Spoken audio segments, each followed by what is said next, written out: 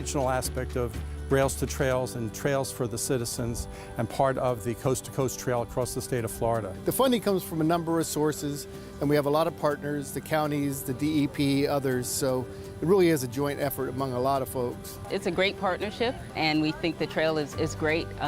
You know that it goes through some of our land in actually Pinellas County, so why not Pasco? The Parks Department was tasked with managing basically all trail systems that fall outside of the right-of-way. So, you know, basically your standard mowing, maintaining of signage, security, things of that nature we would be taking care of. Just I'd like to thank Pasco County Commissioner Starkey. She is such an advocate for trails and especially safety for trails. She calls me all the time and looking for ways to make the trails safer, and so we're really fortunate to have someone like her to work with. So it's an amazing trail and amazing accomplishment. It's great for tourism, it's great for exercise, and it's great for economic development to have such a long, interesting trail available to people. I think people will come from all around the world to ride this trail. So.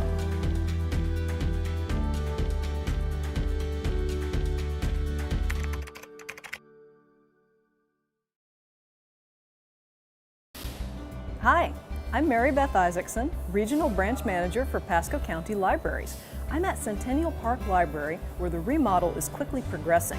As you can see, much of the structural work has been completed, with a new roof, new electrical and plumbing fixtures, and new interior walls that will create a more user-friendly space for our community. We will have expanded children's and teen spaces, a welcoming lobby, study rooms, and a studio arts makerspace, the Loft.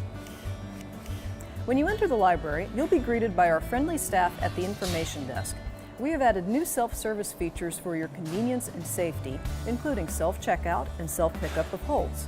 There's a comfortable seating area with plenty of room for relaxation and study, as well as a cafe area in the lobby. Of course, there will be plenty of books with a collection tailored to the community's interests. The children's room is much bigger now and will be separated from the rest of the library by glass windows and doors. It'll be a great place to have story time for young readers and their families. The teens and tweens will have their own areas where they can hang out with their friends. Centennial Park is a neighborhood library very close to an elementary school, so we'll have plenty of activities for families and kids of all ages.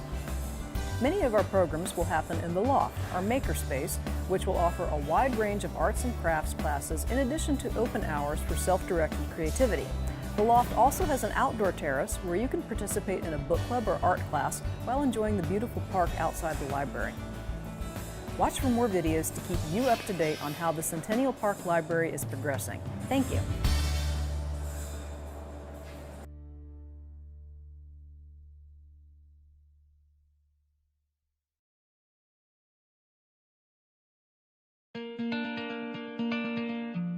The community is pitching in, helping their neighbors. It means everything to our neighborhood. And it's a good effort on behalf of not just the community, but it's also the county working together. The dumpsters, the county employees, the recognition that we are coming together as a community. Very important to get out in the community and do these kinds of things. To take pride in our neighborhood means a lot. So is it cool to see all this stuff getting cleaned up? Yeah.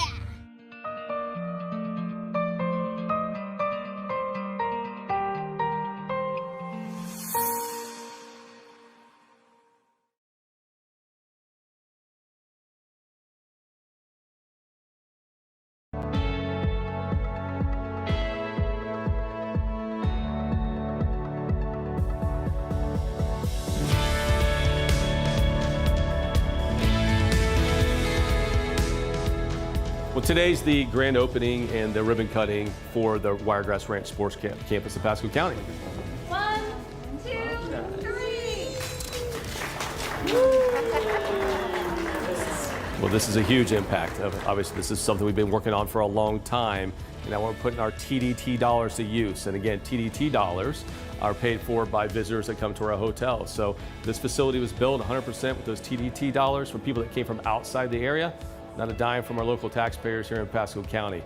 So this 100,000 square foot indoor facility is going to bring in youth sports from all over the nation, if not over the world, to come here on the weekends. And when they come here, they're going to bring their families, they're going to bring their spectators, and they're going to shop in our stores, they're going to eat in our restaurants, they're going to buy our gas, they're going to stay in our hotels. It's going to be a huge economic impact for our local community and our citizens here in the county.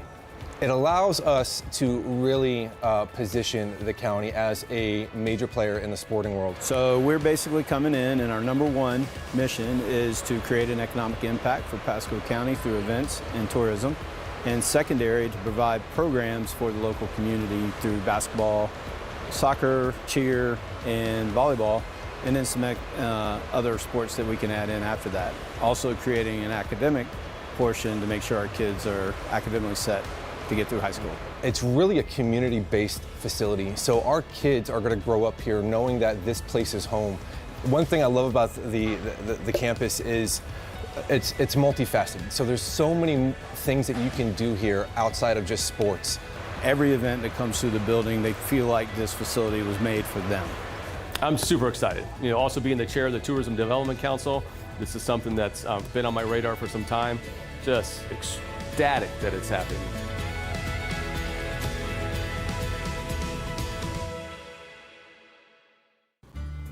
Hi, I'm Mary Beth Isaacson, Regional Branch Manager for Pasco County Libraries. Welcome to the Starkey Ranch Theater Library Cultural Center, currently under construction and scheduled to be completed in spring of 2021.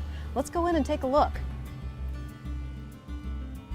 Now that the interior walls are up, you can really get a sense of the library's layout. The lobby will be the first space you enter, with a cafe area and a green wall with living plants.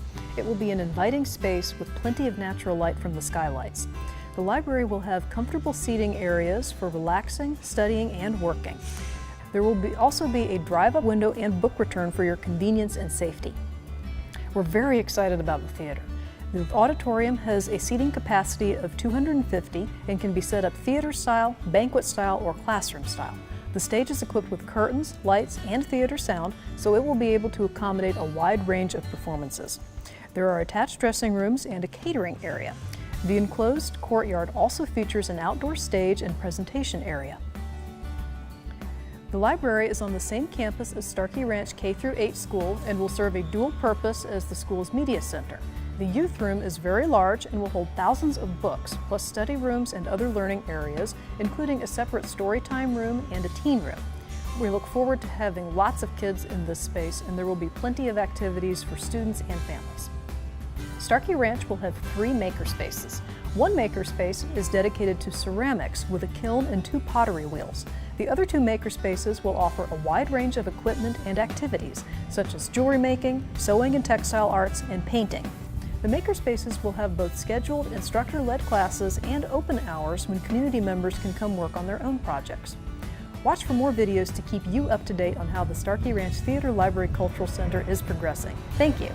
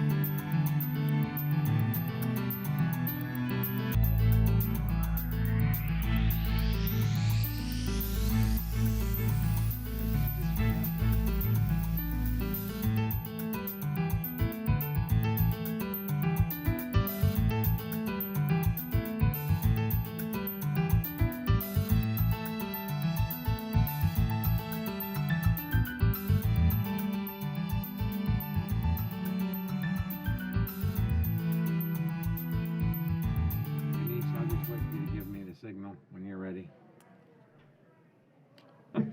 I did the heart signal. All right, beautiful.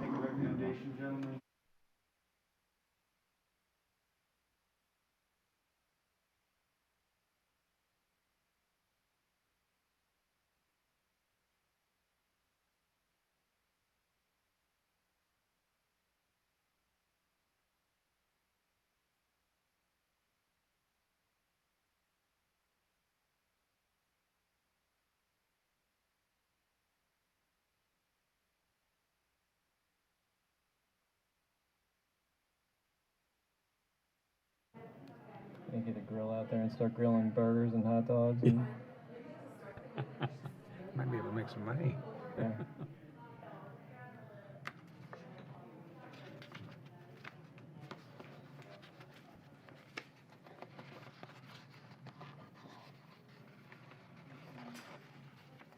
That's better. Now it's down to a mild roar.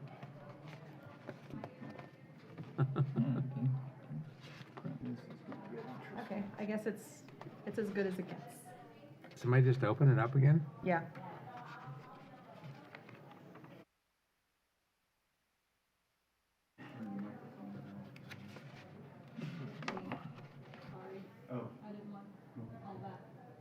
So we're ready to go? Okay. So we'll call the meeting to order. We'll stand for a moment of silence and the Pledge of Allegiance.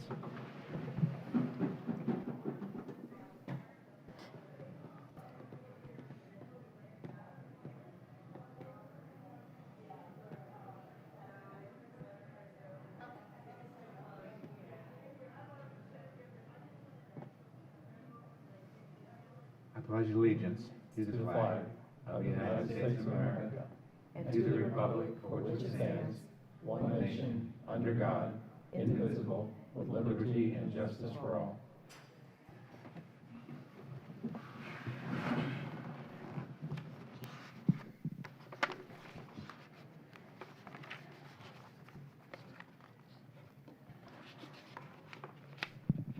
Okay, if we'd like to have the roll call, please.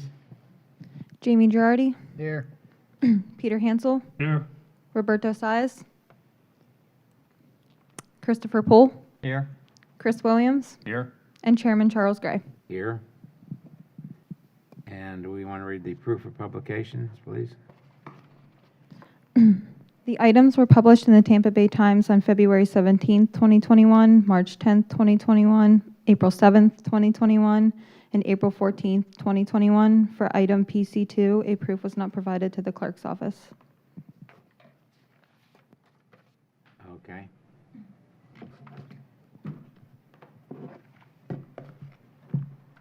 And we have minutes to approve? Yes. And Jamie Girardi, I move approval of the virtual meeting minutes for March 4th, 2021 and April 1st, 2021. I'll second that. We have a motion by Jamie Girardi and a second by Peter Hansel. All in favor of the motion, signify by saying aye. By roll call. I don't believe that you need a roll call because everyone is physically here. Okay. Oh, we don't have anybody on the line, huh? We don't have any planning commission member All online. right, You're cool. all physically Good. here. So signify by saying aye or nay as appropriate. Aye. Aye. Aye. Motion carries. Okay.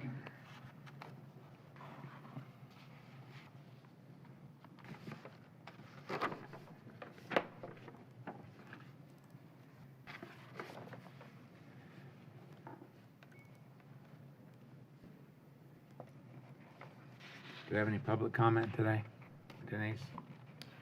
We could check the kiosk to see if there's public comment on any items that are not on the agenda today. Would you please let me know? Oops. Jamie, turn that off. You didn't get to that part of the agenda yet.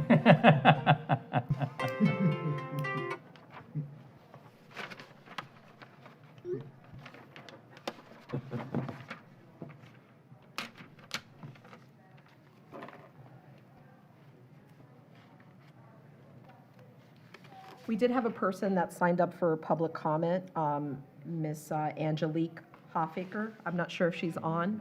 She's not on. She did explain to us that she's just doing a project for school. And I've told her that she can either jump on if she'd like, or she can watch on, Facebook Live or Pasco TV or different things like that. She really wasn't providing public comment. She's just doing a school project and just wanted to listen to the proceedings. So we're just waiting to see if someone at the kiosk is there for an item that is not on the public hearing today. Okay, I believe Patty is checking for us.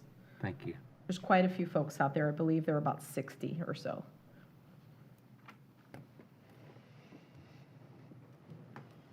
Okay, we'll give it a minute or so.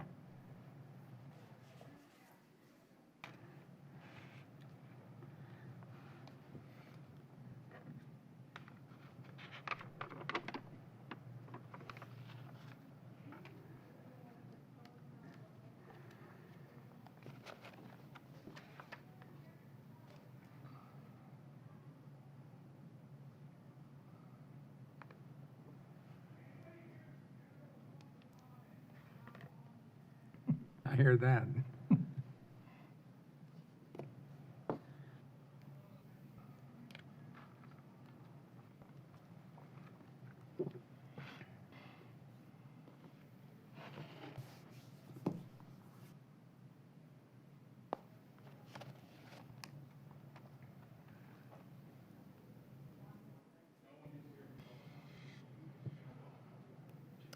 Okay, hearing that there's no one. No one is here for general public comment. Okay. So hearing that there is no one here for public comment, we'll move on.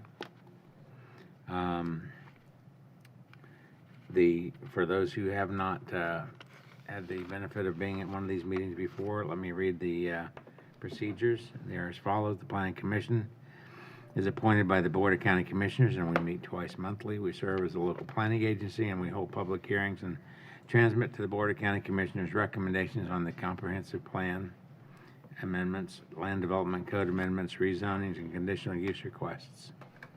Planning Commission is the final decision-making body for special exceptions, certain appeals, variance requests, and certain alternative standard requests. However, final decisions may be appealed to the Board of County Commissioners. If anyone is in opposition to any development code amendment, rezoning, conditional use, or any item where the Planning Commission transmits a recommendation to the Board of County Commissioners, it's important for you to attend the appropriate Board of County Commissioners meeting. And for those of you who are not familiar with the process, we have three categories of items on our agenda. We have requests for continuances, which has been our custom to approve unless we have exceptional circumstances. We also have consent items where we've not received an objection from the staff or the public, and those items will remain on consent. We'll go through them one at a time, and if somebody would like to have something taken off consent for discussion today, please let us know, and we'll have it pulled from consent. When we finish with that list of consent items, we'll vote on the consent items one at a time that remain, or not one at a time, all at once that remain. And then we have regular items. Those are the items that are not continued and not on consent. So applicants will have 3 minutes to make their presentation. The questioners or people in the audience that would like to speak either for or against it will have 3 minutes to comment or ask their questions, and then the applicant will have 5 minutes to respond unless there has been a request for additional time, and I think there has been a couple of requests for additional time. Isn't that correct? Yes, Mr. Chair, you have several requests for additional time. You have 10 minutes request for additional time on item P5 that's been granted. You have 40 minutes additional time on item P7 that has been granted. You have 20 minutes of additional time on item P8 that has been granted. You have 6 minutes of additional time on item P6 for Mr. Douglas Grant. You have 20 minutes of additional time for item P8 for Mr. Mike LaSala, and you have 15 minutes of additional time for Craig Laporte on item P8. And I'll definitely remind you as the items come up on that. Thank you. And we have somebody maintaining the time. We do have a timekeeper, Mr. Craig Bacon, Okay, timekeeper Craig. extraordinaire. All righty, that's great. Okay. So, anything from the dais? Any other questions before we get started? If not, Denise, I guess we're ready to roll. Yep. So the first item is Denise Hernandez, Planning and Development, Planning Commission members. Denise Hernandez, Planning and Development. So PC1, item PDD 21CU30. It's a land excavation operating permit and conditional use for Coastal Landfill Disposal Florida LLC. The applicant has requested a continuance to a date uncertain on this item. Okay.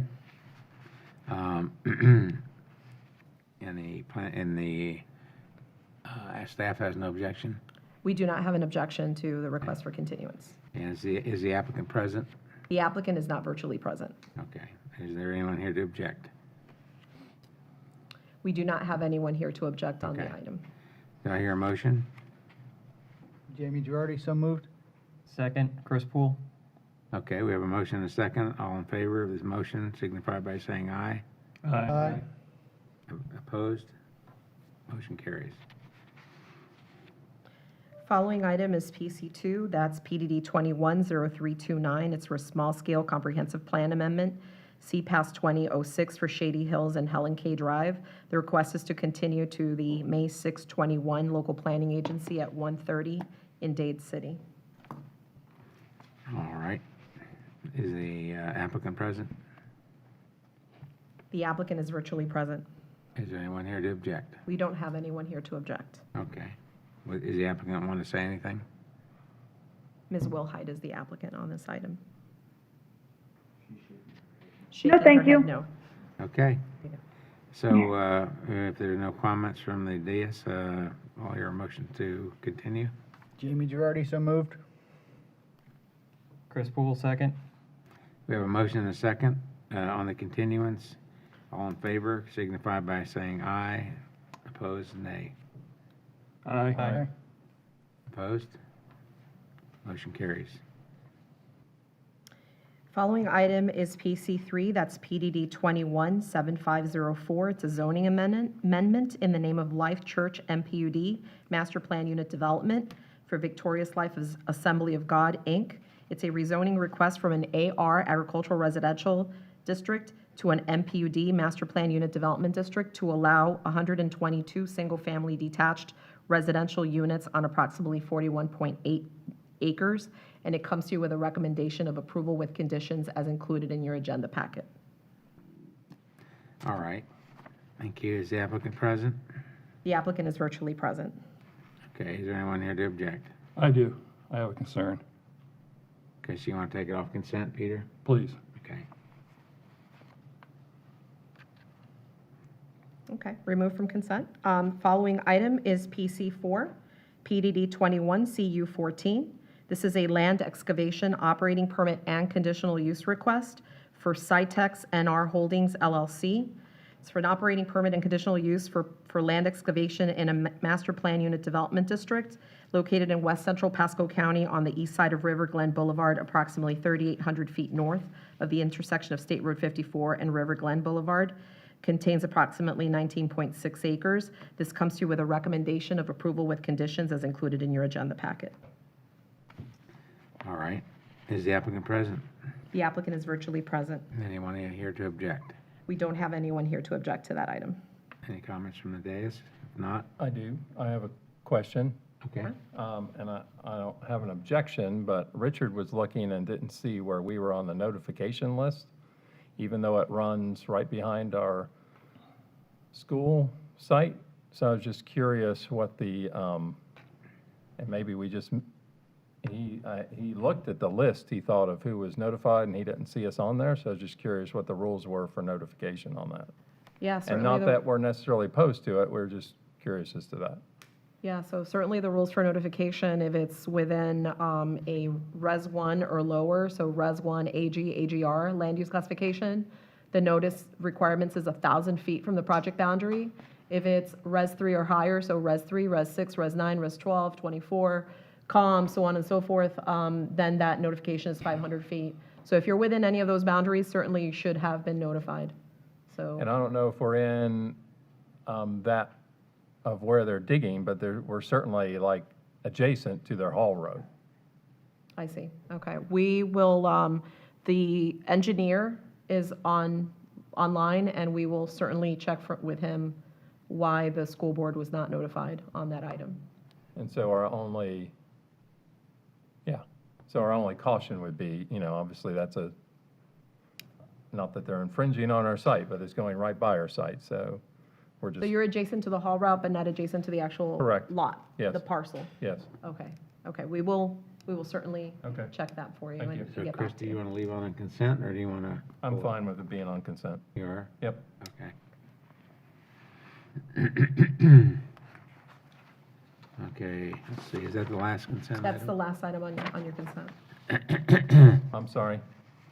Richard just texted me. I guess he did find it. We were notified. Okay, thank you so much. So anyway, Thank you. I appreciate it. he kept looking. So thank you. Yeah, sometimes all those addresses, when you start Right, looking at them, you just right. lose. Yeah, I understand. Okay, so I think we have one item removed from consent. Remaining on consent was PC4 and PC5. Is that right? It's two? PC4. PC4 and 5? PC4 remains on consent. PC3 was removed from consent. Okay. Yeah, PC4 is it. PC4 is not, PC5 is not, yeah, okay. So, so do I have a motion? So moved. Chris Poole. Jamie Girardi, second. So we have a motion to approve consent as modified. Any further discussion on the motion? If not, all in favor of the motion signify by saying aye. Aye. Aye. Opposed? Okay, motion carries. So it is at the pleasure of the Planning Commission to go back to PC3 if you'd like, or we could discuss PC6, which, as I sent to the Planning Commission, it is a continuance to a date uncertain. We do have, because it was not published that way, we do have objections to be read into record. We probably do also have some folks at the kiosk. So as you'd like, we can go to PC3 and answer Mr. Hansel's questions. Yeah, let's okay. do that. Let's go to PC3 Okay, first. so on PC3, we've got, I believe that's Tammy Snyder's item, so I can pull up the PowerPoint if you give me a minute. Okay. And we'll get that ready for you.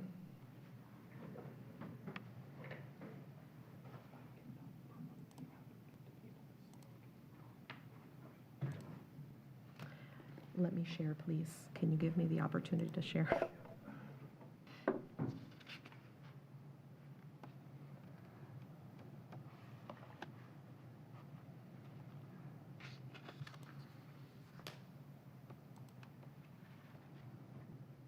Okay.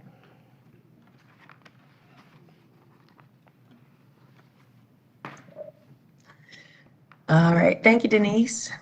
Good afternoon, Planning Commission members. This is Tammy Snyder, Planning and Development Department, and I present to you today the Life Church MPUD, PDD 217504.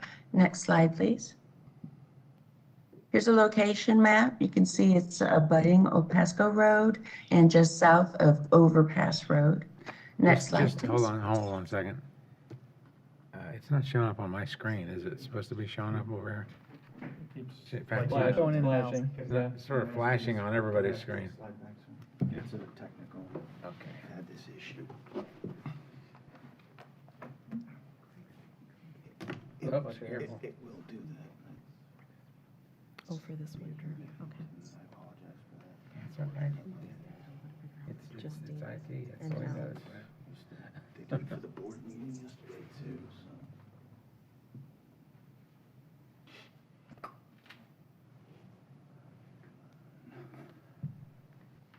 Keep banging yourself on that. He's got it,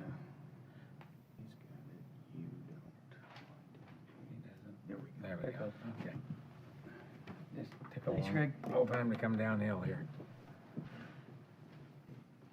Okay, Tammy, could we start over? Sure. Thank you. Can you reverse the slides for me, please? There you go. All right, Tammy Snyder, Planning and Development. Life Church NPUD, it's PDD 217504. Next slide. Here is the location map. It is directly abutting on the east side of Pasco Road and is just south of Overpass Road. Next slide.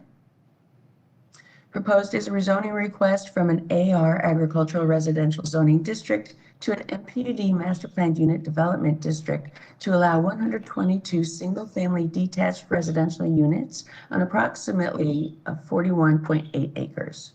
Next slide. Also requested are variations from the Land Development Code, including neighborhood park landscaping, neighborhood park acreage. They would like to pay into the sidewalk fund in lieu of construction of the sidewalk, and they would like to request an allowance of an additional 10-foot lane at the entrance for an emergency access.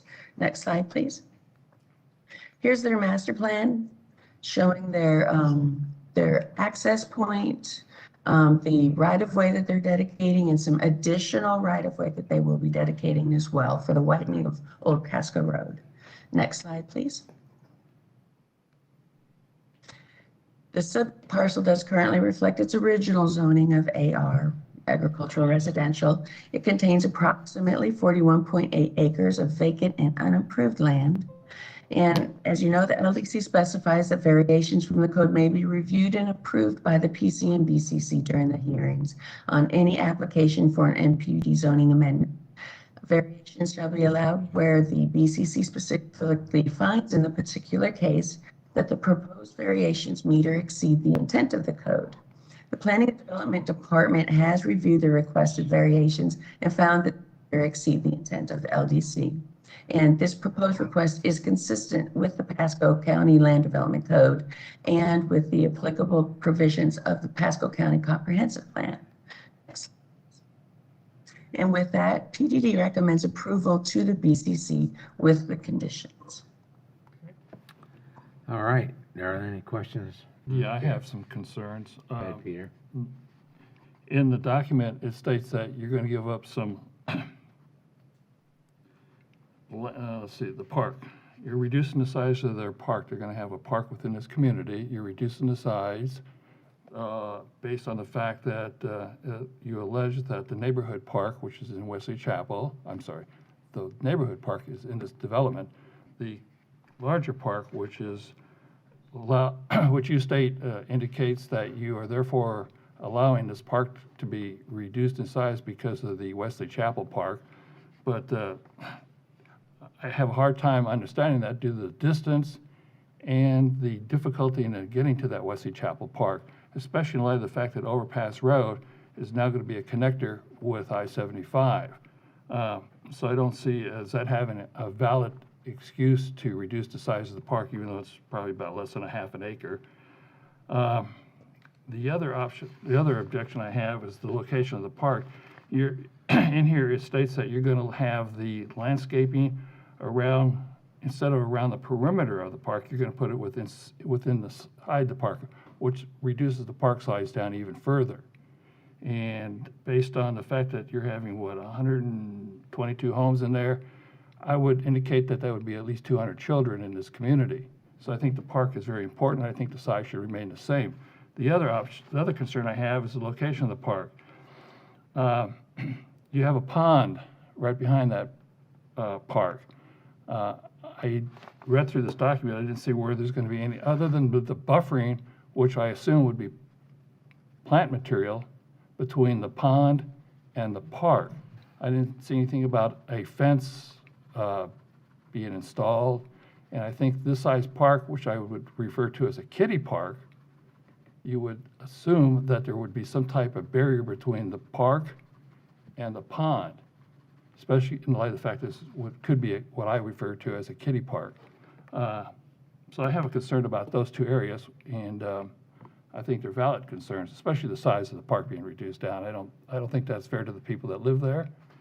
So I don't think the fact that you're going to put the buffering on the inside of the perimeter, that's on the reverse side of the slope.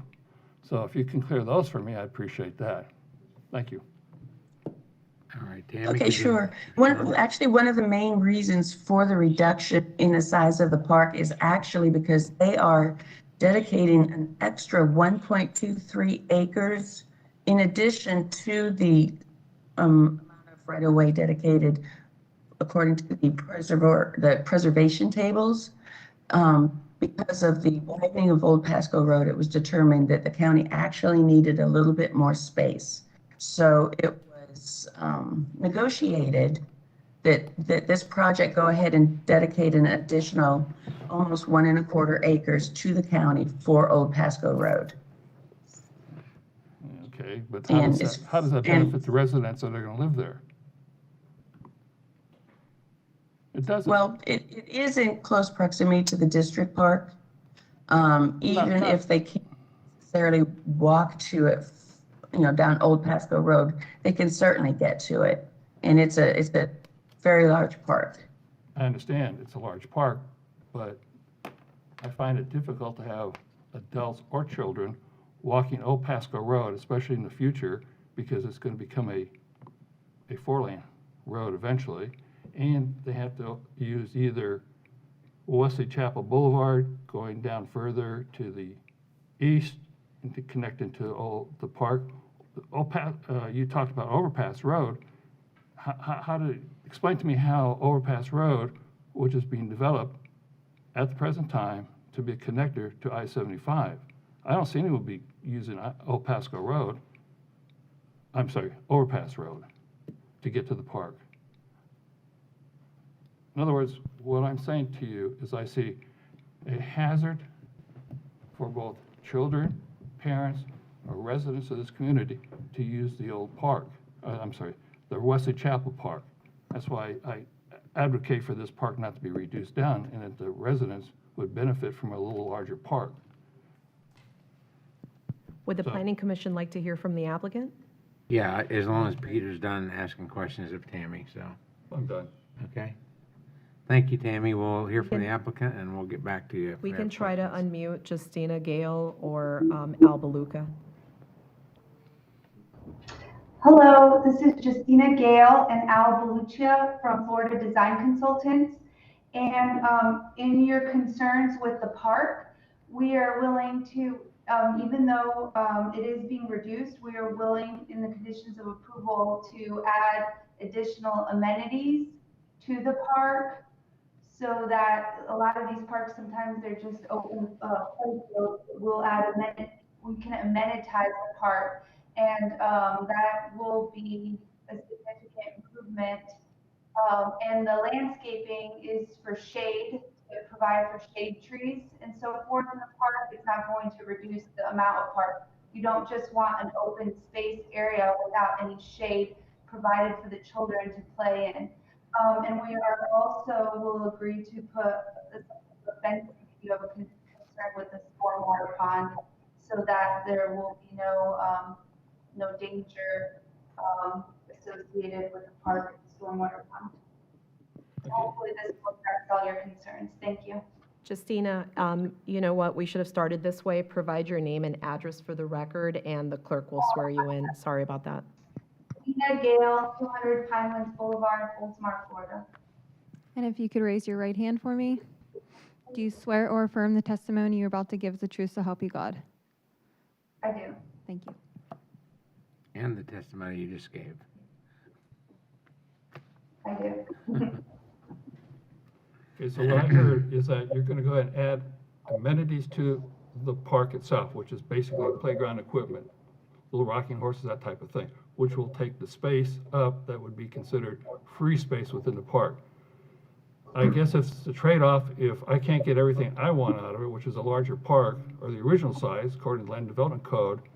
If you're willing to put that cyclone fence in there to make sure that no child can run towards the pond and make sure that it is secure, at least I won half the battle. I still maintain the fact that the park should be larger, but rather than prolong this discussion, I still think I'm in the right. I don't think using the Wesley Chapel Park as a trade-off, considering that it's not within a walking distance. I wish I would have taken the time to go ahead and figure out the distance between point A and point B via road mileage. But What was the original size of the park, if I can ask? Tammy? What was the original size? 1.22 acres is what would be required by the code. And what is it now? 0.7 acres. Okay, so it's a substantial reduction. And I guess the only thing just to add or to clarify, again, it's Jamie Girardi. You mentioned the dedication, the additional right-of-way. However, the applicant is getting impact fee credits for the dedication of the additional right-of-way, correct? I thought the approval memo indicated like $285,000 of impact fee credits that they were getting to offset that additional right-of-way dedication. So it's not like they're giving that up for nothing.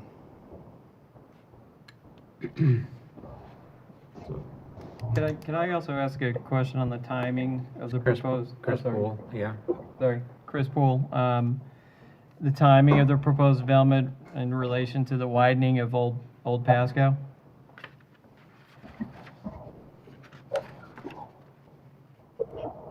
The application or Tammy, is there any clarification on that? I'll let the applicant respond to that. Okay. Hi, this is Al Luca, 1708 Magdalen Manor Drive, Tampa. Can you all hear me? Yeah. Yes, sir. Excuse me, sir, Okay, can I thank swear you in first? Yes. Okay, if you could raise your right hand. Do you Yes. swear or affirm the testimony you're about to give is a truth so help you God? Yes, I do, thank you. Thank you. Okay, and we got his address, name and address, right? Yes. Okay, very good. Go right ahead. So we think that the timing of the timing of the project and the timing of the widening are gonna probably coincide at the same time. So there's gonna have to be some coordination between the two, especially regarding the turn lanes that are required for the project. And I think one of the conditions addresses that. So there's gonna be close coordination between project management and the applicant. Okay. And if I can ask Chairman Gray, how does the fact that the park is approximately a third smaller than the original requirement, how does that impact you in terms of your lot numbers?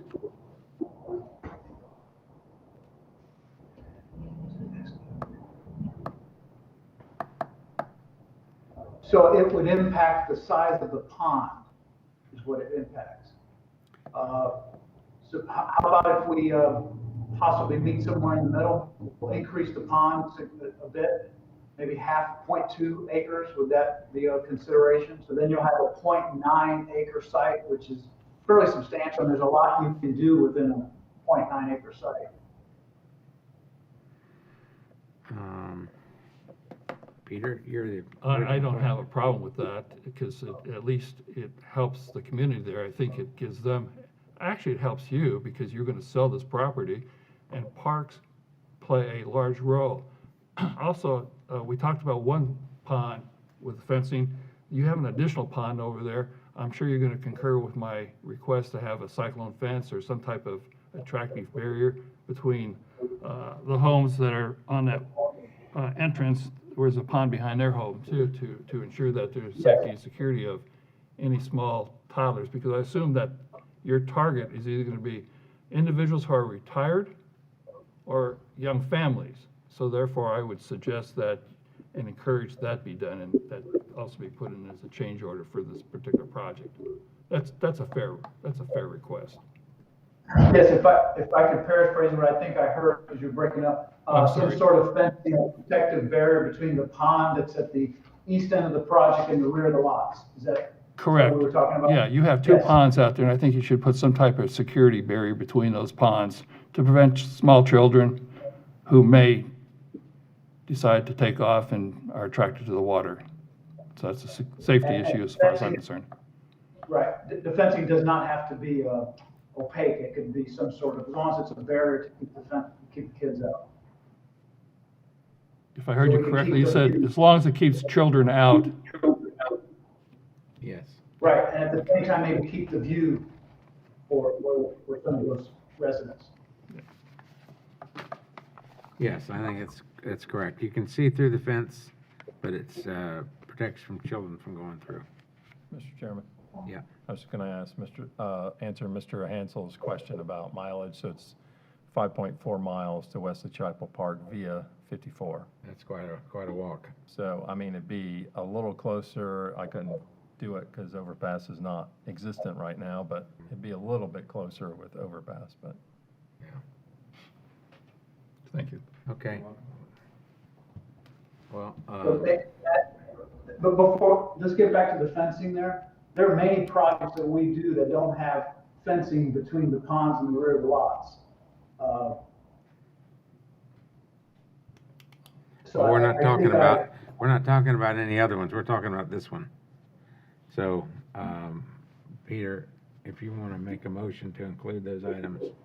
I'll make the motion that this PD 217504 be approved with the additional size of the playground and additional barrier between the playground and the pond, and I would approve that.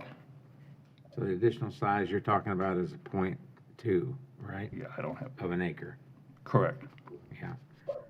And we're talking about a barrier that can be seen through but not traveled through by children. Correct. Okay.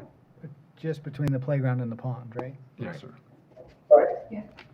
And I believe they said they were going to add an amenity package. Is that correct? That's correct. They said they would add that. Okay. So if we can incorporate that language in that motion, you're making a motion to approve it subject to those changes? Yes, I'm making the motion subject to approval of a increase in the size of the park, a barrier between the park and the pond, and that the developer will increase several amenities to the playground itself. And therefore, that's my motion. Okay. So we have a motion. Do we have a second to that motion? Jamie Girardi, I'll second. Do we have any further discussion of the motion?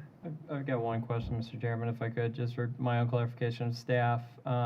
So there's an additional 10-foot lane that's being added for emergency access, ingress, egress to this development. Is that typical to allow that versus a second dedicated, or not dedicated, but second ingress, egress point for emergency access, considering that it's on Old Pasco Road, could get bottlenecks, traffic could be a concern there? It is occasionally, yes, it is traditional to allow something like that, and it has been reviewed by our access management folks. But this project also does have a potential second emergency access to the south. If the roadway that's proposed to the south of this project gets built, then they will connect to that roadway with another emergency access. Okay. Thank you. Okay, and before we vote, was there anybody else that was here to speak on the subject? I've been told that there's no one here to speak on that item, and we have not received any emails of objection or anything to read into the record. All right, thank you. So we have a motion and we have a second. Any further discussion? If not, all in favor of the motion signify by saying aye. Aye. Aye. Opposed signify by saying nay. Okay, motion carries. Mr. Chairman, if we can, just so that we won't be swearing every single person in as they speak, can we do a one fell swoop swearing in? I think that probably makes the most sense. That'd be very good. Can we gather everybody together out there? And All right, so if we can get everyone to raise their right hand and outside as well. yeah, Okay. don't forget we can see all of you out there. If everybody at the public kiosk could raise their right hand for me. Do you swear or affirm the testimony you are about to give is the truth so help you God? All right. All right, great. Okay, So so we need their name and address when they come up. Then, right? absolutely. Shall we move on to P5, or do you want to go to P6, where there is a request on that one to continue to a date uncertain? Let's go to P6 to get that one out of the way. Okay. P6. P6 is PDD 217516. In the name of Kitty Campus University, it was for a change in zoning from an AR1 agricultural residential district to a C2 general commercial district. I did send a revised agenda memo to the Planning Commission members and also copied the clerk's office that the applicant has requested a continuance to a date uncertain on that item. I do have several emails to read into record, but perhaps, and there were some emails also to receive and file that were sent to the clerk, and there may be some folks at the public comment kiosk as well. And I believe we do also have one person on WebEx on this item. Okay, do they want to speak now, or do they want to save it in case we continue it? The item wasn't advertised as a continuance, so I believe that we should allow folks to speak. Okay. But I deferring to David on that item. Well, the general rule, Mr. Chair, is that if they speak now, they would not speak at the hearing where it's continued. Right. But given the fact that it's being continued to a date uncertain, I think you should hear from them, because this was not noticed in any way as a continuance. It didn't appear on the agenda as a continuance, so Okay. I think you should hear from the public on this item. Okay, we just want to make sure we cleared that up before we did it. Okay. Should we start with the kiosk? Because I suspect that there may be some folks that are at the kiosk who have also asked for items to be read into record, and that should probably we should take into consideration that 3 minutes that they're allowed. Sounds good. Denise, There's no one at the kiosk? Okay, all right, great. So that takes that out of the equation. Denise, this is Jamie Girardi. Before they start, or before we hear public comment, is there a reason this is continued specifically? So I will allow the applicant to explain why the applicant is requesting a continuance to a date uncertain. I do want to say that the comprehensive plan was denied by the Board of County Commissioners on Tuesday.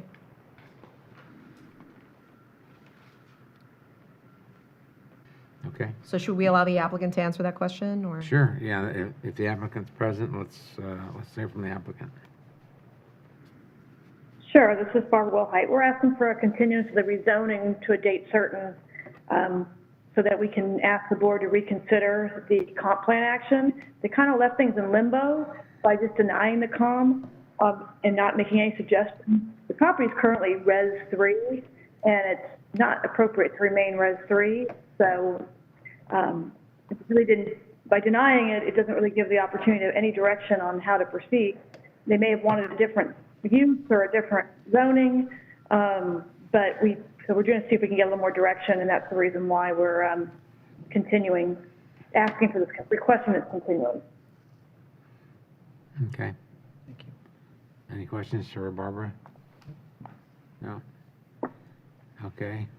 So it's at the pleasure of the Planning Commission. Do you want me to read the items into record first, or should we have Mr. Douglas Grant, who's been granted a total of 6 minutes time, who is on WebEx? Let's read the items in the record first. Okay, thank you. The first item, and if you would please time me 3 minutes. The first item is from Lisa Sloan at 17135 Gunlock Road. I'm opposed to any rezoning of the parcel at the corner of Meadowbrook and 54 that would change the land use from residential to heavy commercial. I stand in unity with my neighbors of Meadowbrook and Sierra Pines in opposing this rezoning for safety and quality of life reasons.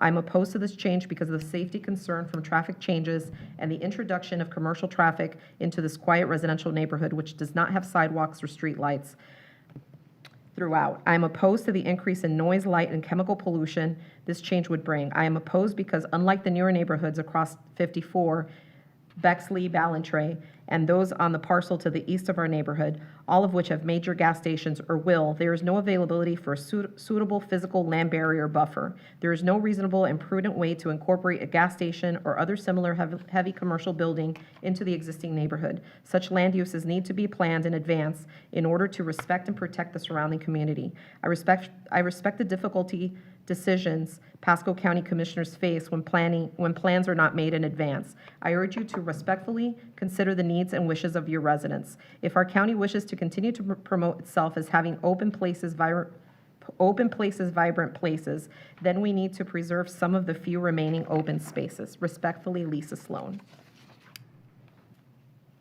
Okay. Shall I move on to the next item? You have to make a record of where her address is. For the I record. did. I provided the address. She is Okay. at 17135 Gunlock Road. Okay, thank you. The following person is Teresa Muzio, 17301 Raintree Road, Lutz, Florida 33558, Meadowbrook Estates. To whom it may concern, regarding the proposed commercial development of the two parcels at the north entrance of Meadowbrook Estates, I'm opposed to this development. In addition to the negative impacts this development will have on the community with increased traffic, loud noise, contamination of groundwater because of spilled gas, everyone in the community relies on wells for our water, pollution, intersection flooding, etc. It will also cause safety issues for all of the community. Meadowbrook Estates only has one main road on and off Highway 54, which is Meadowbrook Drive. In the event of a medical emergency, medical personnel, as well as individuals in the community, need to be able to enter and exit the community quickly and easily, having a direct path to the closest hospital emergency, which is to the left. Allowing more traffic to enter and exit on Meadowbrook Drive intersection will cause a backup of traffic and make it impossible to quickly enter or exit onto Highway 54. I live in Meadowbrook Estates with my handicapped husband and an elderly mother. This safety issue is a risk I do not want to experience. I am sure other citizens in Meadowbrook Estates have the same concern. If Pasco County approves this development, how will this safety issue going to be addressed?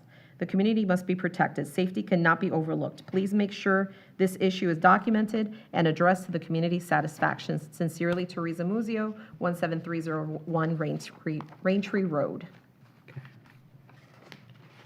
The following item is from Mr. Rick Morrissey, who is at 17278 Raintree Road, Lutz, Florida 33558. This is a response to the Planning Commission meeting regarding Agenda 8, Kitty Campus University, change in zoning to C2. I request that a Pasco County representative read this letter to the commission during that meeting. My name is Rick Morrissey, and I live at 17278 Raintree Road, being approximately a quarter mile from the two lots under discussion. I strongly oppose the change in zoning to general commercial. I understand Kitty Campus purchased the property with the intent to convert to commercial and ultimately would flip the property to a developer that builds gas stations. I understand that a business has the right to make a profit, but should this right to earn a profit come at the expense of the neighborhood homeowners? The change in zoning will have an adverse effect on our property values, the ability to access our homes at the entrance to our neighborhood, the water quality in our wells, and ultimately the quality of life in Meadowbrook. My question is, do we need another gas station? We already have two in operation within a quarter mile of State Road 54 in Meadowbrook, and the third being built in the new Cypress development next door. The proposed would be a fourth. An additional question that needs to be addressed is, where will the commercial intrusion into our neighborhood stop? If you are inclined to pass this zoning change, you have set a precedent in our neighborhood. What will be next? The lot next door, or across the street, or farther into our neighborhood? Will that stop another business from purchasing another lot? Reaching out to the Zoning Commission, Planning Commission to take similar steps. Unfortunately, us as homeowners and property taxpayers do not have the resources to hire attorneys to fight what is right.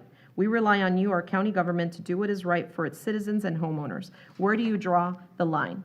I think we need to draw the line right here and vote against the intrusion of general commercial into our neighborhood. At last, in a previous meeting with our county commissioners, I heard the mention of Sierra Pines as an alternative access to our neighborhood. Our county government cannot mitigate the increased traffic that a gas station would bring by instructing Meadowbrook residents to use Sierra Pines Road as an alternative. Sierra Pines is located in Hillsborough County and is not maintained. This is unacceptable and not a viable alternative.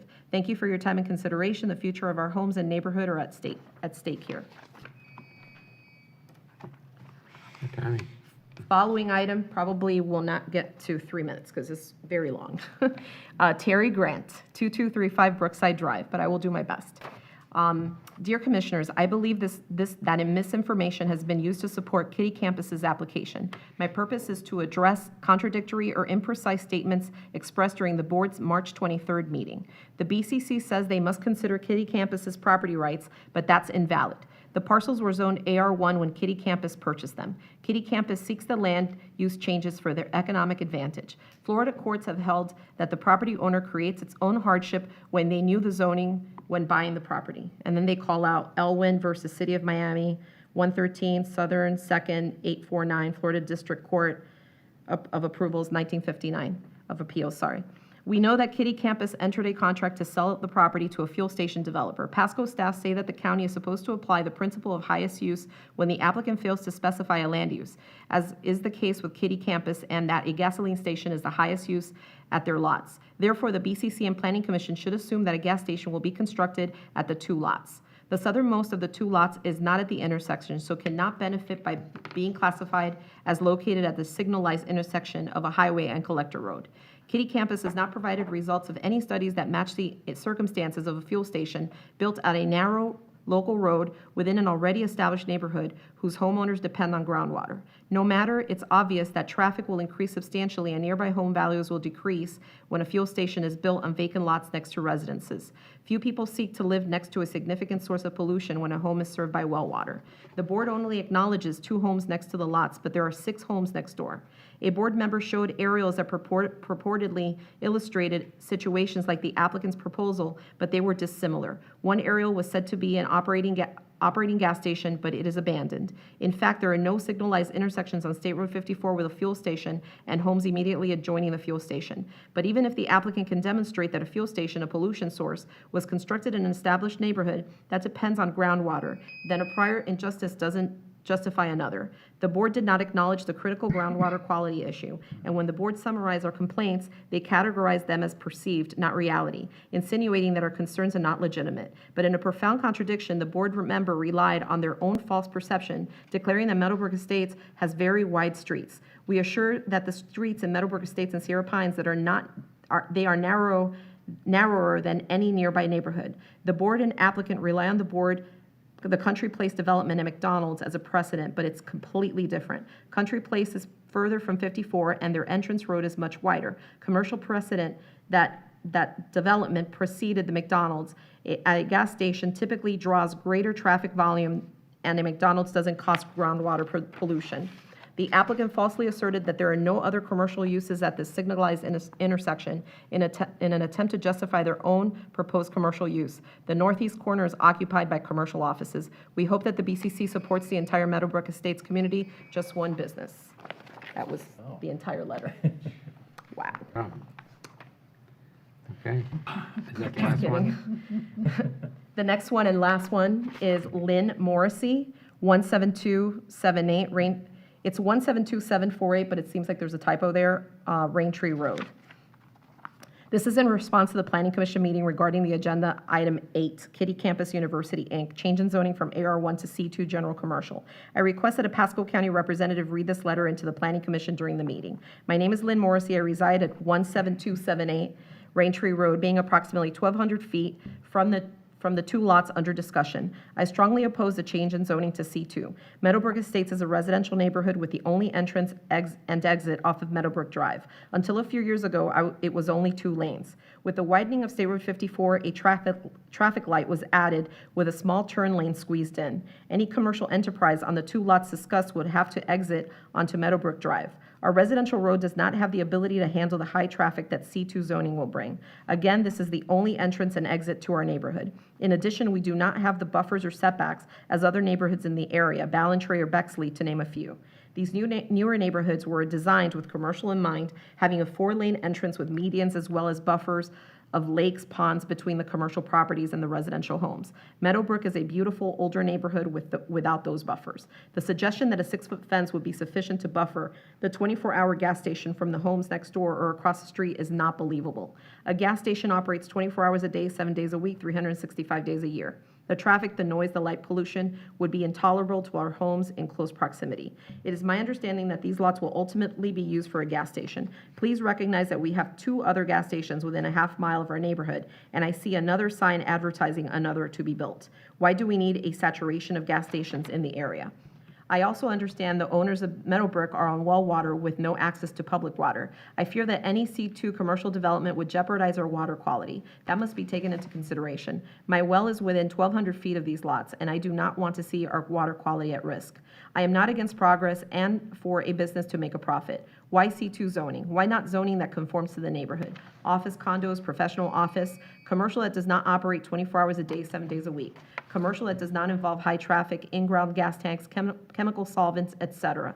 Again, I strongly oppose to the change in zoning. Your decision today has a lasting effect on our homes. Thank you for your time. And that was the last letter to be read into record. All right, thank you very much. We do have Mr. Grant on WebEx. Okay. Yes, I'm here. This is Douglas Grant of 2235 Brookside Drive in Lutz, Florida. Thank you for the opportunity to speak, but frankly, I was told by Pasco staff that it's unnecessary because the Board of County Commissioners did not approve the Kitty Campus request to amend the comp plan. I certainly understand Kitty Campus certainly has the right to seek clarification for that rejection, but it was clear to those opposing the Kitty Campus request and attending the meeting that the BCC rejected the request based on the numerous objections from the Meadowbrook Estate citizens, including because the Kitty Campus land is 2 lots, not 1, as it was represented to be. Southern of the 2 lots protrudes into the community because of concerns of groundwater impacts and many, many other reasons that you have apparently heard just now. Or because the BCC did not approve the Kitty Campus request, many of us who were prepared to give a presentation today were told it was unnecessary. So unfortunately, I don't have my presentation. So I could still continue to speak, but we were told that the BCC rejected the Kitty Campus request and it was no longer necessary to present today. All right. And with that in mind, if the Kitty Campus continues to seek an opportunity to for a comp plan amendment and rezoning, then I would certainly request that I have an opportunity to address and oppose their request in the future. Yeah, I think we've already established that you'd have a chance to speak again if it came up again. Thank you very much. I appreciate it. Okay, thank you very much for coming. All right. Mr. Chair, I'm just going to check to see if we had 2 other folks signed up for this item. Just want to make sure that whether or not they're on here. Fidniel Gilarte, who may be on as Mark Gilarte, and Lisa Stone. And I'm being told they're not on WebEx, so that's what we have for this item in terms of reading into record and public comment. Okay. So we have a request for continuance. I guess the staff has no objection. We have no objection to the request for continuance to a date uncertain. Okay. The applicant, whatever may happen in the future, the applicant will have to repost, renotice, go through that process again. Okay. All right. So do we have a motion to approve the staff recommendation for continuance? Jamie Girardi, so moved. Do we have a second? Chris Poole, second. Okay, so we have a motion and a second. Any further discussion of the motion? All in favor signify by saying aye. Opposed, nay. Aye. Aye. Okay, motion carries. Okay, now we'll move on to item P5, and we have Liam Devine who will be presenting that item, and I will bring up the PowerPoint. All right.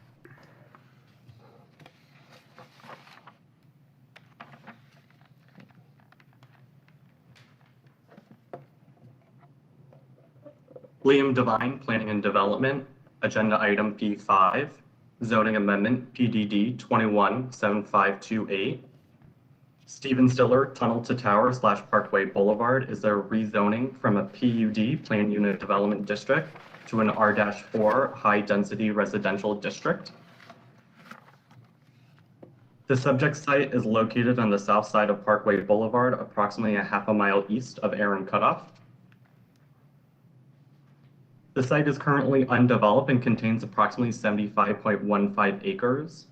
The applicant proposes to develop the site in conformance with the R-4 High Density Residential District standards. The property owner wishes to develop the site as a community for the Foundation's 3 programs, the Gold Star Family Home Program, the Smart Home Program, and the Fallen First Responders Home Program. The surrounding area is characterized by residential development. The subject area has future land use classification Res 3, residential 3 dwelling units per acre, and Res 6, residential 6 dwelling units per acre under the comprehensive plan. The surrounding zoning to the north and east is PUD, Planned Unit Development, and to the south and west is MPUD, Master Planned Unit Development, and PUD, Planned Unit Development. The surrounding future land use to the north and east is Res 3, and to the south and west is Res 3 and Res 6. This aerial is showing the access to the site. I will also like to mention to the north is Panthers Run Community, and to the south is Dupree Lakes Community. And this is coming to the board for recommendation for approval. All right. Thank you very much. Is the applicant present? The applicant is virtually present. We have Cindy Terrapini here. I do want to mention on this item, you have granted a total 10 minutes of total time. I do have some, let's see, just make sure. No, there were some receive and file items, and we're going to check and see if there's anyone signed up on WebEx. We have one person who's on WebEx and one person who's outside to speak on the item. Okay, but Ms. Terrapini has requested 10 minutes. 8 people outside, I'm sorry, at the kiosk on this item. Okay. All right. So is the applicant present? Would they like to speak? Yes, sir. Ms. Terrapini, would you like to speak? Shall I begin? You're breaking Yes, up thank on you. me. There you go. I think I hear you now. I think I do.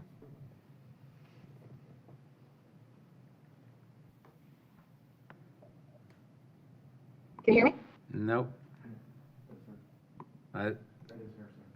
Okay, could you just speak a sentence so we know that we can hear you? She's muted. Self, and it keeps, Yeah, I think you've been muting yourself, Cindy. can you hear me now? Yes.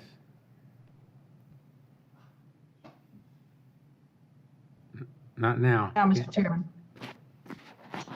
You keep cutting out. I keep unmuting it and it keeps me.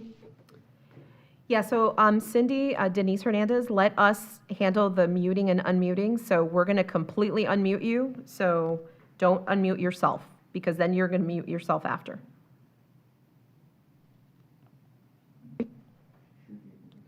You're officially unmuted. Mr. Chairman and members, can you hear me now? We can. Don't touch anything. I won't. I'm following Denise's instructions. Okay. Sorry about that. That's what I do all the time. Good afternoon. I'm Cindy Terrapini with Absolutely. With Terrapini Planning Strategies, I am the applicant's representative. I represent the Stephen Stiller Tunnel to Towers Foundation, who is both the applicant and the property owner on the rezoning. The current zoning on this site is PUD, and that district the county repealed in 2005. And since the site didn't have any development approvals under the PUD prior to the repeal, the staff advised us we need to rezone in order to build the single-family neighborhood that Tunnelton Towers wishes to build. I'd like to tell you a little bit about Tunnelton Towers. You may have seen their ads on TV.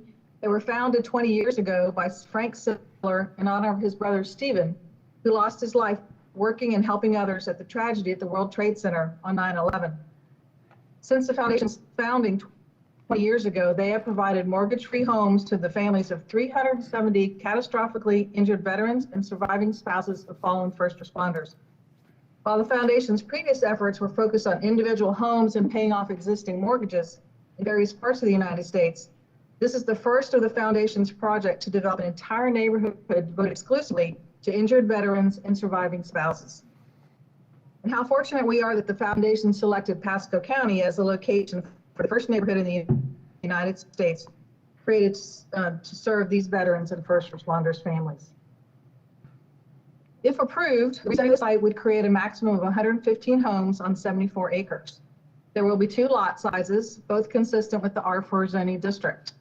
The 100-foot wide lots are intended for the homes for the injured veterans, while the 60-foot wide lots are intended for the surviving spouses with small children. The proposed lot sizes have been carefully selected to not overburden these homeowners with excessive maintenance. The site is extremely appropriate for residential development since Pineview Elementary and Pineview Middle Schools are in close proximity to the site south on Parkway Boulevard. As the staff mentioned, the site is designated R3 on the comprehensive plan, and our proposed development is less than the 3 units per acre, and therefore we're consistent with the comp plan. Properties to the north and west and east are also designated Res 3. So the side reservoir site is due lake has the higher Res 6 plan category. But just to be clear, we are not asking for a plan amendment. We're not asking to increase the density. There are a total of 26 acres of class 2 and 3 wetlands on the site, of which all will be preserved except for a very small area to allow the construction of an interior road connecting 2 sections of the neighborhood. The rezoning site has frontage on only one road, Parkway Boulevard, which runs along the northern edge. The development will be accessed via 2 entrances on Parkway Boulevard. Based on a timing phasing study approved by the county, Parkway Boulevard is operating at an acceptable level of service, and the project will not have a negative effect on that level of service. Also, based on the study, the foundation will build a northbound left turn lane into the project at the main entrance. This left turn lane will be built by the foundation at its sole expense. The development will contain a community center and play area for the residents that will exceed the requirements of the county's neighborhood parks requirements. The rezoning site is in urbanizing central Pasco County, and it's close to both State Road 54 and US 41 Land and Lakes Boulevard. For many years, residential development has been moving north and east from those 2 corridors and filled in virtually all the land in that area. Everything except for this site and one other large property are the only 2 remaining undeveloped sites in this area. It's important to note that the rezoning site was previously part of the Lake Padgett Pines DRI. That DRI had 3,400 acres and was approved for almost 8,800 residential units, as well as retail, office, and industrial. The master plan on the DRI indicated this rezoning will be single-family residential, which is exactly what we're proposing today. The Panther Run subdivision to the west of the rezoning site was also in the DRI and also intended for single-family use, which is how it has developed. We have reached out to the residents in Panther Run who are our neighbors to the west, and multiple telephone calls with individual residents, as well as a conference call with our entire team and the residents. We've confirmed to Panther Run that we will install a 6-foot solid fence along the common borders of our neighborhoods. And we are committed to this fencing, even though the code doesn't require any buffering or fencing, because the 2 land uses are exactly the same, single-family detached homes. It's also important to note that the proposed density on the rezoning site is very similar to surrounding developments. The proposed gross density on the rezoning site is 1.54 units an acre, more or less 1.5 units an acre. The density on Panther Run subdivision to the west of us is 1.47 units per acre, generally again about 1.5 units an acre. Dupree Lakes to our south is also developed with single-family homes and their overall density is 1.46. Again, just about 1.5 units per acre. Clearly, our project proposes a density that is extremely similar to the 2 existing developments in proximity to it. If the rezoning is approved, the foundation has also confirmed that they will keep the Panther Run residents informed of the status of the project as development proceeds, and they are strongly committed to being good neighbors. Our application package today and our presentation have demonstrated this rezoning is compatible with the surrounding area. It has all the public services and utilities available to it. It will not negatively impact surrounding neighborhoods. It will meet all of the site development standards as we go through that process. It's consistent with the comp plan, and it complies with all the zoning criteria that you have for rezoning. Based on our compliance with the code, we respectfully request your approval. With me today are senior staff members from the Tunnel to Towers Foundation, our civil engineer Ed Mazer, and our transportation engineer Bill Oliver. They'll be happy to answer your questions when we get to that portion of the agenda. But right now, I'd like to turn the presentation over to Matt Mahoney, Vice President for Tunnel to Towers, for a few comments. Thank you so much. Thank you. Matt?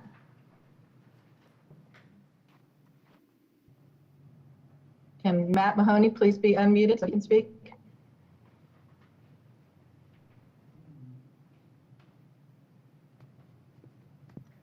Mr. Mahoney is unmuted, but I believe he may be having some connection issues. Mr. Hernandez, can Matt Mahoney please be unmuted so he can make a few comments?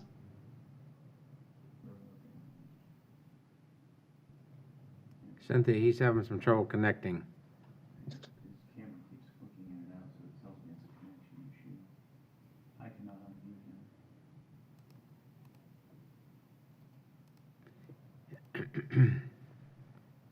You can't unmute him.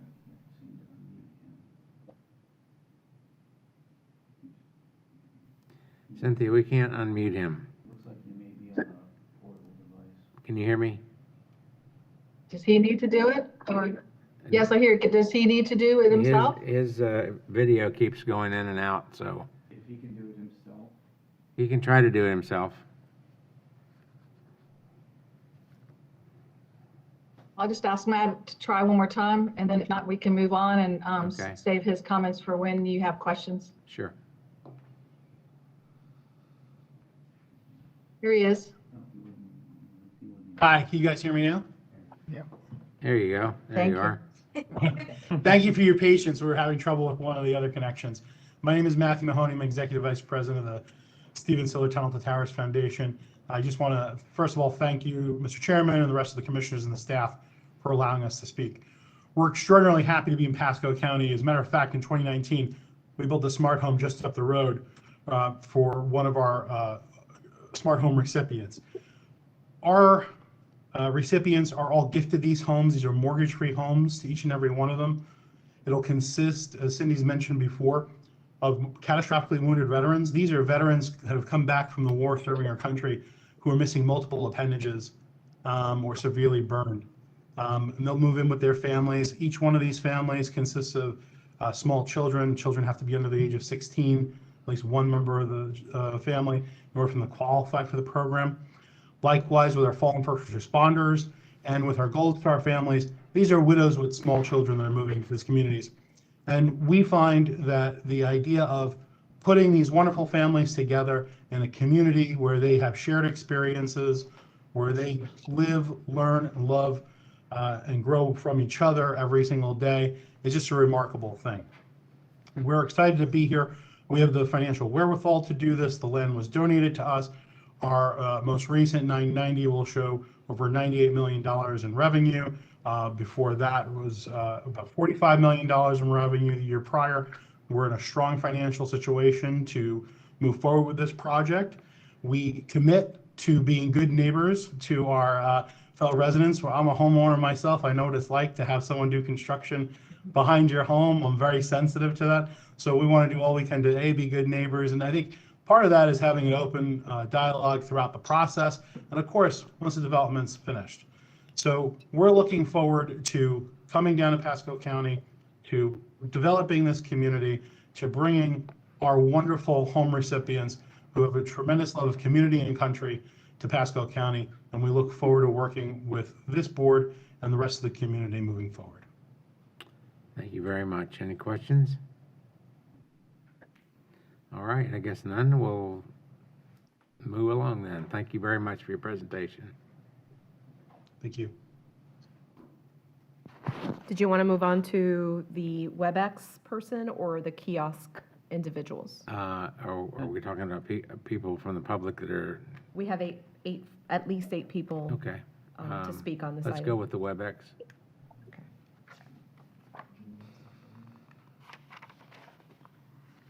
So on this one, we have Julie Petrillo. Okay. And she's been sworn. Ms. Petrillo, if you would provide your name and address for the record and whether you've been sworn, please. This is Julie Petrillo, 5300 Lake Park Drive, Lando Lakes. And yes, I've been sworn. All right, go ahead, Julie.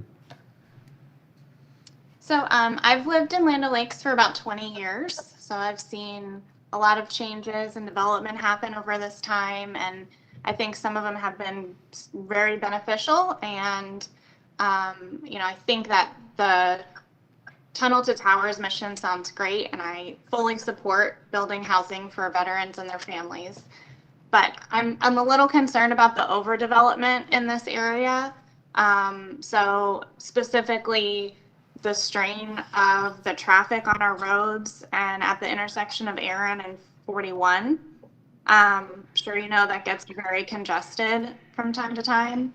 And it's also my understanding that this development would border or it's in close proximity to a nature preserve. So I'm definitely concerned about the impact on our environment. So I just want you to consider carefully those concerns and whether the development should be in this place and whether it's going to benefit our community or might maybe negatively impact it. Okay, thank you very much.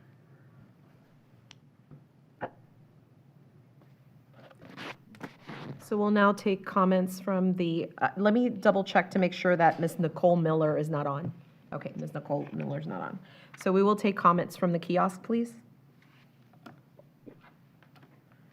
As each participant comes up, would you please state your name and address for the record and whether you've been sworn?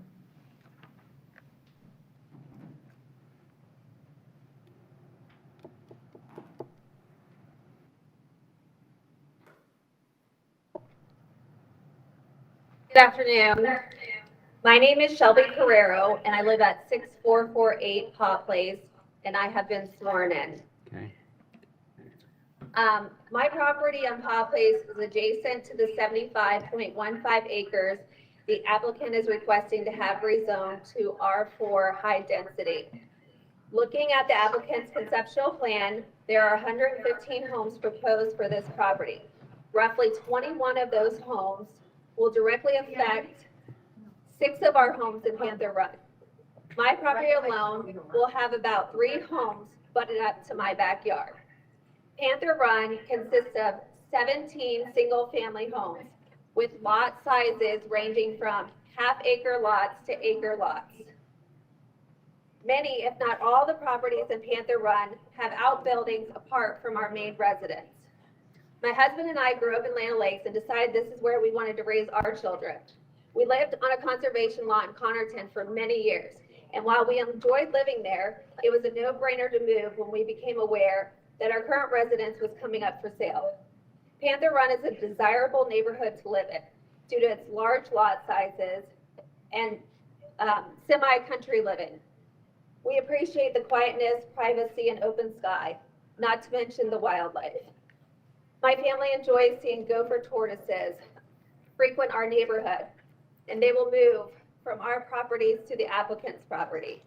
We regularly see deer, hawks, sandhill cranes, squirrels. We can hear packs of coyotes howling at night. I mention some of these species because this is a depiction of the natural environment that surrounds our community. And while we knew there was a possibility this project or this property could be developed one day, we did not anticipate it would be a high-density neighborhood. According to the applicant's conceptual plan, Out of the 115 proposed units, there will be, out of the 115 proposed units, 105 will be 60 by 100 foot lots. These lots are planned to have 1 or 2 story homes built on them. My family could potentially have not 1, but 3 2-story homes with full view of my backyard, as well as a portion of the interior of my home. Our home should be where there is a reasonable expectation of privacy. I'm sure the heroes of our country and their families also have a reasonable expectation of privacy when they move into their homes. I highly respect what the foundation does and their mission to honor our military and first responders. And I wish there was more organizations like them out there. We want our nation's heroes and their families to enjoy living in Land O'Lakes as much as we do. I can't think of better neighbors to have than the ones that the foundation serves. While we are in no way trying to stop the development of this property, we do, however, oppose the applicant's request for R4 high density. The rezoning site is designated as residential 3 on Pasco County's future land use map. And this zoning is more compatible with Panther Run and the surrounding area. Okay, time We is feel up. the foundation can Excuse me. still accomplish their goal with Excuse developing. me, excuse me. We have to limit your time to 3 minutes. Thank you. All right, who's next? Next person, please. Name and address for the record. Okay, name and address for the Okay, record. my name is Kimberly Armitage. I live at 6506 Paul Place, Land O'Lakes, 34639, and I have been sworn in. I want to thank you for allowing me to speak today on the proposal of the 4R high density subdivision on Parkway Boulevard. That butts up to my subdivision.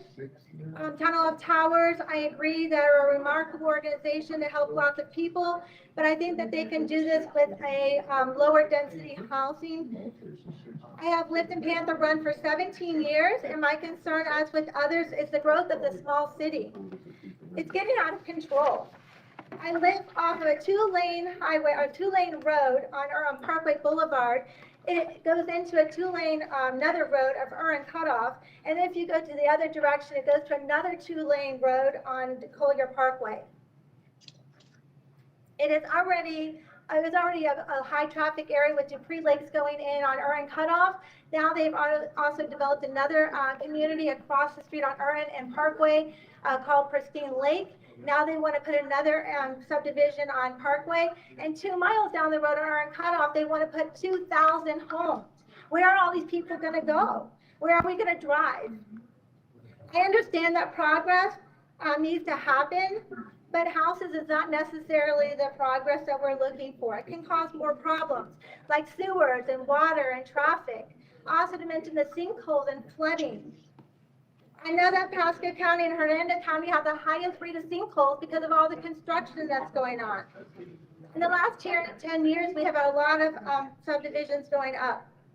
Now let me talk about privacy. I have lived with no one behind me for 17 years, and I'll know that there was a possibility of somebody living behind me, but I didn't realize they were going to be literally on top of me. I understand that this agency is trying to help as many people as they can, but 2.5 houses behind me is not fair. The lot sizes are way too small in comparison to my lot size. I have lived with animals and nature behind me, and now all my trees will be taken down. Trees also provide a sense of privacy. They may put a fence up, and if they do, that would be great, but a 6-foot fence isn't tall enough. I propose an 8-foot fence. I also propose that they keep more trees and also provide extra trees for privacy for not just me, but also the new residents. One last thing about privacy is that maybe they can think about also moving the houses closer to the middle of the property versus the 15 feet of the buffer that they have. Most of these houses are going to be a 2-story home looking down into my house. So not only, like Shelby mentioned, not 1, but possibly 3 2-story houses will be behind my home. Thank you for allowing me to voice my opinion. I hope that you think about my concerns before you make it a reality. Thank you. Thank you.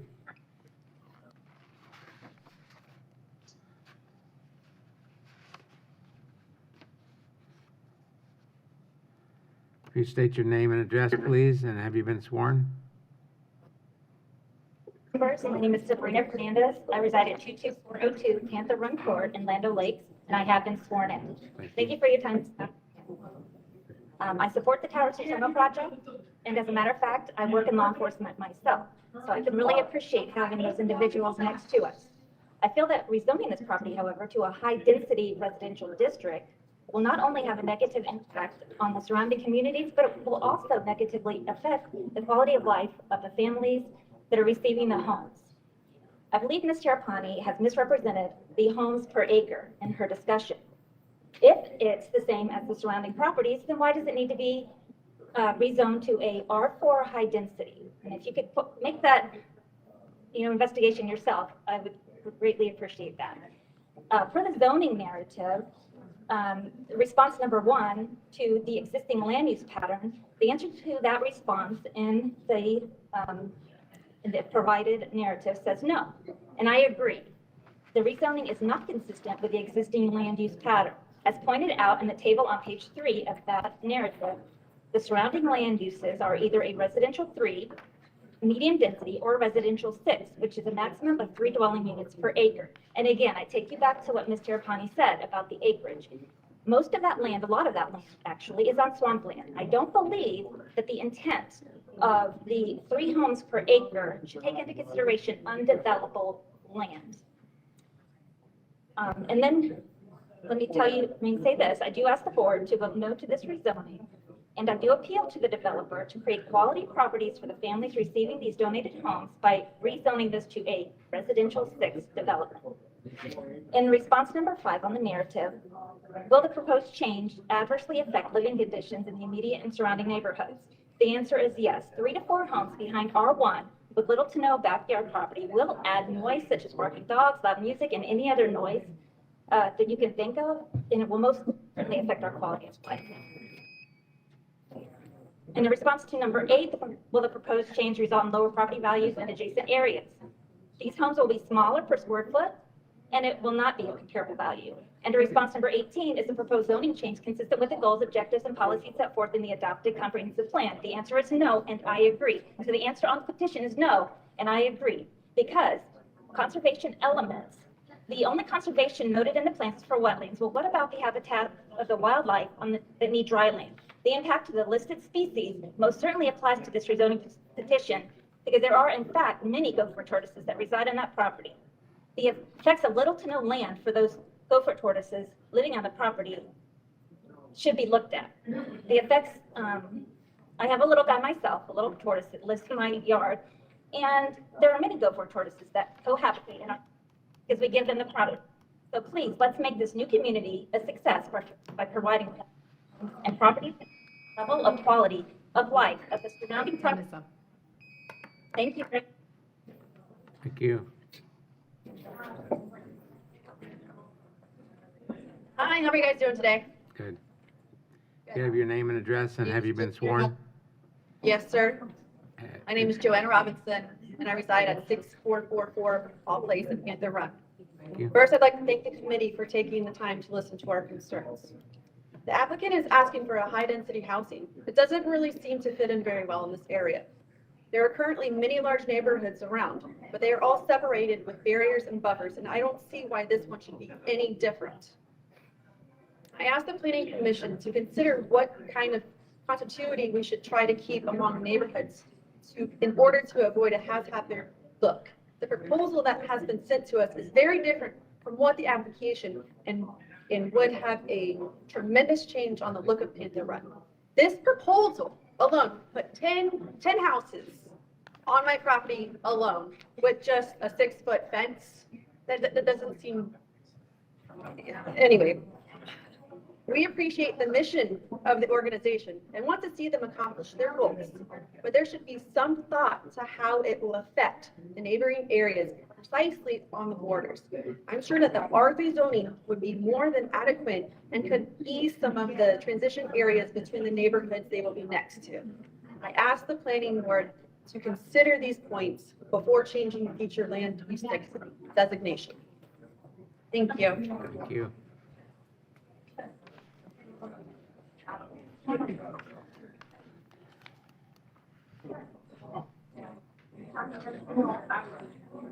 Hello, I'm Tim Robinson from 6444 Pop Place, and I have been sworn in. I'd like to thank the committee for taking the time to listen to our comments. I also like them to ask them to understand that this is a zoning issue with us. It's not a complaint against the organization or the good that it does. I feel it's important that we separate the two. The application used the two surrounding neighborhoods as a comparison to what they'd like to build, one being Tree Lakes, which is similar, and the other being Panther Run, which is not. The applicant proposes to put homes abutting both neighborhoods, but a majority would be behind or near Pop Place in Panther Run. Dupree Lakes has lot sizes that would be comparable to what the applicant is proposing, no matter what they say about density. However, Panther Run could not be more different. The applicant is asking for a high-density housing, which would back up to a portion of a neighborhood that has half-acre and larger lots. This would put as many as 10 homes, per the latest conceptual drawing, directly behind houses without any sort of buffer. It doesn't seem to fit in with the area, and it changes the entire dynamic of Panther. It also seems to fly in the face of some of the county guidelines between the site and adjacent properties for the MPUD site design standards. I know this is R4, not MPUD, but they say compatibility may be achieved through design that respects the context of the adjacent uses. Applicants must demonstrate through lot sizes, buffer between uses, et cetera, et cetera. Really like to see some more of that and some consideration on the border. This part of the code resonates with me is when we initially contacted the planner on this project, they told us they weren't required to have any fencing or buffers, and that we're lucky that we're having single-family homes behind us and not multi-family homes or apartments. This was rather disconcerting to hear, but the organization has since stated they would be willing to put up a fence and some landscaping, but that not address anything having to do with the lot sizes on the periphery. It doesn't seem to me that the high-density housing is compatible with the larger lots that our neighborhood has, specifically on the border. I also have a major concern which would have some severe negative effects on the Panther Run and the new project. Prior to me moving in, when Dupree Lakes was put in, there was a mistake made in the site work that caused flooding in Panther Run. The property in question is approximately 36% wetland area, and there are several low-lying areas that feed these wetlands. In my 3 years I've been there, I've seen the summer rains turn the low-lying areas into perpetually wet areas, and when we have large rain events, they turn them into lakes and ponds that can last for months at a time. This applicant is proposing putting as many houses as possible in this area, thus cutting out a lot of the natural drainage. As we all know, we've been getting more frequent storms that are dumping ever larger amounts of rain, and increasing the density of housing can have a negative effect. I also know that the best laid plans are just that, plans.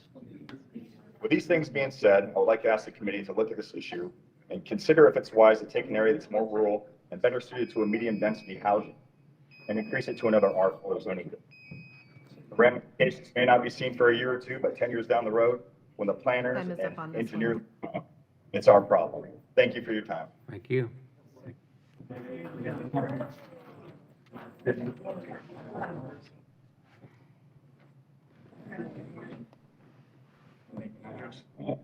Joe Clayton, Panther Run Subdivision, 6518 Paul Place, and I have been sworn in. Good afternoon. When my wife and I first moved to Pasco County, Land O'Lakes in 2005, we were sold on the idea that it was marked as a quiet suburb with country charm. Since then, we have witnessed a monster taking over from Land O'Lakes Boulevard all the way to Little Road on 54. Multiple housing developments, too many apartment complexes, and traffic that is destroying Pasco County. I remember when I used to take our children horseback riding at Starkey Ranch. It's too late for 54, but it's not too late for Land O'Lakes. Would you rather your legacy be quiet suburb with country charm instead of overdeveloped? I am a homeowner adjacent to the property that we are discussing today. First, although a traffic study was completed on Parkway Boulevard and Irwin Cutoff in December 2020, I do believe that these results do not take the numerous amounts of drivers not using those roads due to many people working from home because of the COVID pandemic. The fact that the schools located just 2 miles away were out for Christmas break, and the new multi-home developments that are being built on north of Parkway on Irwin Cutoff will add to the numbers, including the new zoning of Connerton that was just passed. All of these combined leads me to believe that the numbers will change, showing a higher traffic count.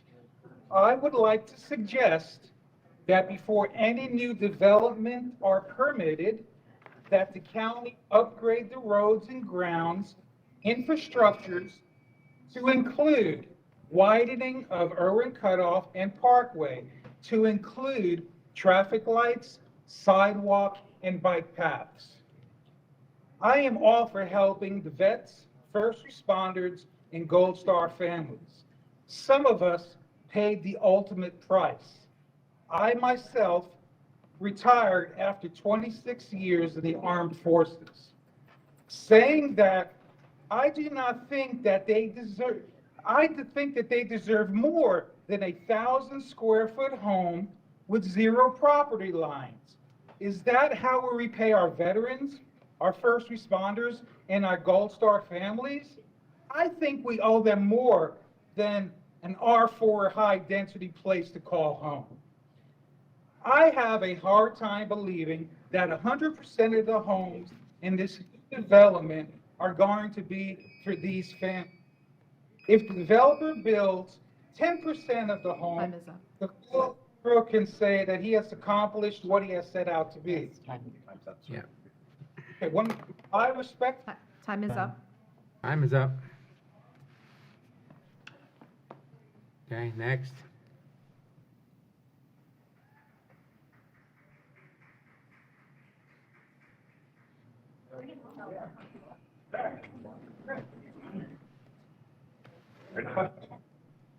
Good afternoon. My name is Lee Edwards. I'm a homeowner on Parkway.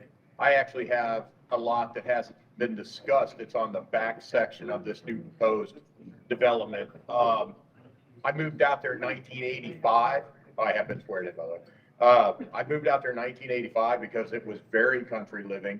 I was one of the first home or land purchasers on Parkway Boulevard out there. It was actually Pines Parkway at the time. My wife and I have lived there ever since. We have been blessed to have a very country living feel.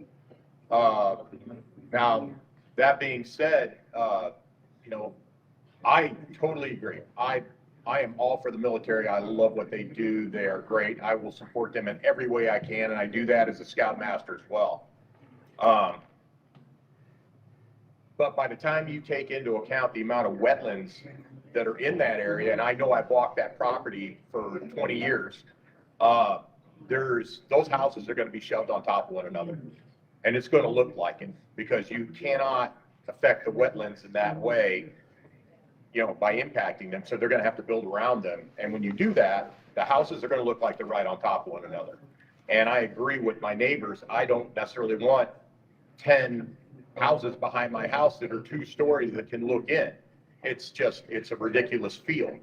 I believe the veterans are owed more than that, a bigger lot, a nicer feel, a more country feel. And that doesn't even take into account the fact that this is a wildlife corridor. The animals move through here daily. We have deer, raccoon, squirrel, every kind of animal you can imagine. The ground back there is full of gopher tortoise. It's gopher tortoises everywhere back there. I don't know how they're going to be able to build without impact on that. As a protected species, I think they're going to have a really hard time not disturbing the habitat. I really feel that a smaller development with houses that are a little further apart will give everybody a feel of a more relaxed atmosphere. The road is already carrying way more traffic than it's really designed to do. And I've lived there since they widened the road. It didn't used to even be that wide. So it's at times there are portions of that road that are underwater because the water has nowhere to go. And it's just a It's an ongoing issue. If we shove more traffic on that road, it's a closed loop at the end. You have 583, which is a very small road. You have Parkway, that's a small road that runs up into 54. People are using that as a bypass corridor now. And he's correct, the last gentleman, when he said they did that traffic study, they did, but it was at a very off time. Everybody was at home. Nobody was going to work. Schools were out. It's ridiculous. I live there every day. I watch the traffic go by, and it's constant. Come school time, it's traffic back and forth. Time's up. It's hard. I appreciate your time. Thank Thanks you for very listening. much. Appreciate you coming.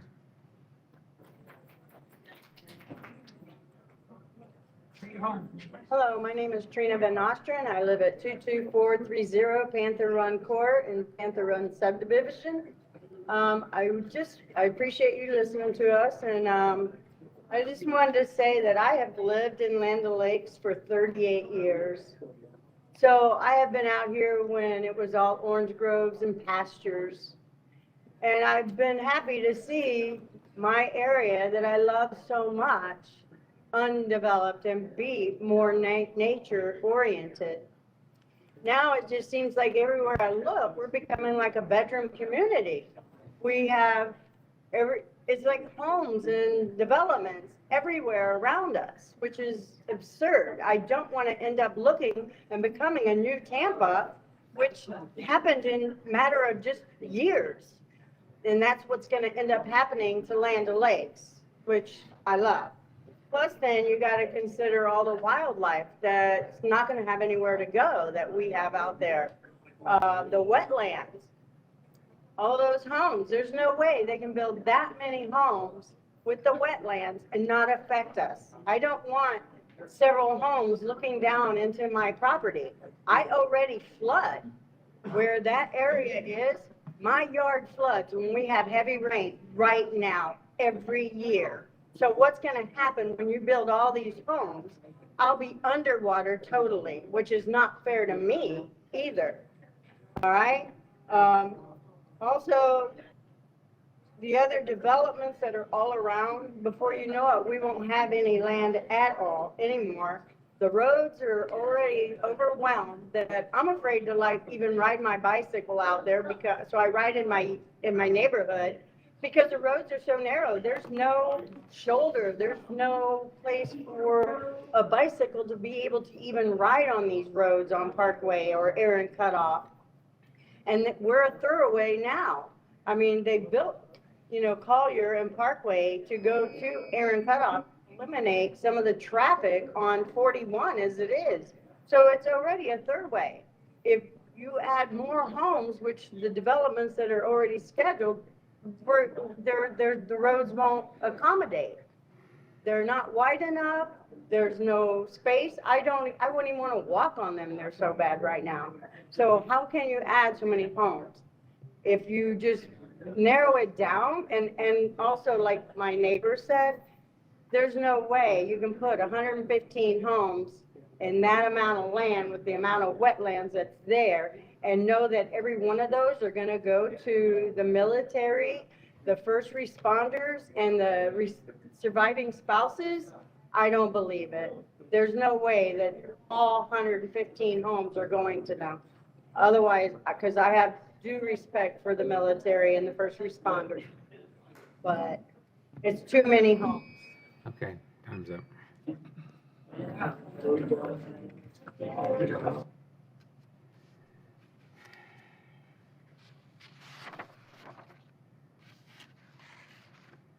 Anybody else? Is there no one else to speak? That's everyone. All right, thank you very much. All right, we're going to take a little bit of a recess here, a 5-minute recess, and come back for the response from the applicant.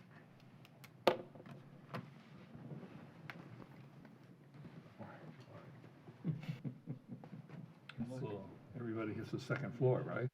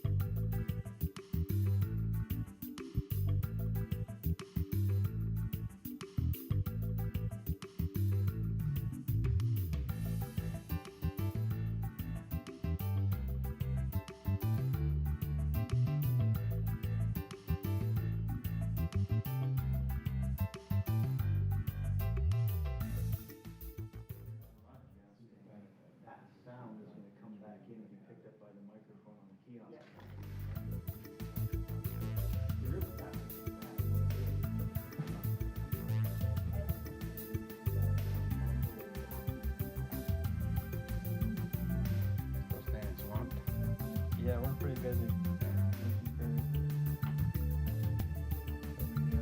Started on our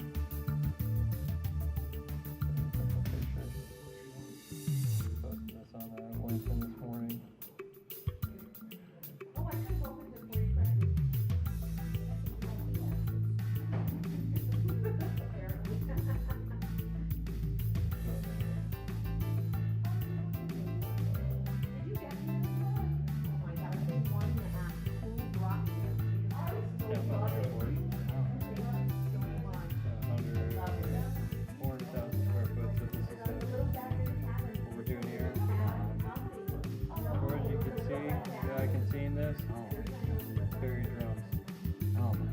Football field.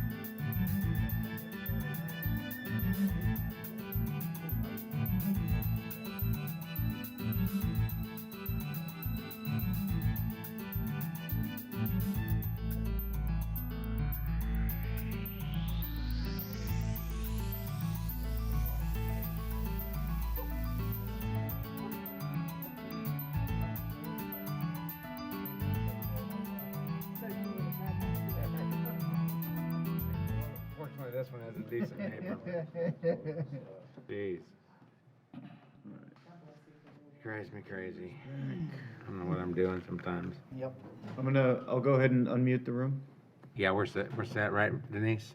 Yeah, we're good. Okay. All right, let's call the meeting back to order. We'll continue with the applicant. Ms. Terrapini, can you hear us? Cindy Terrapini, Mr. Chairman. Yep, I hear you. Can you hear me? Yep. Yeah, go right ahead, Cindy. Great, thank you. I'd like just for a moment yes, sir, thank you for the time for about, I'll be very brief. Just want Mr. Mahoney to just quickly address the comment that the foundation doesn't have the financial wherewithal, or they're not really going to build all those homes for vets. So if you would let him speak just for a minute, then I have just a couple of comments. Thank you so much. Okay. Matt? Thank you, Cindy, and thank you, Mr. Chairman.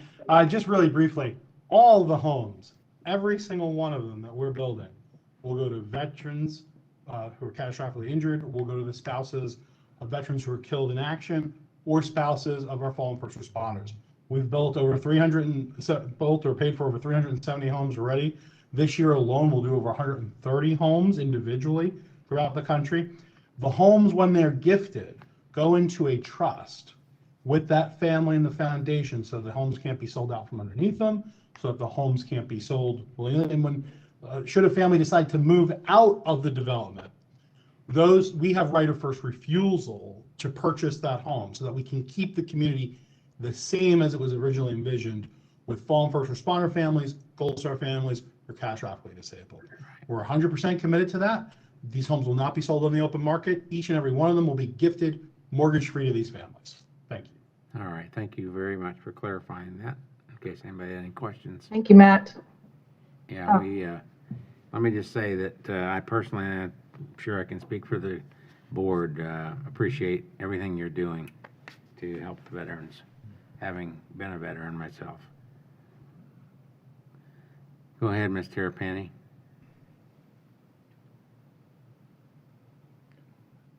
Cindy? Looks like she's muted again. I think you're muted again.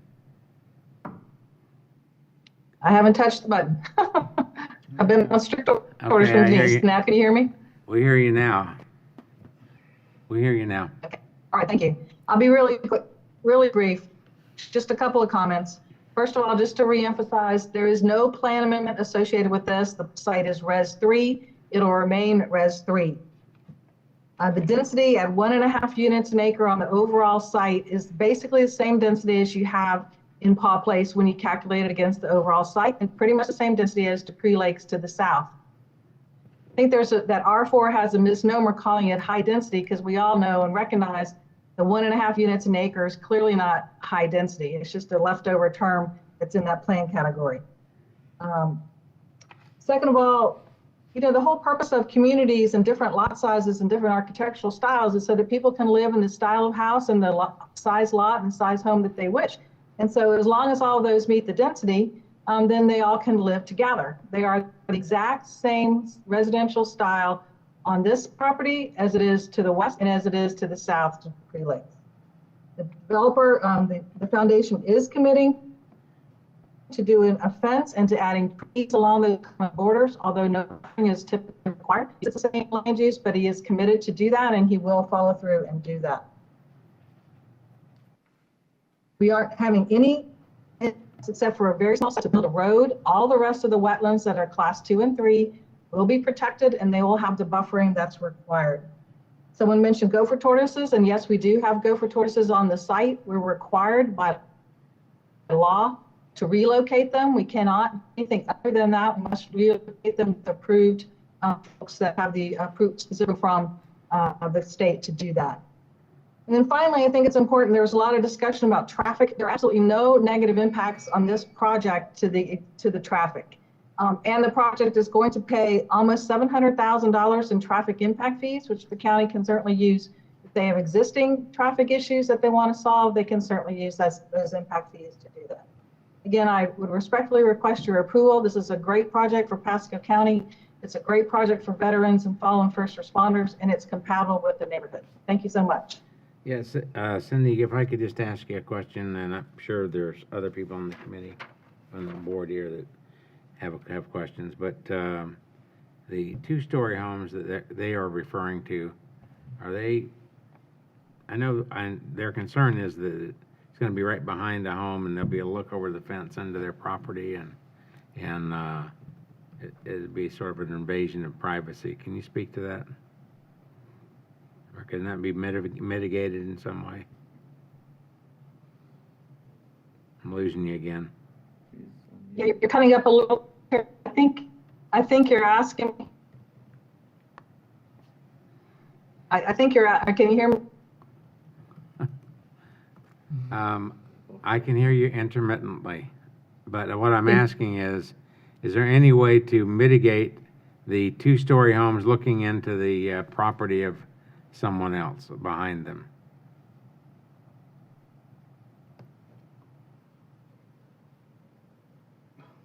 I think you're breaking up a little bit. I guess it's a bad land or yours, but I think what you're asking me is if what we could do for privacy along the western edge. Yes. Can you all hear me? Yes. Okay. So you told me about the concern that the Park Place residents spoke to, which is basically our western edge and our northern edge. And again, there we are committed to installing the fence and trees that will grow along there to, we'll pick up species that grows quickly. The two-story homes are generally on 60-foot lots. We have 1 and 2-story models that will be built. So to restrict us to only 1-story homes would be a real restriction to be able to develop the project fully. Okay. What other questions do we have from the dais? Chris? Mr. Chairman, if I could, first I'd like to echo what the chairman said. The foundation, having known somebody that's personally benefited from the foundation, I appreciate their work and their selection of Pasco. I think it's a great project in concept. School impact. I guess this is more to Chris, understanding that we've got pristine lakes, we've got Erin Mills, we've got a bunch of other developments in that area. Understanding, my kids go to Pineview, I live in that area generally. I didn't hear, that's one thing I didn't hear addressed at all, was potential school impact and school service impact. Sure, and 122 homes. We'd expect about 22 elementary, 12 middle, 15 high school students. So not a huge impact. Pineview Middle are running about capacity, so they're not overrun.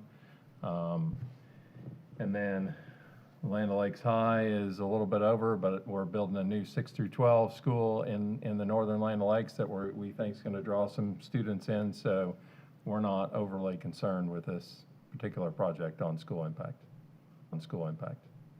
Okay, what's the time, just out of curiosity, for Connerton and the middle school up there and we're not sure about the middle school there because we're building the 6 through 12 project school in Angeline. Okay. And so that's going to draw some students from the Pineview Middle, probably Russia Middle, that area. And so we expect that to have an impact, but certainly as we see what that impact is and we see future growth, and the good news is we have the land already in Connerton. So it'd just be a matter of pulling the trigger when we think that we might need to. Okay. So again, we think the 6 through 12 school we're building is going to have pretty good impact on this area. Okay. And then one comment, having frequented Parkway, I drive that road quite frequently, excuse me. And I do echo some of the concerns regarding that. It's kind of a racetrack through that area. It's a blind curve coming from the north to the south into that area, so I'd be concerned about safety. I'm happy to hear that there is a dedicated left turn lane that's going to be constructed coming north. But I do echo, I think one of the folks mentioned that road floods. It does. It floods by Panther Run there, which would be a concern too of speed and potential flooding during the summer rains. I experience that quite frequently driving through that area. So I'd ask you all to consider those issues in moving forward. That's it. Mr. Chair. Yes. I just want to remind the Planning Commission that this is a rezoning to R4. So when you have a clean rezoning, it's not limited to a particular applicant. And so there's been a lot of statements today about the foundation's doing this or the foundation's doing that. I just want to make sure the Planning Commission is aware that that's not a legally binding commitment. This is a including rezoning, which means that anybody could develop it in accordance with R4 standards. I just want to make sure you're aware of that. Okay, so we can't stipulate it to this developer. Not in an R4, not unless they're going to deed restrict the property or do an MPUD.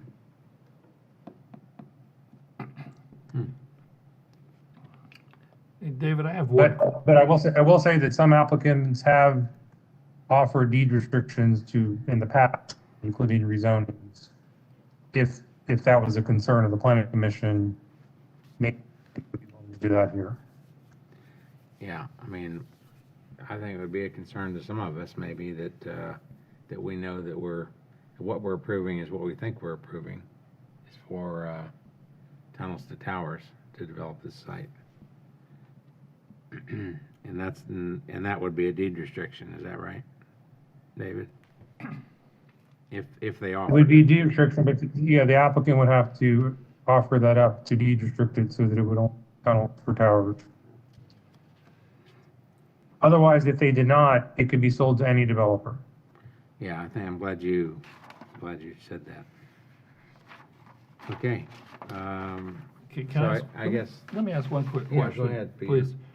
Yeah, the applicant's asking for R4, and therefore that equal to about 115 homes. David, what if they went down to an R3? How many homes would that be, roughly? Yeah, I'm not the best person to answer that question. That's a question for Denise or Liam. Somebody can answer that one, please? Sure. So, I want to specify, and I think Cindy touched on this point, which is basically what this applicant is asking for R4 is just for the purposes of lot size. So they're clustering their development, but at the end of the day, they're at 1.54 dwelling units per acre. So if they went to R3, then that would mean lots that are at least 75 feet wide and at least 100 feet deep. So it would, the lot sizes would be larger. The applicant has also stated that while most of the lots are going to be R4, so 60 by 100 lots, so at least 60 feet wide, at least 100 feet deep, there are several, and I believe I see them at the cul-de-sac on the southeastern portion of the property, that those are 100-foot wide lots. Is that accurate, Cindy? I believe you stated in your opening statement. So you do have some wider lots. Okay. Yeah. Mr. Chairman, can I? But that's not the direction I was going. Okay. The reason I was May I asking respond for, to that? go ahead, I don't want to speak over you. The reason I was going to an R3 is that one of the things that I picked up was the fact that it's the congestion that the individuals who currently live there. And therefore, it would give the residents some relief from that respect. And also, like some of the folks in here, I'm a veteran. In fact, I even lived in military housing. And I never felt that okay, let me rephrase this. I always felt like I should have a bigger lot when I lived in military housing. And what I see right here is basically something along that same line. Well, let's see what we can do. These folks are veterans, they're disabled, and I have a little problem with that two-story aspect also. But I guess that's not my issue. My issue would be the crowding of the facility. That's why I could go for an R3 based on a R4. That's how I feel about it. So I think you give more, it would give the veteran more land, more open space. And that's what I always felt like when I had to live in military housing. You never had space. You always had a guy next door to you. I'm sorry, not a guy, but somebody living next door to you. If you lived in family housing, if you lived in the barracks, you got 50, 80 guys living in with you. So I'm looking at the space concept. If these guys are veterans and they're disabled, I'm sure that they themselves would prefer more open space for them as an individual if they had to live, if they lived in this project, this housing development, or whatever term you want to use. Sir. That's how I feel. Sure. So, sir, if I may, the larger lots that we have on the site plan are for our disabled veterans and only for the disabled veterans. They're one-story homes that are tailor-built to suit their specific needs and their disability. The other homes, the 60-foot lot homes, those are for our widows, fallen first responders, and gold stars. The only veterans that will be on the site property would be in those larger lots. Okay, my argument then would be, if I were a widow, then I would like, and I had children, I would like a little larger lot myself.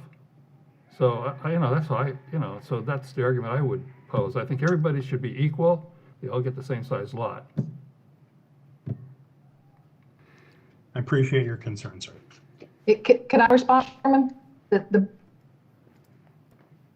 I respond, Mr. Chairman? The Yes, foundation Cynthia, we has just continue to have been trouble screening hearing what you're these. saying, that's all. We continue to have trouble hearing you, Cynthia. All right, can you hear me now, Mr. Chairman? Yeah. I apologize. Can you hear me now, Mr. Chairman? Yes. Yes, I hear you. Okay, just really briefly, the foundation has been working with both the veterans and the surviving spouses of the fallen responders, and they have a better sense of what those folks want and need in their homes and the size of the properties. And so I would respectfully ask you not to impose what you might like or what I might like in my home, but again, what serves both the veteran and the surviving spouses the best.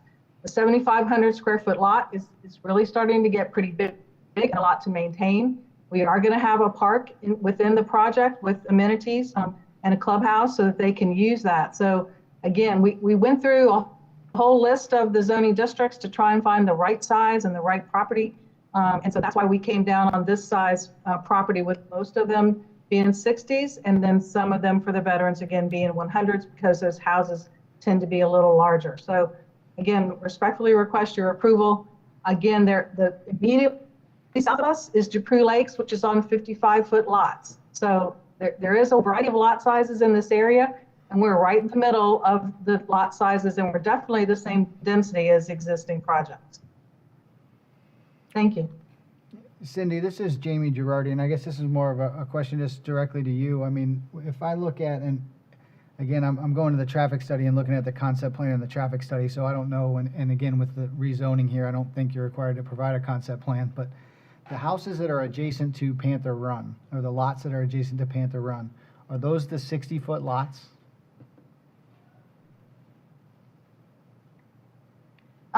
Mr. Girardi, for the most part, they are. There are two 100-foot lots in that western run and one 100-foot lot along the west edge. Oh, excuse me, the north edge adjacent to the northern edge of our property. There's 100, and then there's 200-foot lots along the north-south section. I'd also say that there's a specific reason why we didn't put all the 100-foot lots in one place, because we really we don't want to stigmatize the veterans that will be living in those homes. We want them to have the same opportunity to live in and pick their own lot in their own home in the different parts of the neighborhood. So that's why the 100-foot lots are spread out around the entire site. Okay. Yeah, I mean, again, from my perspective and what I've heard today, the biggest concern seems to be the compatibility between the user to the west and Panther Run and the lots in this proposed development adjacent to them. That's why I asked the question, and that's, I mean, frankly, that's about the only problem I have with this whole proposal. I mean, I commend what's being proposed here in general, the thoughtfulness and the generosity towards the people that so well deserve it. I mean, cannot be thanked enough. But, you know, to have a 60-foot lot next to a half-acre lot, I tend to struggle with the compatibility factor. I mean, it just doesn't have anything to do with the property to the south. It's more to the west there in that one section. Everywhere else is, well, I mean, there's ponds, there's wetlands. Everywhere else there's a significant buffer except that one section of the whole proposed development.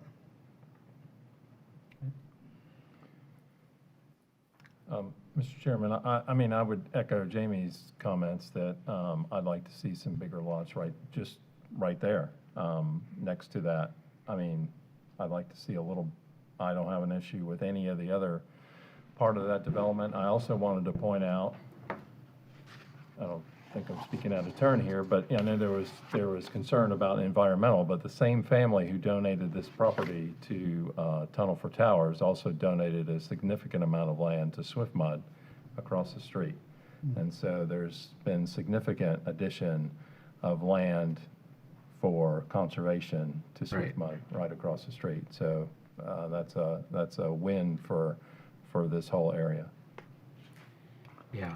I guess just Cindy, and I don't know if there's a way, since it's Euclidean zoning here, I don't know if there's a way you could specifically do this, but I mean, if there's 10 60-foot lots on that property, if you went to 6 100-foot lots, I mean, the net loss is 4 lots. I don't know if that's a deal breaker or not, or if there's even a way, Denise, that can be done, being Euclidean rezoning like this, so. I think David suggested that a deed restriction is always deed restriction. available. I can speak from our point of view to cut.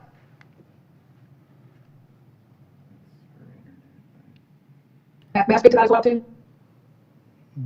Cynthia, Again, try if we again. cluster 6 out of the 10 larger lots for the veterans in one particular location, if we cluster 6 of the 10 100-foot lots along that one section, while I understand that the neighbors think that that would be a good idea for them, it is not a good idea for the project, because again, it stigmatizes those veterans into one section of the project, and it's not going to feel very welcoming or friendly to them. If we have to go to 140-foot lots, which is the same width that the Paul Place has, we're going to lose 10% of the lots in our project.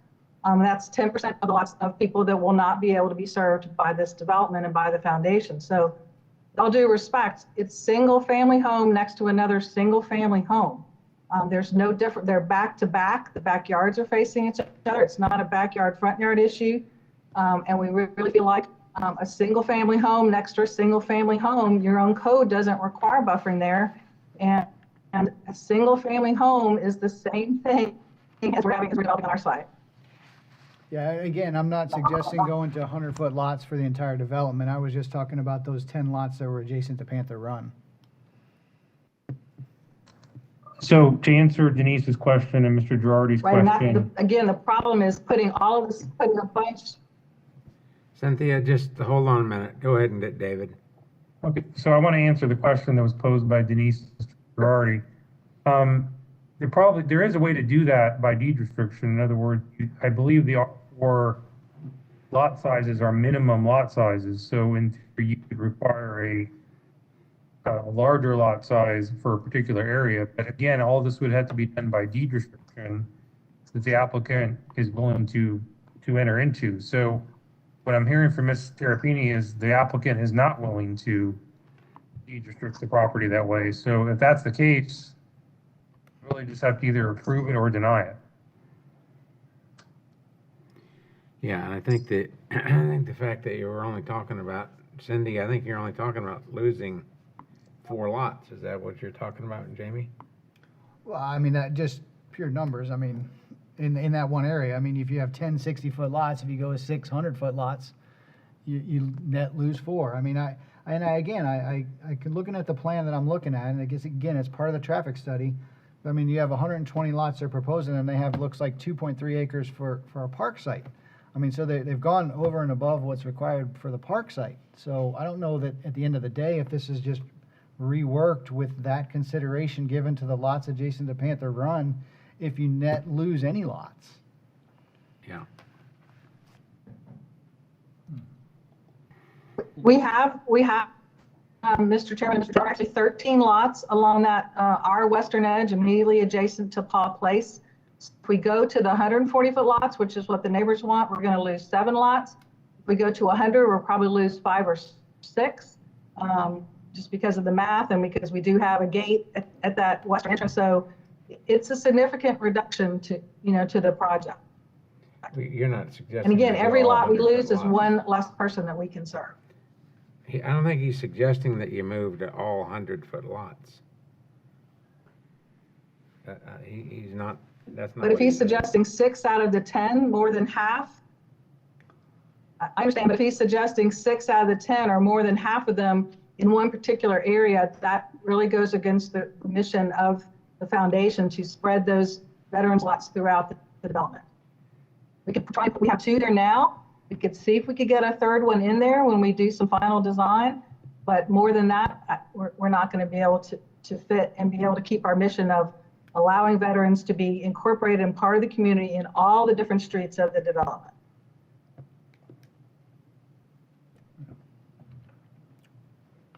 I just personally have a compatibility issue with the larger lots right next to the 60-foot lots. If it can't be worked out, I have a problem with the compatibility just on that one fringe edge of the development.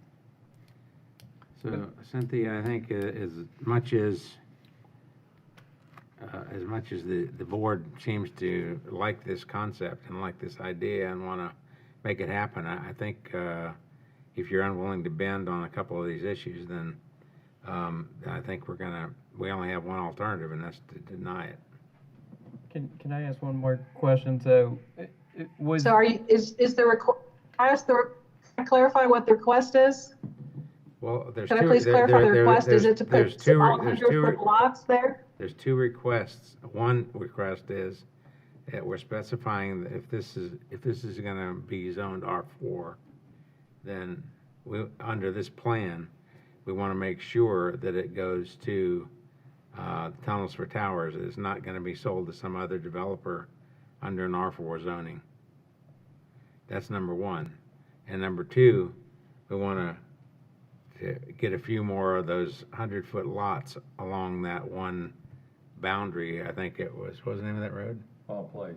Paul Place, in order to, to mitigate some of the congestion on that side. So those are, I think those are 2 deal breakers. And if I'm just reading the board here. I don't know. We haven't voted on anything. Would you allow us to continue this to your next meeting so that we could take a look at that and see if we can? I mean, there's no question whatsoever about the first issue. Tunnels to Towers Foundation owns the property. You have no intention of selling it to anyone else for development. If that's important to the board, that be a part of a deed restriction, I'll discuss that with my client. I don't think there would be a problem with it. The second, if you would allow us a continuance just to see what we can do in terms of number, adding 1 or 2 more 100-foot lots along there, we'd like to take a look at that and see what we could do. But we need, obviously we can't do this from sitting here talking to each other. We'd like to be able to lay it out and see how it fleshes out. If you would allow us a 2-week continuance to your next meeting, that would give us a chance to do that. And I was just going to say, and we're not saying you can't add lots somewhere else and try to work, as Mr. Girardi said, try to rework it so that you can pick up what you're losing somewhere else, if that's possible. That may not be possible, I don't know, but. Yeah, you might want to take a little bit of room out of the park, add some lots and, you know. So anyway. Yeah, and again, Cindy, I'm sorry, Chuck, this is Jamie Girardi again. I think my biggest concern is the 60-foot lots backing up to Panther Run. I don't know if there's a way to rework this to where those lots just don't back up to that property boundary, personally. If they were just on the other side of the road. Or if you could rework the park over there. Right, sure. I don't know what's possible, but just throwing suggestions out. Sure. But was there also mention, Ms. Terrapini, that the product on that 100-foot lot would be single story? Did I mishear that, or am I incorrect? Are they all 2-story houses, or is there some within the development that are single story? The 100-foot lots. Generally speaking, the 100-foot lots for the veterans, for the disabled veteran, is a 1-story. Okay, so that would alleviate some of the concern of the privacy of the neighbors adjacent to, following up on Mr. Girardi's suggestion. Okay, well then, if there is no further discussion or questions, I hear a motion to continue. I'll make that motion to continue this. Okay, so we have a motion. Do we have a second? And again, Jamie Girardi, second. Again, those are just input comments there. I hope this doesn't scare anybody away. I just think that just needs to be considered. And I was going to say this exact same thing. I think everybody really would like this project and wants to see it happen. So those I think are hopefully doable things to do to make this project a really good one. Yes, and I'd just like to, on behalf of the board, commend Tunnels to Towers for what they're trying to do, because it's easy to say, you know, the veterans should have more, but it's nice to see somebody actually getting out there and doing it. Right. So, and that they're a lot more important to most of us than a few tortoises.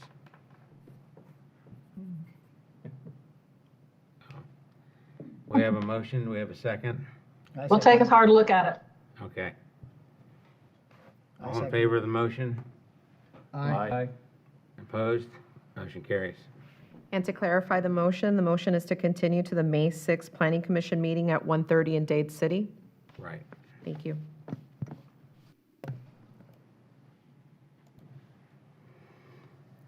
Okay.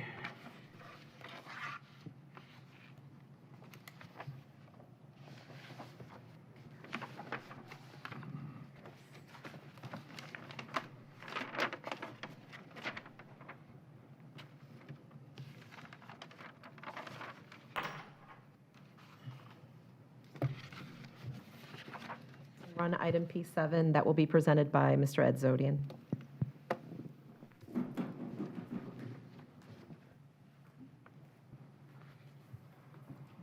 Mr. Chairman, members of the board, for this matter, you'll be sitting as the LPA. What's before you is a large-scale comprehensive plan amendment. Excuse me, Ed. Is this the one I talked to you about that I need to? This is the one you're recusing yourself from. Okay. And we have an actual document that you're recusing, so I don't know if you want to Okay, then, let pass me, the gavel over to yeah. Mr. Girardi. I don't hit anybody. Thank you, Ed. This is CPAL 2015 Ridge Road. The proposal before you is to amend the future land use from Res 1, that's residential dwelling, 1 dwelling unit per gross acre, to PD, planned development, for a project of 10,000 square feet of office and 230 multifamily units. It's located at the intersection of Ridge Road and Tanglewood Drive. And accompanying this will be a text amendment creating a sub-area policy for this project, as well as a map amendment creating the sub-area map for the same project. And there is a companion rezoning case to an MPUD. May we have the location map, the next? Thank you. As you can see from the location map, it is at the intersection of Ridge Road and Tanglewood Drive. The functional access for this project will be on Ridge Road. There will only be an emergency-only access for the emergency vehicles on Tanglewood Drive, which will be gated. The developer, in this case, is going to be bringing the utilities to the site. The current flue is Res 1, and it's been the original flue. It's been about 31 years or 32 years ago. The current comp plan, and subsequent to the original comp plan, designated this site also as an urban, urban service area, which portends that it's going to be developed more densely at some point. What we have, that coupled with the fact that Ridge Road, the extension, is going to intersect with Suncoast Parkway here shortly, like within the next 6 months, and traffic in this area is going to increase. It is no longer going to be a rural area. It's going to be more urban, we believe. Next slide, thank you. The following policies we believe are consistent with this comprehensive plan amendment. The PD, which allows for mixed use, diverse intensities, et cetera, and policy flu 8.1.1 for the West Market area, which allows for employment opportunities as well as different types of housing for the residents. I'm sorry, can you go back a slide? Yes. I didn't get to look at that. Well, there was another one with the table. Maybe it was 2 slides before? Yeah, okay, sorry. I hadn't even gotten there yet. I apologize. Okay. I may have mixed up my slides. I Oh, okay, apologize. all right. Let's go over that slide. We can go back and. clairvoyant. He knows what's coming. Ed's doing an excellent job. It's just Denise that's like trying to be Speedy Gonzalez, that's all. Forgive me, please. No worries. We can go to the next slide, that's fine. As we said, this area had been, the flu in this area was designated back when the comp plan was adopted, about 31 or 32 years ago. You can see the future land use is Res 1 throughout the area. However, many of these sites now are in the urban service area.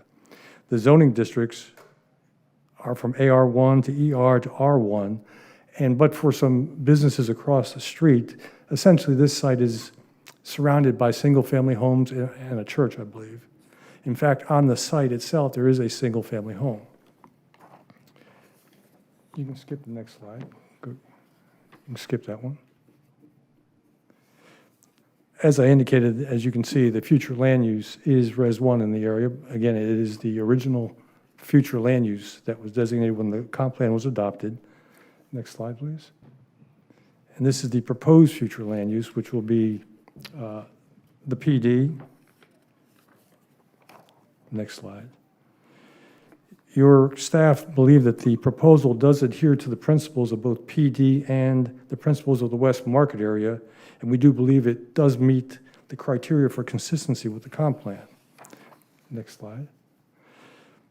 The developer is bringing utilities to the site, so there are going to be adequate utility services and capacity, and there's been no concern expressed by the police, fire, or schools, or environmental through Parks and Recreation, or emergency management. The staff recommends that the local planning agency find this amendment consistent with the comprehensive plan and recommend approval to the Board of County Commissioners, and I am happy to answer any questions you may have. Thank you, Ed. Are there any questions from up here? I am available to answer if you have any questions. Okay, thank you, Ed. Mr. Chair, on this item, just want to, some housekeeping. 40 minutes total time has been granted to the applicant. We also have some additional time that's been granted to Mr. Mike LaSala, and that's 20 minutes, and to Mr. Craig Laporte, he's got 15 minutes. There are items to be read into the record on here, but I am being told from the kiosk, there's several people at the kiosk, but I'm being told from the kiosk that we should take public comment from the kiosk because perhaps the items that I'm being asked to read into record may already have a participant who wants to speak instead of having it read. Okay. So it's up to the commission. Should we hear from the applicant first?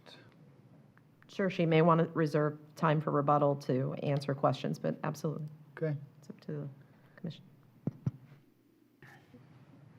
Planning Commission members, this is Barbara Wilhite. Are we able to share our screen, Jeremy, or do we need Denise to do that, to put up our PowerPoint? I think if Denise, or if she can raise Jennifer Hooker as a panelist. I don't see Jennifer Hooker as a panelist.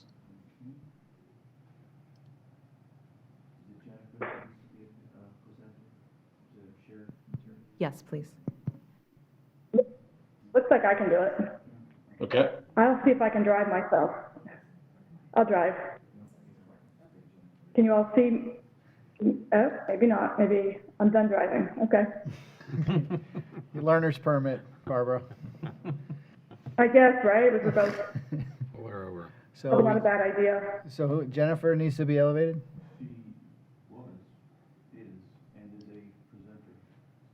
Okay, should be good. There we go. Good afternoon, Planning Commission members. It's been a long afternoon already. This is our project. The name of the comp plan amendment is Ridge Road Comp Plan Amendment. Slide. I have my team with me virtually. Jeremy Couch, which we were already talking to him. Steve Henry is with us somewhere. I don't know if he's been elevated or not, but let's see. Yep, he seems like he's been elevated. And Steve McConaughey is with the client and the developer, Carlson Communities. We're going to start out with Steve introducing you to him, as well as his project and why he picked this location. And then we'll come back to the PowerPoint. Okay, Thank you.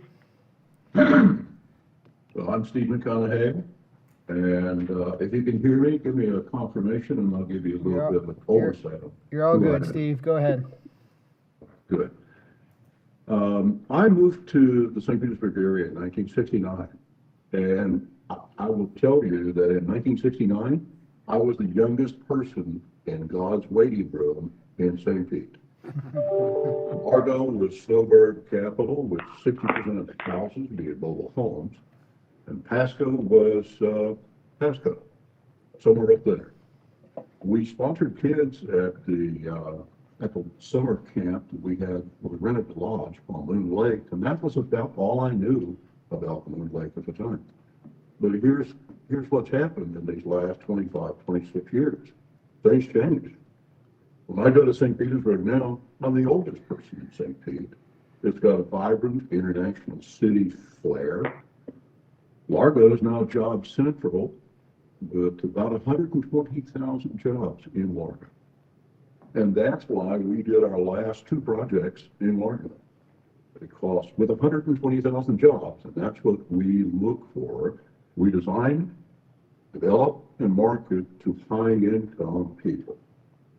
Our properties typically get people who are high-wage earners earning much more than the usual prevailing wage because we focus on jobs. Here's an example. Those two properties that we had in Largo, where the average household income, according to the public records, is about $42,000 a year. Our average household income at the property we call Charleston on 66th Street and Boulevard was $122,000 per year. Why? Because those people were working in high-paying jobs in Largo, but they weren't living in there. So here's what we do when we look at properties. I look for a certain accessibility. I look for public water, fire, sanitary sewer services, bus, mass transit, shopping, education, entertainment, and medical facilities. I look for jobs. 10-mile radius around this site, there's right now existing and for short future about 25,000 new high-paying jobs. What we're going to do is we're going to be right in the middle of all that. And here's how we sort of posture our designs. If you take a look at where my low property would be a small one-bedroom, one-bath. To be able to qualify for that, your minimum income would need to be just under $50,000 a year. Our more expensive 3 bedrooms and high-end carriage units, to qualify for those, your income would need to be about $77,000 per year. I understood some people thought we were doing low income. Quite the contrary. We're doing high income. And typically, we're doing that higher income wage earner. We're meeting their expectations with just grade A level of amenities. And we'll certainly be willing to get into the details and tell you what those amenities are, but I can guarantee you they are resort class amenities which justify what those high income wage earners are looking for. Ms. Tina Ayala sits beside me, and she's a mother, and she's got some children. And one of the things that she was doing as we were looking at this site is she was looking at the school side. And what we found out, go ahead and share with us what you found out on the Ridge Road connection and how that alleviates some traffic. Hi, good afternoon. Specifically for River Ridge is a very sought after high school, middle school, definitely has a higher graduation rate.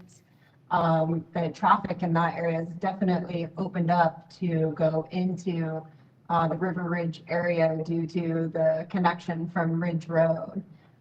This community will allow folks to be able to come into this school district where there is just very few available homes for sale.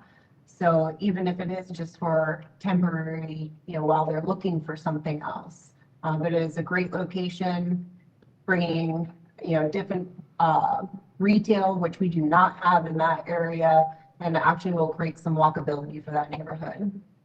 So kind of closing out on this theory, Those two Largo properties, the reason we cited there, were one, because of jobs, all of these other criteria that I mentioned to you.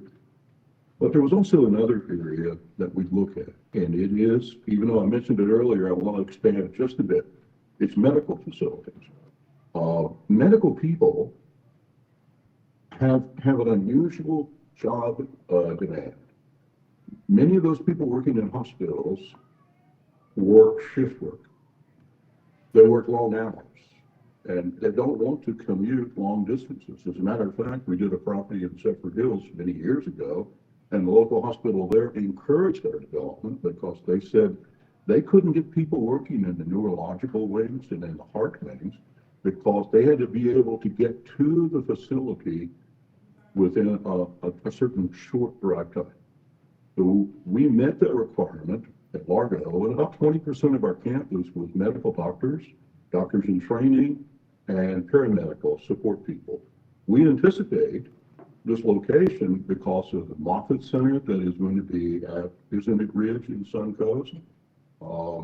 Then we look at the Trinity, we look at the North Bay, we look at the Bannock Point.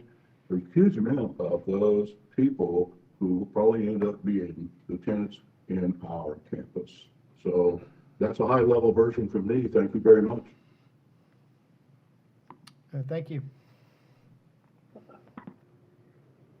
Thank you, Steve. Jennifer, if you could switch to the next slide and then the next slide after that. This property is about 20.35 acres. Property address is Ridge Road, 9640 Ridge Road. And as you'll hear more about, it's located in the urban concentration area in the West Market District, as Mr. Zodian has mentioned. Next slide. The project location, to the east there is PHSC, Pasco Hernandez State College, 663 feet to the east. It's walkable from this location, and it provides a housing type that doesn't exist anywhere in this area. Next slide. And that we're pointing out where the college campus is there, kind of see it. Next slide. As staff has already explained to you, the comprehensive land use amendment from Res 1 to PD to allow 230 apartment units, a maximum of, and 10,000 square feet. It's commercial or office. I think staff just said office, but it's commercial or office. And we think they might likely be commercial. Would go in that location, which would be great for to give those residents someplace walkable to go and grab something to eat or drink. We do have a companion MPUD application that will be filed from ER to MPUD. Next slide. So when Steve was explaining to you how he picked the project, it's not a coincidence that he picked this location. And I want to run through with you the infrastructure that exists at this location. Out in front of this project, Ridge Road is an existing 4-lane arterial highway. 52 and 54 are also arterial highways, just to give you the magnitude of what an arterial highway is and the importance of them in our roadway system. And as you know, after a very, very, very long time, Ridge Road is currently being extended to Suncoast Parkway and US 41. As Steve had mentioned, the project will be served by central sewer and water from Pasco County. Next slide. This shows you where State Road 52 is, 54, where the project location is, Ridge Road Extension, existing Ridge Road, Suncoast Parkway. And you'll recall, just down the Ridge Road Extension from this project is where Moffitt is going to be located at Suncoast Parkway and Ridge Road Extension. Next slide. So I found this pretty interesting because I don't have this happen very often with a lot of my projects. There is existing bus service right at the door. There's a bus stop at the corner of Tanglewood, a county bus stop at the corner of Tanglewood and Ridge Road on the other side.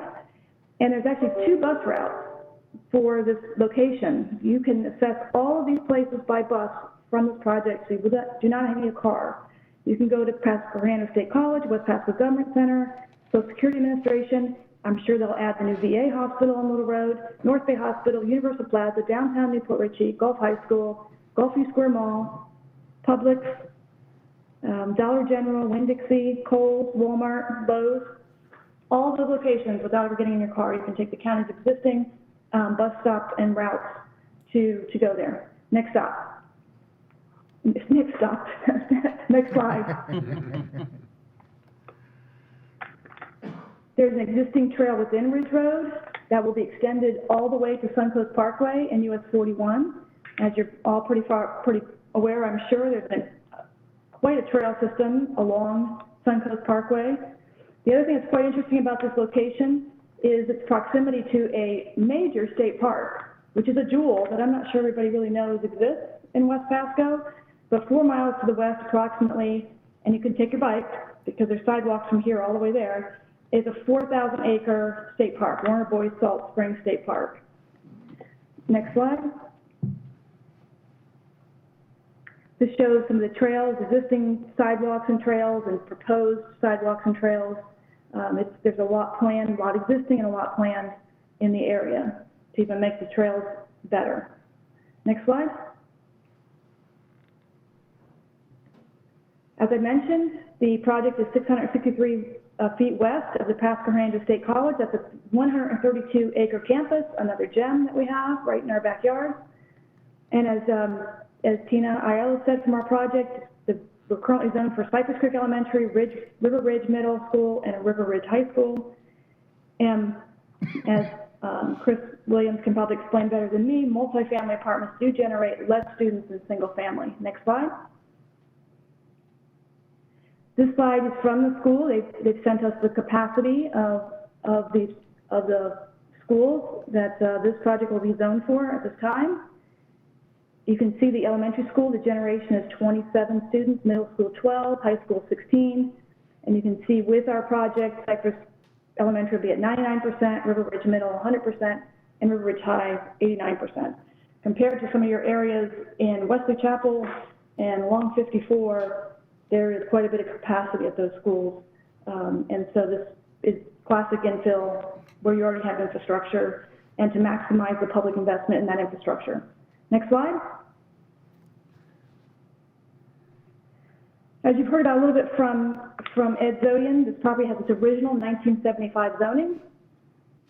It has its original R1 land use.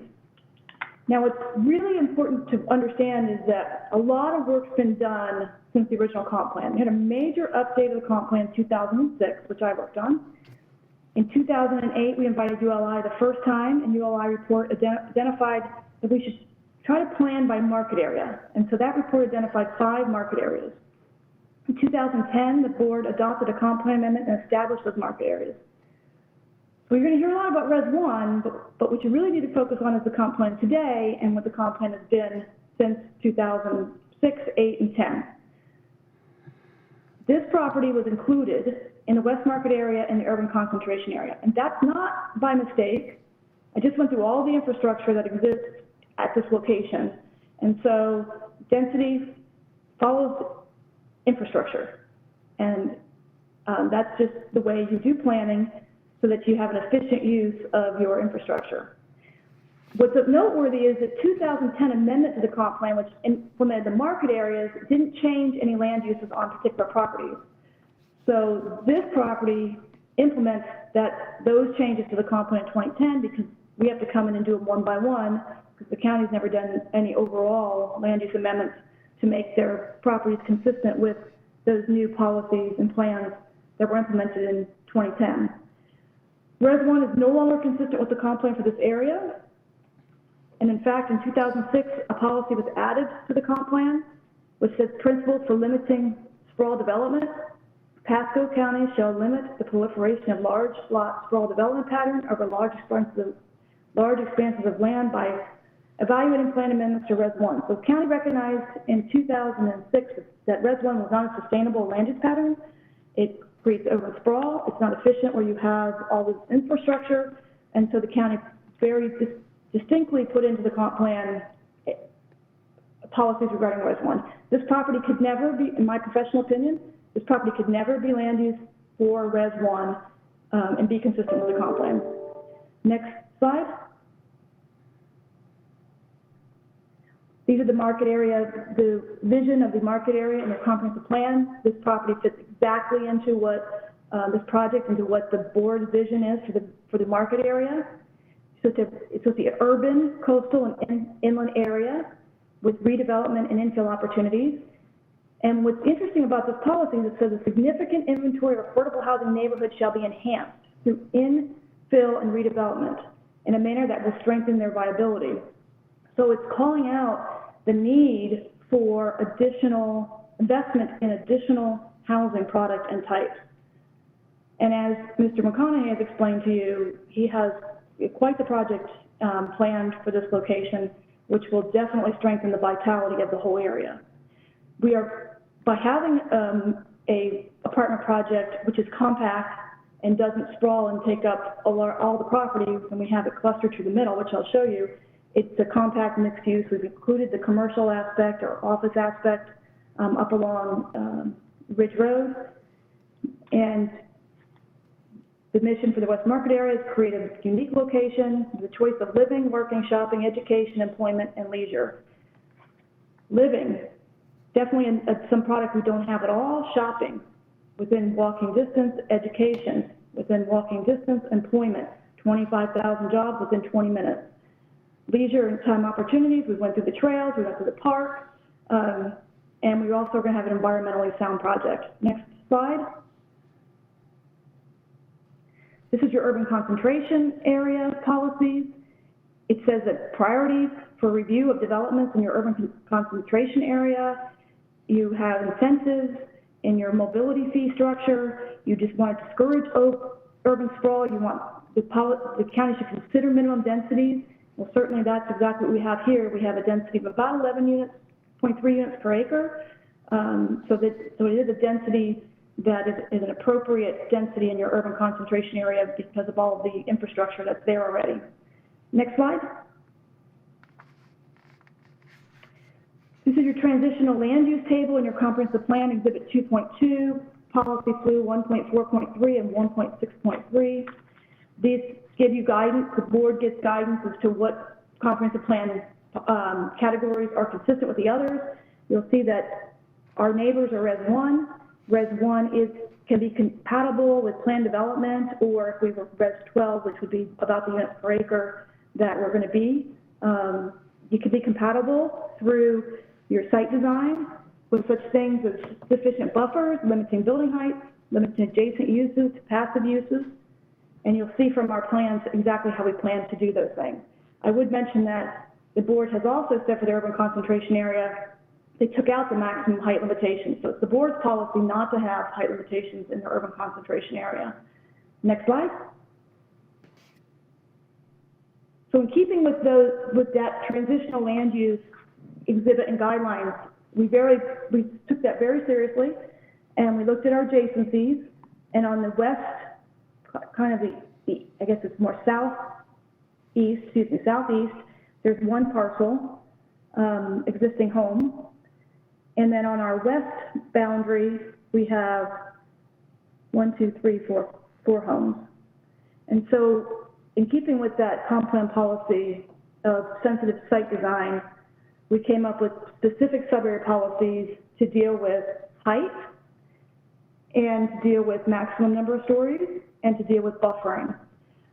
So as you can see on the west-hand side where we have existing homes, there's an existing masonry wall, and then we'll have our own buffer. And what we did was we laid out the project so that the ponds create an additional buffer. So you can see the first building to the closest home on the west, the first multi-story building, the 4-story building for the apartments is 224 feet.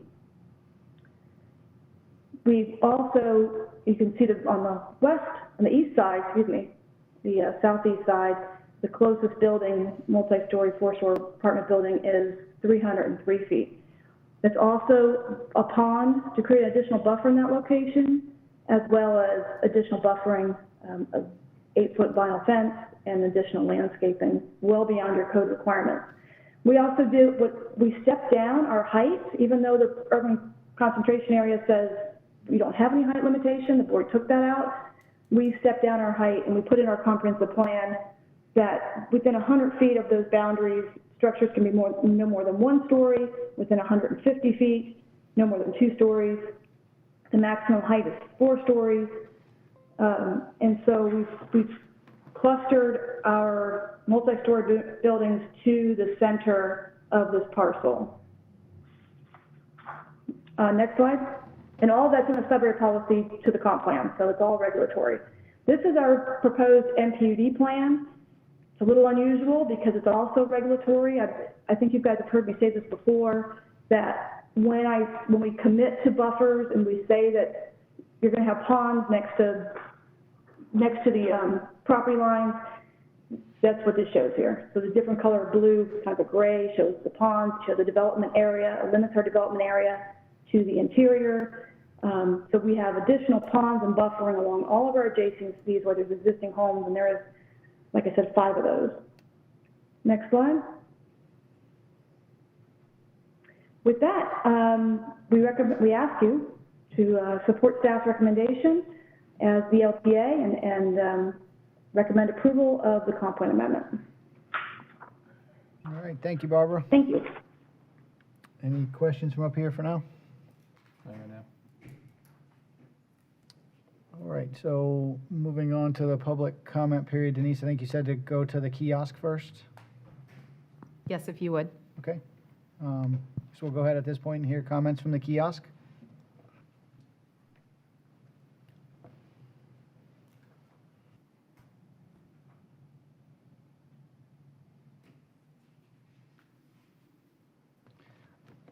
Good afternoon. That's the developer. That is, okay. The developer. Okay. Sorry. Do we have the kiosk? There we go. All right. Good afternoon. My name is Matthew Pelesi. I live at 8241 Tanglewood Drive. I'm a bordering property owner. I ask that you not approve this project. Tanglewood has an influx of traffic that the sheriff's office already has a hard time effectively controlling, especially in the times when Tanglewood, Cypress School is in and out of session. At my property, I'm not looking forward to looking out my back porch to a 4-story high-rise with absolutely no privacy protection that a 6 to 8 foot wall is going to give me from a 4-story apartment building. My neighbor is also feeling the same thing. She'll be talking soon. This is not a very good fit for our small, quiet community. 230 families on this such a small part of land is just not a fit. I wish you could see the size of the crowd here that is opposing this project. It would be nice if you could maybe step out and see everyone. And they all feel the same way that I do. Thanks for your time. All right, thank you. Next. Yes, petition, you can just ask, request that we have, something on it first. Do you have additional? No. Hi, thank you for allowing me to speak. My name is John Campanella. I live at 8300 Boyce Court, Newport Richey. I live in Highlands of Tanglewood East. I'm on lot number 5. When my wife and I decided to move into that community, we had previous health issues. And the bottom line is, we had looked in the Trinity area, and we had looked at Aristide as well. And the high tension wires that are in that area bring, more amperage voltage, whatever you want to call it. And there's been known studies where the high tension wires are above ground, that there are higher levels of cancer. So we chose to move where we were at that particular time. Now, I live in Highlands of Tanglewood East. There are 20 homes in that community. And I just kind of think, just for the moment, just on the electricity alone, that our community is slightly larger than the property in question for this amendment that's they're seeking. And with the 20 homes, take a look at the amount of, I guess, volts or amps that are traveling into that community and so on. But now, we're going to be talking about not only the commercial buildings, but we'd also be talking about the 230 apartments. Now, with that, there's certainly going to be, to my knowledge, that there'd have to be more heavier lines in order to sustain the amperage draw. So that basically concerns me, because if you look at, we have 20 homes, and there's going to be 230, say, apartments, even forgetting the commercial properties. Well, if you divide 20, which represents the homes that are in Highlands of Tanglewood East, and you try and divide that into the 230, it seems like there's like such a much higher percentage of electrical draw. Now, if the power that's going to be provided to that particular piece of land, if it's going to be above ground, that will present health issues for everybody in that immediate area. That's my first concern with the electricity. I also have concerns about water. We have two properties, number 14 and 15, where our retention wall, due to the fact of the moisture in the wetland area, it had caused the it compromised the footing for that particular wall, and those two walls on those properties did collapse. So now I'm thinking about the fact that there's going to be less drainage due to the buildings and so on that site. I understand that they planning to, lower it by shaving off a lot of the fill. Mr. Campanella, unfortunately, your time's up, Yeah. so What's, your 3 I minutes didn't is up. understand. Your 3 minutes is up. 3 minutes up. Time's up. Thank you. Thank you. Yay. It's a quick 3 minutes, guys. Okay. Okay, Commissioners, before we start the timer, I would like to submit petitions on behalf of the residents and have them filed. We need a motion to receive and How do I go file. about doing that? I don't know if she was doing her name yet. Motion to receive and file. Second. Okay, thank you. Okay. Good afternoon. My name is Ann Corona, and I live at 7615 Tanglewood Drive. I'm here to reject the plan for the comprehensive plan to amend the land use. The notion that destroying a large wooded area along with all the associated wildlife would not affect the quality of life of the residents of Tanglewood could only be considered absurd and ridiculous. The concept of a mass influx of unknown voyagers, 230 apartments worth, into our cloistered community, along with the inappropriate nature of high-rise construction in our quiet residential area, is an offensive intrusion that will not be tolerated or accepted. I use the term voyager because they have no roots, are passing through, contributing nothing to the community, not paying taxes, just using up resources. We do not want, nor do we need, retail, commercial, or any additional structures on our corner. The notion that the people would be working at Moffett is a fairy tale. My brother's a physician in New York, and unless you can roll out of bed in 30 seconds and get there, it's useless. We all understand the need for progress, however, this is not that. Coming from an urban area, I see this current trend of the rebuilding of housing projects as an ugly move backwards. Invariably, the result of high-density population is an increase in the amount and type of crime it brings. Tanglewood residents have always felt safe and secure in their peaceful community. We're a stranger walking down one of our 7 streets will not go unnoticed and likely provoke a warning call from a neighbor. Generally speaking, the most egregious crime we experience is damage to a mailbox. Crime studies by intelligence-led policing in a 2-mile radius around Tanglewood demonstrate that Tanglewood has the lowest incidence of crime in that area over the past 3 years. When compared with areas that border the apartment complex, the incidence in Tanglewood averaged 3 to 4 in the 2-month period as compared with 100 in the areas surrounding multifamily dwellings. We have crimes such as criminal mischief, while those areas experience crimes such as vehicle theft, robbery, battery, stalking, auto burglary. You get the picture. The sheriff is absolutely not happy with this project. I don't know where that notion comes from, but I have a copy of a letter from him that I received yesterday. He perceives these as virtual cities being dumped into our community, stretching county services to the max. They have a difficult time keeping up with demand. We have the most efficient sheriff's office anywhere, but even that can be overburdened and underbudgeted with sudden, unexpected high increases in population. Residents of Tanglewood have Mrs. never Corona, had. I'm sorry, your time is up. Thank you.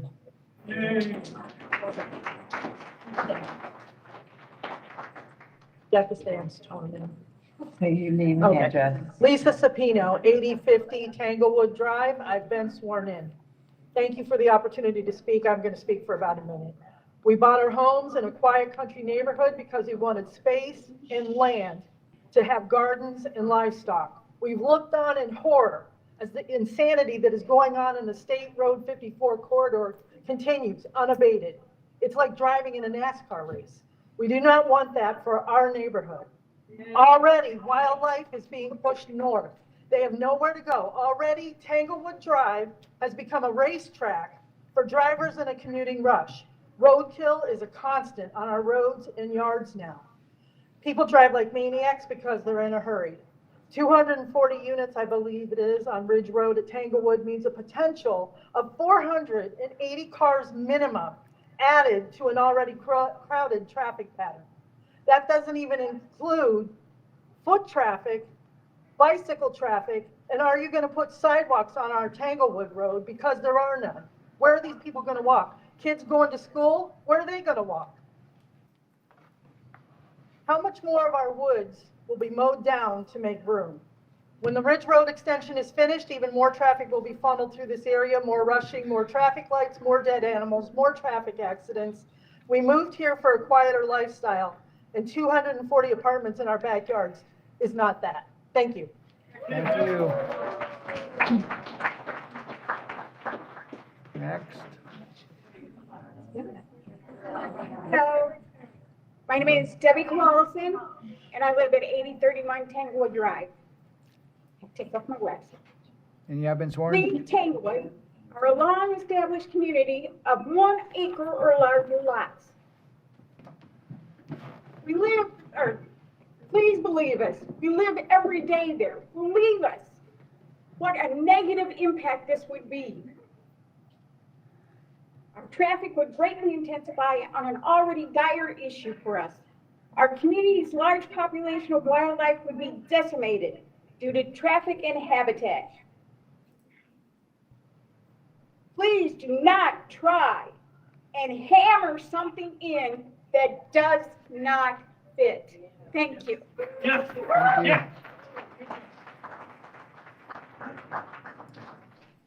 Good afternoon. My name is Pete. I live at 8841 Skymaster Drive in Hidden Lake, and I own property on Earhart Drive. I've lived in, and I've been sworn in, and I've lived in this area for 20 years.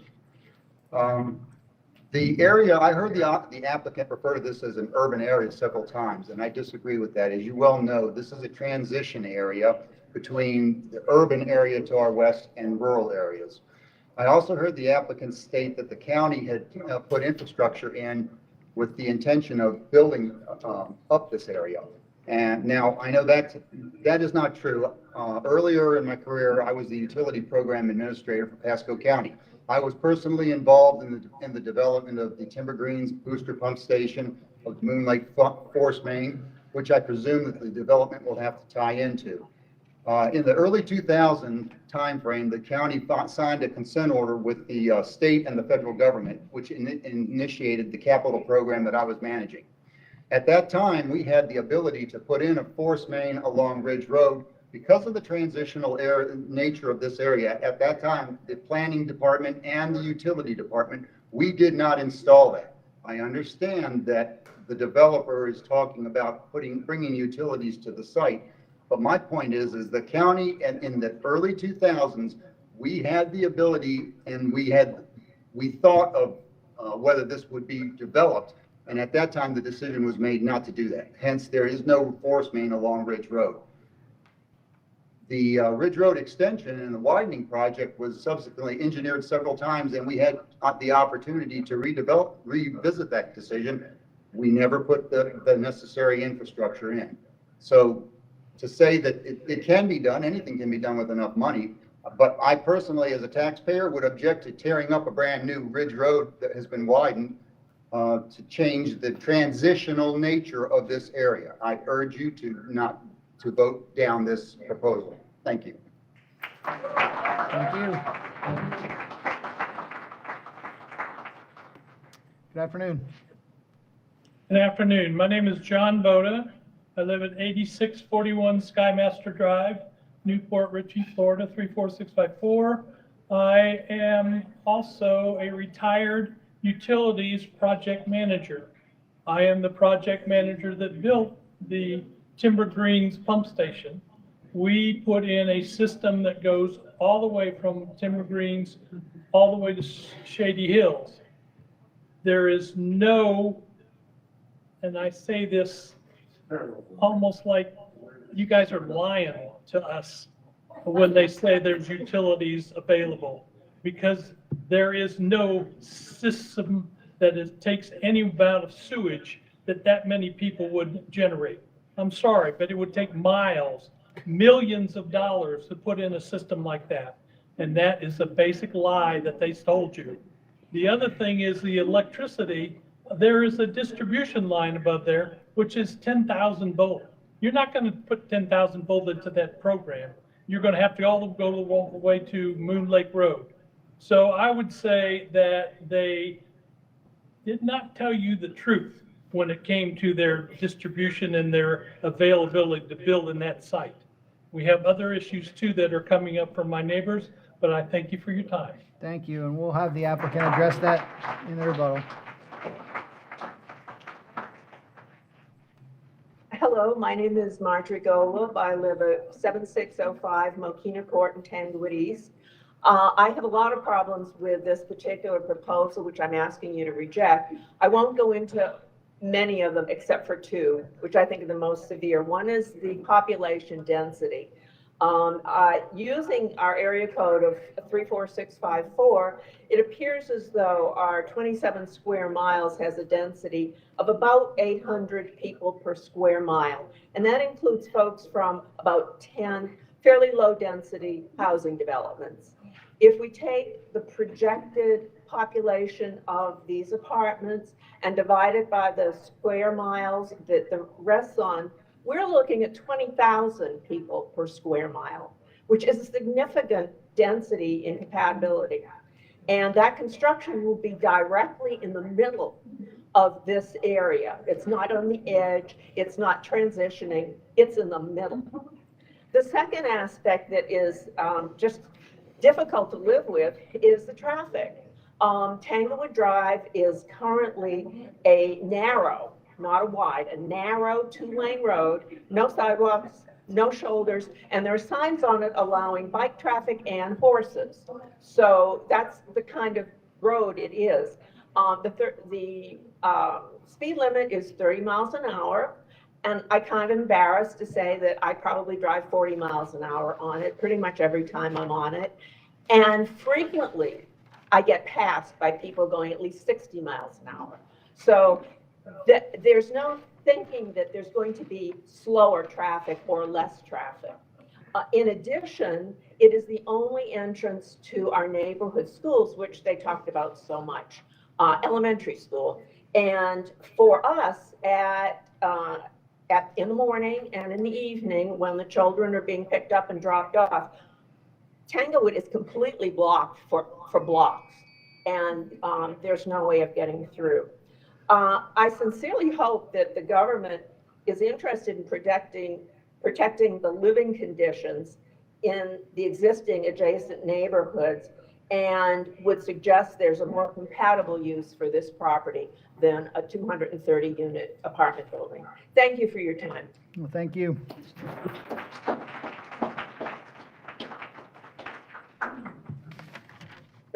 My name is Bert Gollum. I live at 7605 Mokina Court. And I am definitely opposed to this project, along with the people in Tanglewood East, Hidden Lakes, and the Highlands, for the following reasons. I've lived there for 30 years, like I say, and what we see is, as was just mentioned, is a tremendous traffic problem, which is only going to increase with 230 residents. And probably if most people have 2 cars, as is common, you're talking about 460 cars additionally in this area. Tanglewood Drive, as was mentioned, is a small road. It has no shoulders.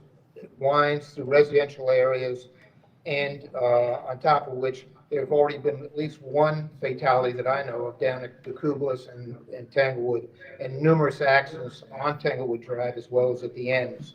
The traffic is only going to be increased, and that'll lead to people looking for shortcuts, which brings them through the center part of Tanglewood East, meaning along Tanglewood Drive, Sycamore, Delray, and another road, I can't remember, Dantel is the other road. Ridge Road itself is sometimes very busy in its own way, and trying to turn west crossing traffic could create a major problem, or they would have to take another U-turn and another further to the west or to the east of the road. The other point I'd be interested in is not, or that concerns me, is changing the zoning from estate residential to multifamily. This will definitely decrease property values in our neighborhood and bring in transient renters, which is not a good idea. I would hope that you would look into the quality of the apartments that are going to be built. Online, you find that many of the residents that are complaining about thin walls and the lack of management services. That's online, and I would think that would be of a concern to the quality we're going to see. It will not attract, by the way, medical personnel. Having been a health provider, the thing I would do is look for a single-family home if I was to move to an area. I lived in apartments for at least 10 years, and I can tell you that's not the first choice I would have. As far as college students, leave them on the college campuses. If you've ever lived in an off-site college environment, you know that that's not the best place to move or the quietest. In summary, this will not be a benefit to the residents of our area. If anything, it will only be a benefit financially to the developers and those connected to this project. Thank you. Thank you, sir. Well, the next person's coming up. I know you guys have done a good job so far, but try to keep the comments my name unique. is Joe 1 second, sir. 7811 Sycamore Drive, and I am opposed to this project. Because motor vehicle traffic that is going to increase. Enough problems now with the traffic that's on the road. I walk my dogs several times a week, and I'm just going on Tanglewood Drive. It's too dangerous. I walk on Sycamore Drive and some of the cul-de-sacs that are on that road, much safer. But with this property development, it's not going to be safe. I have a feeling it's going to be much more dangerous because of the increased traffic. I also worry a bit about the college that's down the road. They list that as a potential benefit, but I see it sometimes as students getting together and renting an apartment, several of them increasing again the capacity for the traffic that's on the road. So just a lot of negatives and not very many positives. Profit is one thing, but it shouldn't be at the detriment of the live in the neighborhood. So thank you for your time. Thank you. Yeah. And before we have the next speaker, I don't know if you guys can hear me out there, but I know you guys have done a good job. I know there's a lot of you out there to speak. If you can just try to keep the comments, we've heard a lot of comments about traffic. If If you can keep your comments unique, we know traffic is a concern for a lot of you here, so just try to keep your comments unique and some ones that we haven't already heard.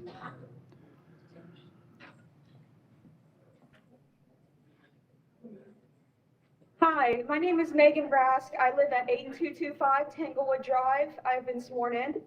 I'm here today very pregnant and over a week past my due date because that's how important this meeting is to me. It is also a bit poetic that we're here to oppose this on Earth Day. I am one of the few homeowners who will be directly affected by this proposed project because we share a property line. I have many concerns with this moving forward and strongly oppose it to go any further. The Ridge Road extension has already shown us how little it takes to damage and endanger our beautiful Florida ecosystem we are so lucky to have here. It is still being fought currently because a Florida panther was found deceased on the construction site. As someone whose property is so close to this project, I witness wildlife every day that deserves to be protected. I have personally seen bobcats, gopher tortoises, white-tailed deer, coyotes, raccoons, opossums, armadillos, and a wide variety of native birds, just to name a few. I've also heard Florida panthers communicate from that property, all of which will die in the event of a development. This is a lot of land that you just want to rip away from them, and that's a lot of animals you would be pushing out into surrounding properties around the area and busy roads that don't need to be put in risk that way. That land should be protected, but the least that I ask is that you keep it zoned estate residential. However, my only concern is not just the wildlife being uprooted and forced to move more into the residences, but the risk involved with introducing such a large apartment commercial complex to this area. You never know who's moving in, and there will be hundreds of residences living there at a time, most who have no desire to stay there long term. That much flow being on top of my house brings all kinds of risks to my growing family, from increased pets turned loose by people who won't bring them with them when they move out, to potential for criminal activity. Do they really know who they're letting sign a year lease? Is it an invitation for troublesome activities, even something as simple as teenagers feeling entitled to trespass on our properties? I moved here for my space and privacy. This part of Florida is so unique in the fact that this perfect spot has distance between neighbors, beautiful lands, and agricultural opportunities. Don't steal this from the loyal residents you already have established. Developing an apartment complex at this location is one of the worst things I can imagine happening to our property value in this community. I understand the desire to expand, but don't expand here. Thank you for your consideration. Thank you, Megan. Next. Hello, my name is Diane Ray. I live at 9053 West Lock Drive. I have been sworn in. I was planning on just coming up here and stating that I was another person that was against this project. However, a neighbor asked that I say a couple of points that he didn't get to make. He made an indication to me that this rezoning issue appears to be spot zoning. He also has made an indication to me to let you guys know that we have 35 people out in this lobby that are not intending on speaking. They are not intending on coming up in front of you today. But because of the fact that you guys have dropped the mask law, school buses have been fully loaded and the schools are open, but we are not allowed to come in there and state how we feel. We do not feel we are getting a fair chance to show how many are opposed to this issue. We really do urge you to come and see these 35 people so that they can feel represented as well. Thank you. Thank you.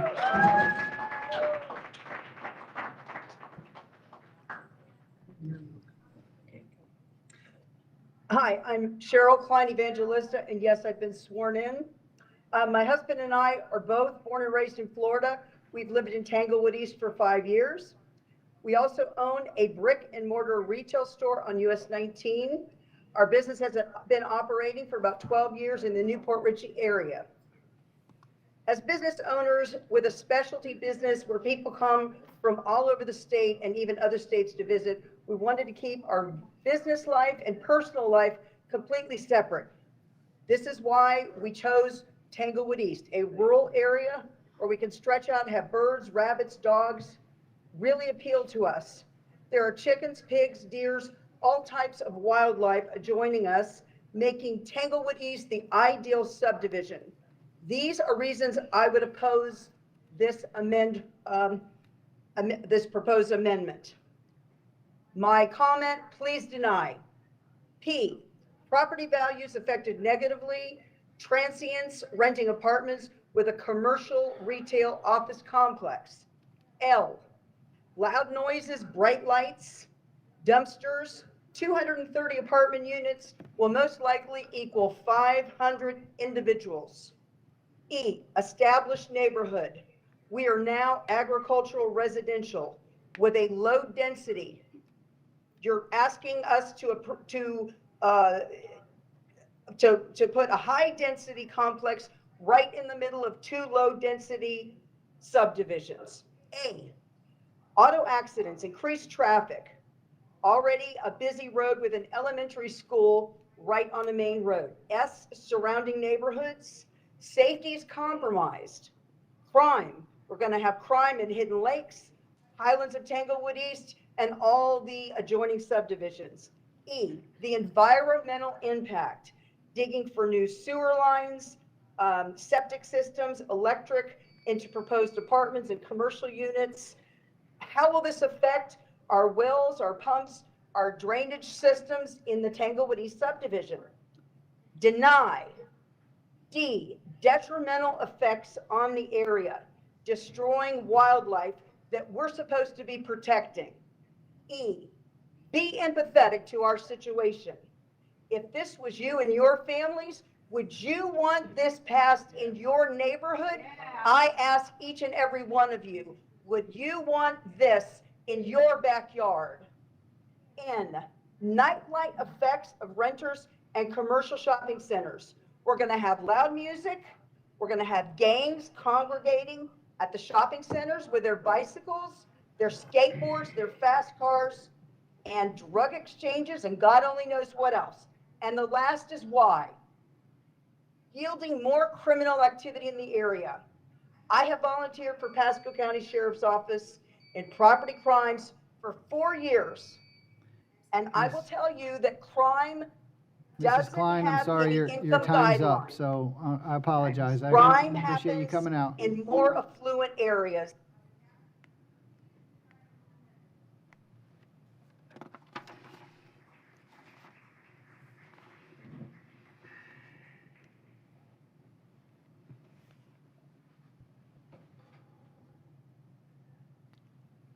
One second.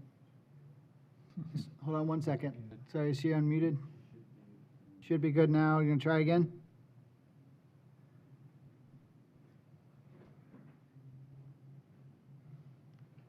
Somebody's coming out there.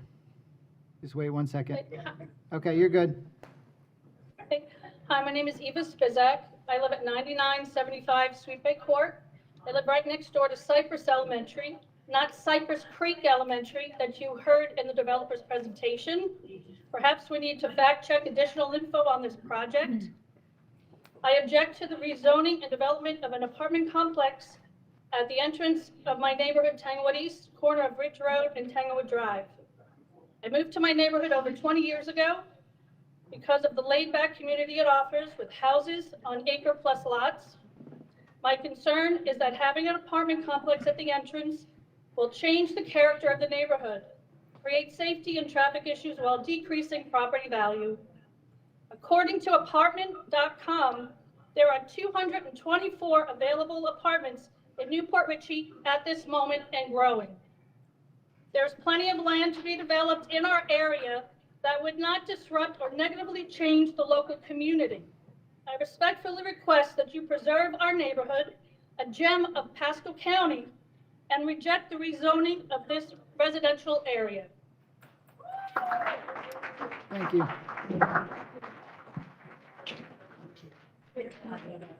My name is Paul Thatcher, and I'm here to object to this. Carl, can we have your name and address and have you been sworn? Thank you. Paul Thatcher, 9344 Dantail Drive, and I have been sworn in. Thank you. My wife and I both object to the rezoning of this property for various reasons that have already been explained, but a couple have not been.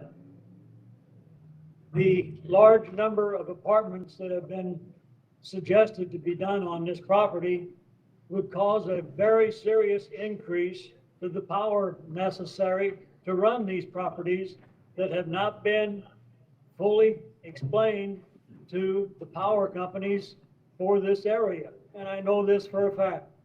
I'm a retired Boilermaker for over 50 years. The United States is very much in stress over power supply. Texas is a prime example of it. When it froze out its power supply this past winter, you're very aware of what happened out there with their windmills freezing up and their solar panels not operating. The floodwaters that are not being taken care of right here in Tanglewood East because of a zoning that was changed back in the early 2000s that changed when you folks approved a zoning change behind Lowell's that moved a canal that drained Bass Lake to Cody River, which moved water from Bass Lake into my swamp area in Tanglewood East, which now floods me out when we get a lot of rain. Guess what? You approve this in Tanglewood East again, you're going to flood me out again. Well, I hope you do not change this zoning, because it will give me all this additional water, because this is where it's going to come to, is right here in Tanglewood East. The other things are evacuation of these additional people when it comes time, when a hurricane, and they're going to come, evacuation of this area. I have seen the evacuations. I've lived here in Florida since 1989. When they tried to get out of Miami, coming up 95, bumper to bumper, all of 95 coming northbound, across Gator Alley, coming over to 75 and trying to get up it, both lanes. Can you imagine us trying to get out of here, out of Ridge, on 52 to Moon Lake, on 2-lane road? Yeah, Mr. Thatcher, my apologies, but your time is up. Thank you. Thank you. Please do not approve this. Thank you.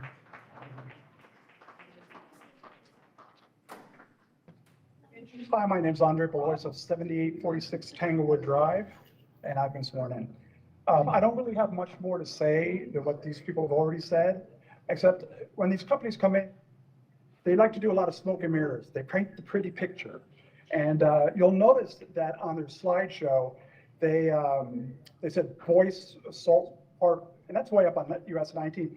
They didn't say anything about Starkey Park. And the reason they didn't say anything about Starkey Park, because to get to Starkey Park, every one of those people who live in those 250 apartment complexes would have to drive right through Tanglewood Drive to get to Starkey Park. Okay, that's it. They paint these pretty pictures, but the fact is they paint to what you want to see and not the fact. So what I want to say is just this, is that what they're trying to do is they're trying to stick 250 units in a 10,000 square foot facility smack dab into Tanglewood. It's in our neighborhood. It's between our two entrances. And I hope when you vote for this thing, you say to yourself, hey, if this was at the end of my street, I wouldn't like it. So please vote this down. Thank you.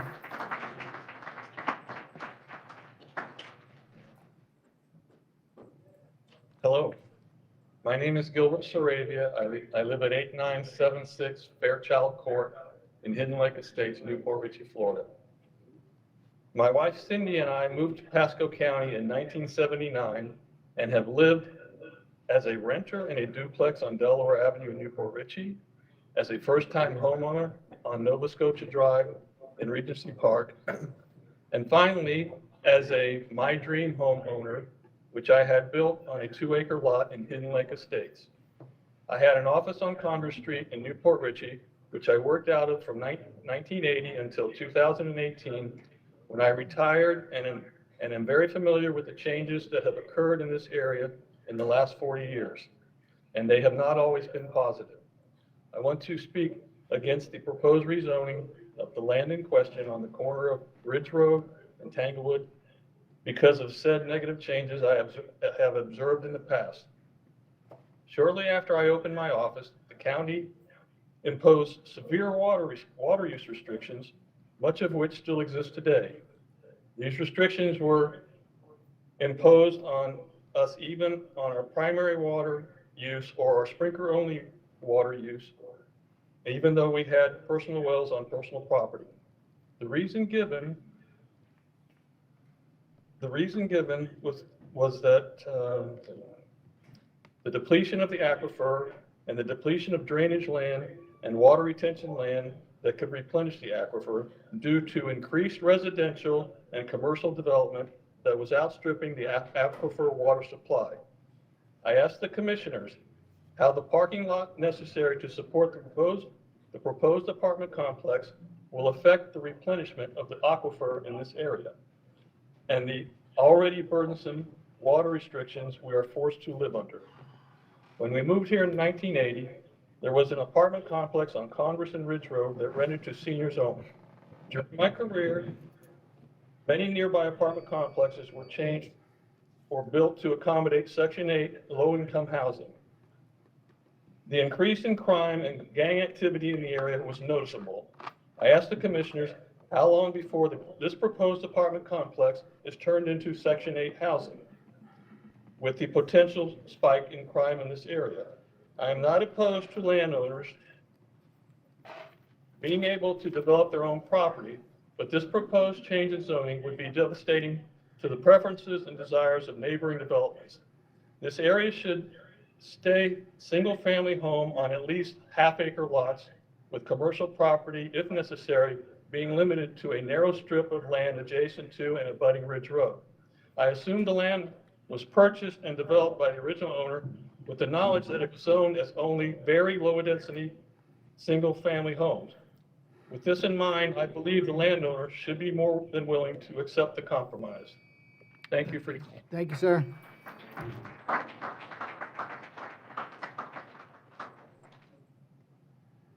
Hello, everyone. My name is Shannon Whitwer. I'm at 9936 Sweet Bay Court. It is critical to our neighborhood of Tanglewood that you listen to our words.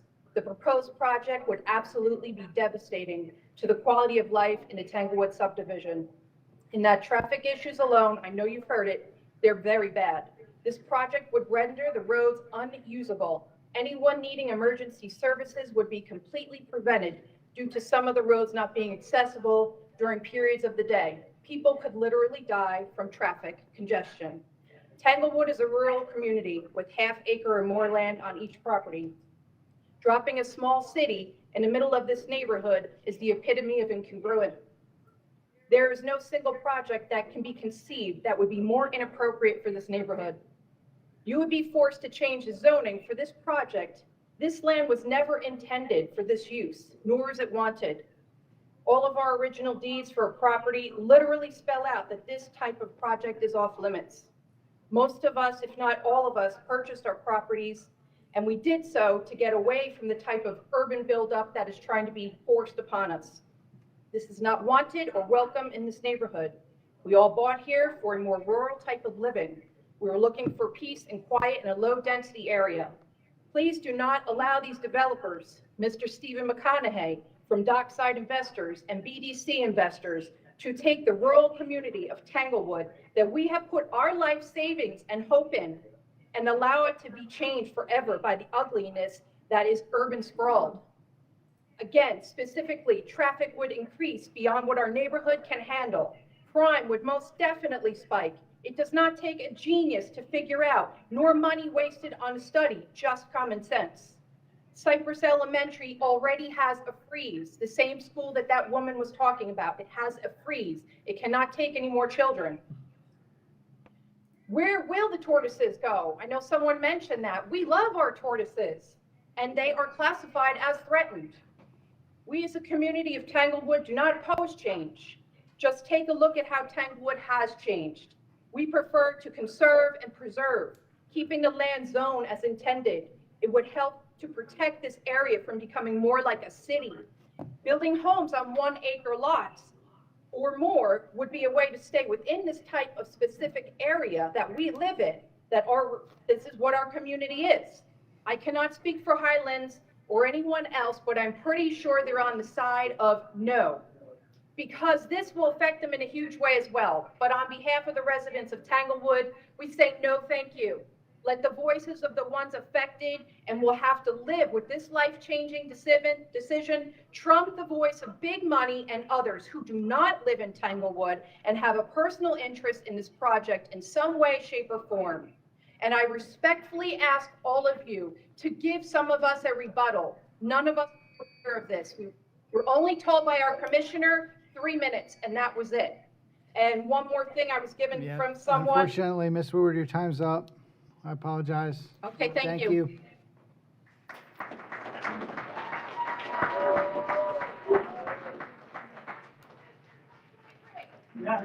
Thank you.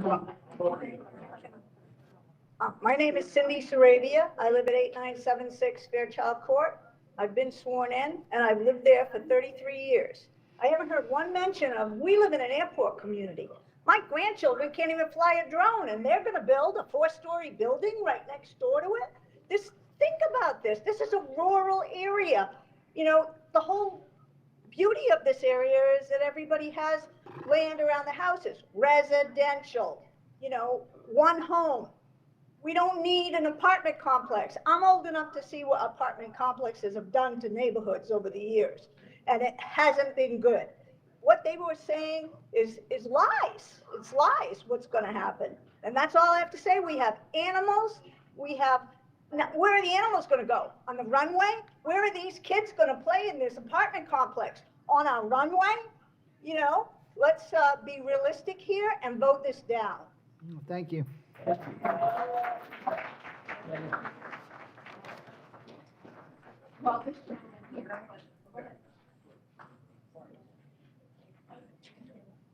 You have your.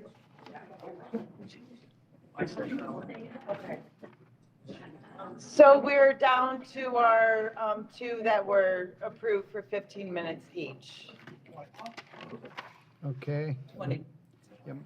Mike has 20, right? Is that right? Denise? Okay. 20, sorry. Okay, no problem. Good.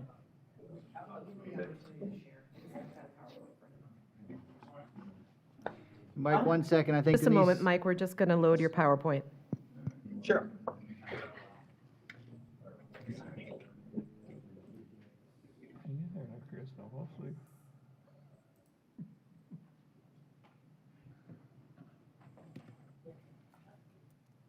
This is democracy. Go ahead when you're ready. See it, motions. Thank you. Mike LaSala, 8340 Sycamore Drive. I've been sworn in. I'd like to thank you all for letting us speak today. I'd like to show you a few slides and speak about the area and then address a few portions of the application and then conclude my comments.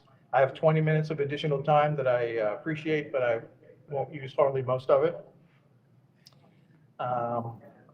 Someone did ask me in here, I must have the face, to add that there's 35 people who are not speaking, who are watching, who are opposed to it, but chose not to speak. So I guess those are the people that would be sitting in the chairs.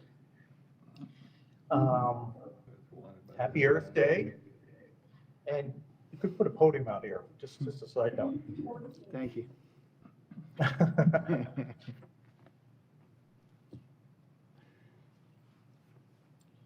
Okay, so we can go to slide 2. So the location of the proposed comprehensive plan amendment exists along the south side of a section of Ridge Road lying between Little Road and Moon Lake Road.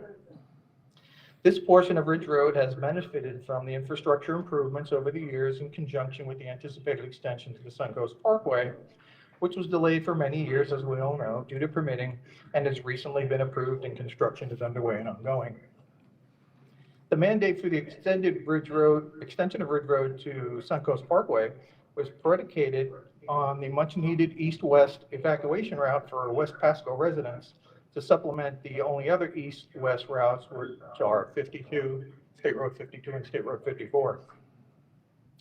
While Ridge Road has benefited from the infrastructure improvements, including 4-laning, no one should confuse it with the designated growth corridors such as the east-west 6-lane 54-56 corridor, where there are significant infrastructure improvements which continue to evolve to facilitate the expansion of the urbanized development, and as encouraged by the county's efforts to reduce or eliminate transportation fees for office, industrial, hotel, residential, and apartments.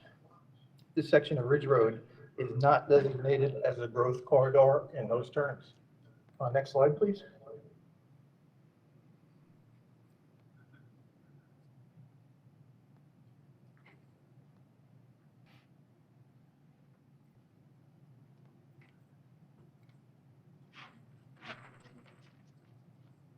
So over the years, not much has changed along this section of Ridge Road. The future land use classifications along this section, with the exception of the nodes which are located at the intersection of Ridge Road and Moon Lake Road, have largely remained as originally designated on the comprehensive plan. This is reflective of the character of the area, which is established low-density residential rural development. However, there are a variety of existing uses, most of which were approved and developed prior to the 1991 comprehensive plan. This section of Ridge provides access to a wide variety of rural residential development that is largely dependent on well and septic tanks. Next slide, please. The zoning districts in the vicinity, with the exception of the aforementioned nodes at Ridge and Moon Lake, are primarily 1-acre, single-family, detached, fee-simple homes on individual lots with well and septic, and larger master plan unit developments, multiple use developments with expansive open areas, effective transitional uses, and minimal but well-executed presence on Ridge Road. The character of this area has been cast, as evidenced by the development that has consumed virtually the entire area, save for a few undeveloped parcels. Slide 5. The subject 20-acre parcel and the 23-acre parcel adjacent to the west were once owned as a single parcel by Rancho del Cierro, the original developer of Tanglewood East. Later, the adjacent 23-acre parcel was sold off, and in the year 2000 was developed as the Highlands of Tanglewood East, a 20-lot, 1-acre, single-family detached, fee-simple development with homes on individual lots in character with the area. Next slide. In the next few slides, I'll illustrate how development along this section of Ridge Road has commenced while preserving its natural beauty through design based on the understated presence, attention to character, and mostly important scale of development in the area, and unusually good planning and design that has withstood so far being developed some 20 to 50 years ago. Next slide. So first is Tanglewood East, one of the oldest. This was first developed in 1971, and we also see that the location of the subject site at the entrance of Tanglewood Drive. Next slide. Here we see from that same intersection of Tanglewood Drive and Ridge Road looking southwest, the subject site and the approximate frontage along Ridge Road. Next slide. This is the entrance to Tanglewood East from Sycamore Drive and Ridge Road looking south. And next slide. And this is the entrance to the Highlands of Tanglewood East, again from Ridge Road looking south. Slide 11, please. This is the parcel, the Highlands of Tanglewood East, that is adjacent to the subject parcel and was developed in the character and density and scale of the area that I previously mentioned. And you can see the subject site right next to it. And here we're looking west along Ridge. Next slide. Hidden Lake subdivision is an upscale, fee simple, single-family detached residential development that features a private use airport. Next slide.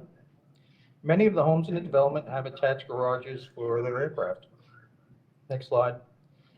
Project design, scale, and entrances are consistent with the character and scale of the development in the area. It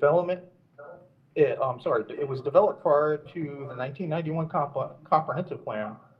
It has a future land use of RES3 and a regional zoning of R1. Next slide. River Ridge MPUD DRI is a well-planned development with multiple types of transitioning residential land uses and significant amounts of naturally wooded areas. It also allows large amounts of commercial, office, and public service uses. Next slide. The minimal exposure, design, and scale of the Ridge Road entrance is consistent with the character and scale of the area. Next slide. The area was developed prior to the 1991 comp plan. It has a future land use of RES3 and a zoning district of MPUD. And it should be noted that this project is over 1,300 acres. It has over 2,000 residential units, over 263,000 square feet of commercial, 240,000 square feet of office, and includes 90 acres of public service. Next slide, please. Other development in the area includes, got ahead of myself.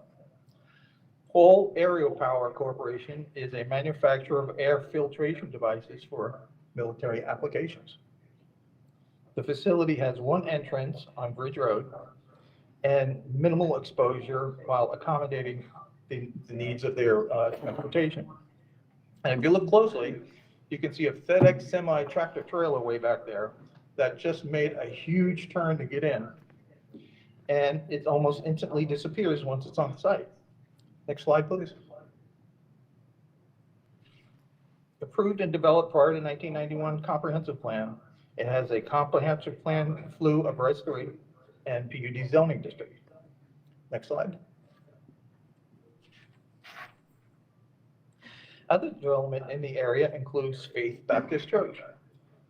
This site has been a church since at least the 1980s and is located just west of the Sycamore Ridge Road intersection. Next slide.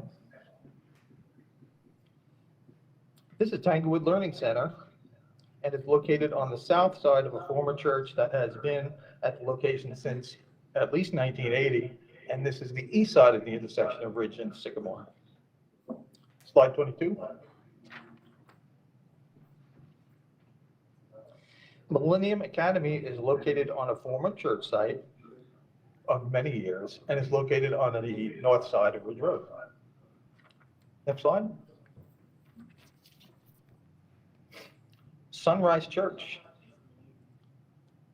Sunrise Church is on the south side of Ridge Road and has been there for a number of years. I don't know how many. Slide 24. Pasco Hernando State College is contained on their site, which has been occupied since the early 1970s, and they have maintained an unobtrusive, low-key presence along Ridge Road. Next slide.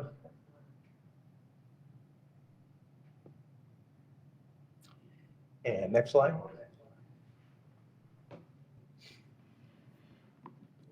So this is taken from the Pasco County Comprehensive Plan application for an amendment, question 3C1, for the applicant to respond to. Says, analyze the consistency of the proposed future land use classification with the goals, objectives, and policies of the comprehensive plan, justify the need for the requested amendment, including the appropriate data analysis to support the requested change, illustrating how the amendment is consistent with further various objections and policies of the comprehensive plan, and to justify, the justification shall include, but not be limited to, adjacent land use compatibility, public facility availability, and demonstrated need for the demand. For the purposes of this conversation today, I'm going to focus on adjacent land use compatibility. Next slide.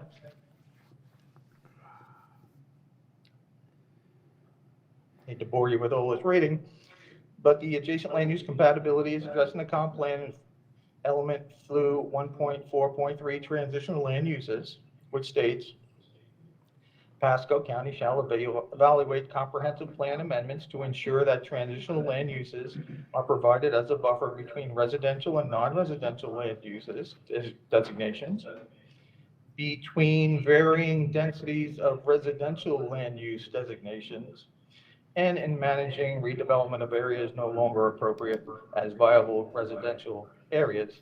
And this is done in accordance with Exhibit 2.2, appropriate land use transitions, appropriate transition land use. And that's a guideline for evaluating transitional land uses. Next slide. Now, this may be difficult to read. This lists all the comprehensive plan future land use classifications in table format to illustrate which, when put side by side, are compatible transitional uses or those that can be transitional uses, compatible transitional uses. From this table, at the intersection of Res 1 and PD land uses, which is the applicant's request, we see that it is not automatically designated as a compatible transitional land use. Next slide. So my picture is blocking, and this monitor is blocking part of this, so I need to read it off a paper.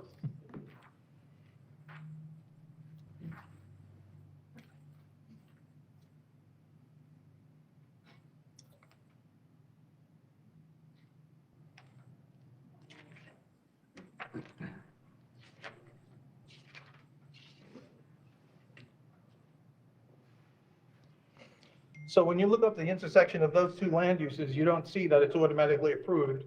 You see, you have to go to this. And it says, can be a compatible transitional use with sensitive site design, such as transitioning lot sizes, sufficient buffers, limiting building heights, architectural controls and limiting hours of operation, limiting adjacent uses to passive, unobtrusive uses, for example, no dumping, site loading, lighting, noise, odor, or hazardous materials. This may require MPUD, which the applicant's going to do, to address these issues. And then it goes on to speak about conditions that don't apply to us today. Next slide. Contrasting the proposed development with similar projects, this apartment complex is located in Starkey Ranch. Here, the apartments are along a development corridor at the major intersection of SR 54 and Gun Highway.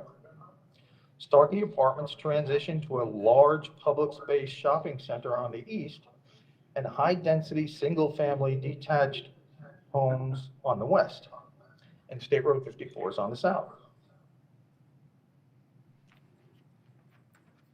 You can skip 31, please go to 32. This is the Gables apartment complex located in Port Richey, west of US 19. This development represents what can be accomplished through the innovative use and redevelopment of existing commercial uses along US 19, the US 19 corridor. Slide, please. Where countless opportunities for redevelopment of commercial to apartment complex exist. And we can see that this is Dillard's in the mall on 19, and the apartment complex is in the back as a redevelopment, which is very good. Next slide, please. This is the proposed development concept plan as part of the subject comprehensive plan amendment. When considering the sensitive site design criteria of the comprehensive plan exhibit 2.2, the applicant has not proposed any transitioning lot sizes, land use transitions, or sufficient buffers from the proposed building heights, density, intensity, or sensory intrusions of the proposed density of over 10 times the existing density on the property and the surrounding area, which cannot be mitigated on such a limited size parcel for the proposed use of PD abutting a Res 1 future land use.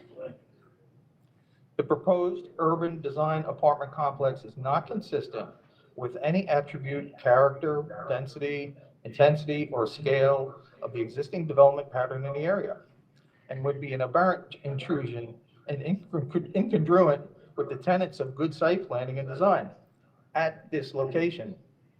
Conversely, this footprint and design may be totally appropriate in an urbanized area or area of commercial redevelopment, for example. And those opportunities are on Ridge Road, a 1.25 miles to the west of the site.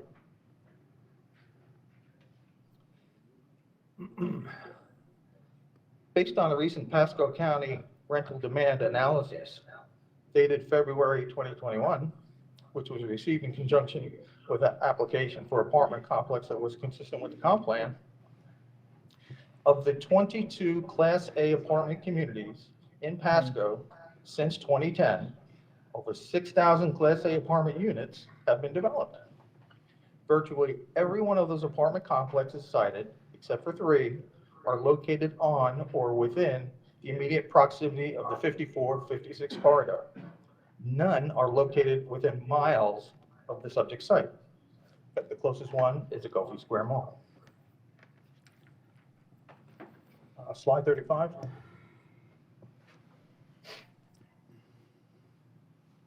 In response to the subject application for comp plan amendment question referencing transitional land use, including the exhibit 2.2 that we've talked about many times. One more minute, Mike. Play the slot machine. Yeah, there's one more minute. The applicant has given this response.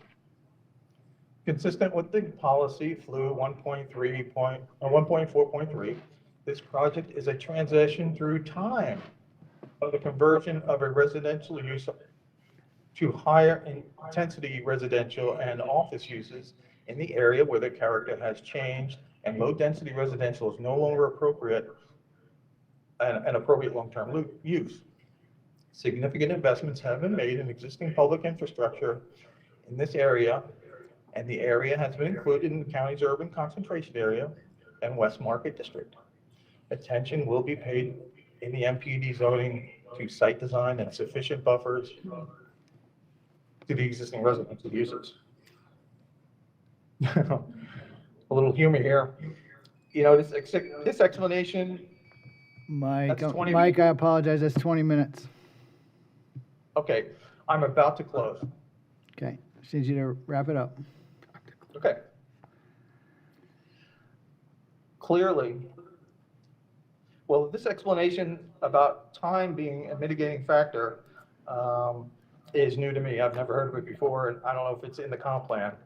However, clearly, with all due respect, the applicant does not appear to have satisfactorily answered the question and sufficiently to be deemed consistent with the comp plan. And next slide, please. Mike, I'm gonna have to cut it off. I can't, I had to One cut everybody paragraph off. is my You got about 30 seconds. Okay. Because the proposed use of an apartment complex cannot properly fit on the site due to its size and location, and is an obvious and apparent intrusion into the long-established development in the area, and cannot meet the siting requirements criteria for transitional land use, I would ask the Planning Commission to deny the applicant and request that you send that to the board. Okay. Thank you very much. Thank you.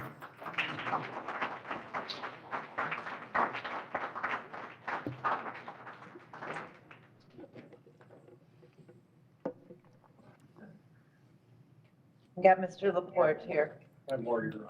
Yeah. All right. And I think this one was 15 minutes, 15 is that minutes. right? Good Yes, I'll afternoon. try not to use it all up, but you know, I'm a lawyer, I'm likely to go over. Mike, so. Mike promised that he wouldn't use hardly any of his time, so. Mr. Chairman, Commissioners, my name is Craig Laporte. I reside at 8385 Cessna Drive in Newport Richey and Hidden Lake Estates. And yes, I have been duly sworn and Thank you. accepted the oath. Let me start out, first of all, by just telling you a little bit. I'm not going to rehash everything that you've heard. What I want to share with you is that some of you know I've been a resident of Pasco County since 1972. I know your chairman was born and raised in Pasco County in Newport Richey, and I've seen the incredible growth over the past 49 years in this community. Some of it great, some of it not so great, some of it frankly terrible. But the one thing that has been a constant is that the areas around Bass Lake, Tanglewood East, Hidden Lake Estates, Highlands, Golden Acres, it has always been zoned residential, low density, either one acre homes or half acre homes. And the half acre homes only came up when Mike Boyce agreed to the zoning request on the Highlands. We have seen rapid growth everywhere around us, and this Planning Commission is aware of the fact that there has been Water's Edge grown up, River Ridge has developed, but again, they were in a municipal planning division. They are saying consistent with the nature of the residences in the area where the developers plan to put this apartment complex. So I'm actually here to talk to you, and I'm going to be closing, so thank you for staying awake this long. I'm here on behalf of two things. Number one, myself, and number two, I'm here on behalf of Hidden Lake Airport and the governing board of Hidden Lake Airport. So I want to talk about Hidden Lake Airport because that's something that has not been discussed very much tonight. Hidden Lake Airport was developed in 1971 as an aviation community. Many of you know it. Again, it's Res 1 and Res 3 housing. Everybody out there has got an acre or more of property. The airport is a private use airport, and that is very important for you because contrary to what I understand that the developer and the developer's agent have told you, having FAA approval for this project, that's not possible. They may have FAA approval, but the FAA will not come out and do a site plan look at the safety of a private airport unless it is a private airport of public use, which we are not. So the FAA approval that has been referenced to you simply says that a 4-story apartment building on Ridge Road is not going to affect the traffic patterns for Tampa International Airport, St. Pete Clearwater Airport, Clearwater Executive Airport, and Brooksville Airport, Zephyr Hills Airport, and to some extent Pilot Country because it's a private public use airport. No one's suggesting that a Boeing 777 is going to be flying at 500 or 600 feet over this apartment complex.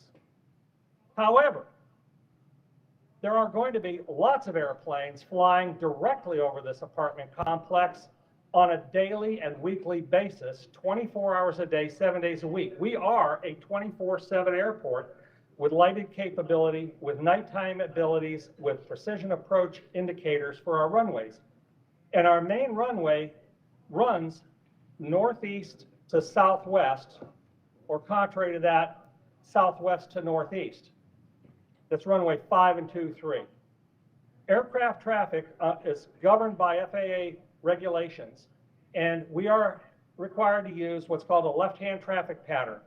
That means that aircraft coming in and out of Hidden Lake Airport, as they're coming into Hidden Lake Airport, if they're going to use the northeast runway, they're going to establish a parallel course to the runway with the runway on the left, and they are going to be at 1,000 feet as they enter the traffic pattern up around Hidden Lake. They are then going to be descending, and the turning point to turn from downwind to base leg is guess where? Right over this new planned development. You're going to have aircraft flying slow, low, and in a landing approach corridor, which is one of the most dangerous times for a pilot and crew, and candidly for the people beneath it.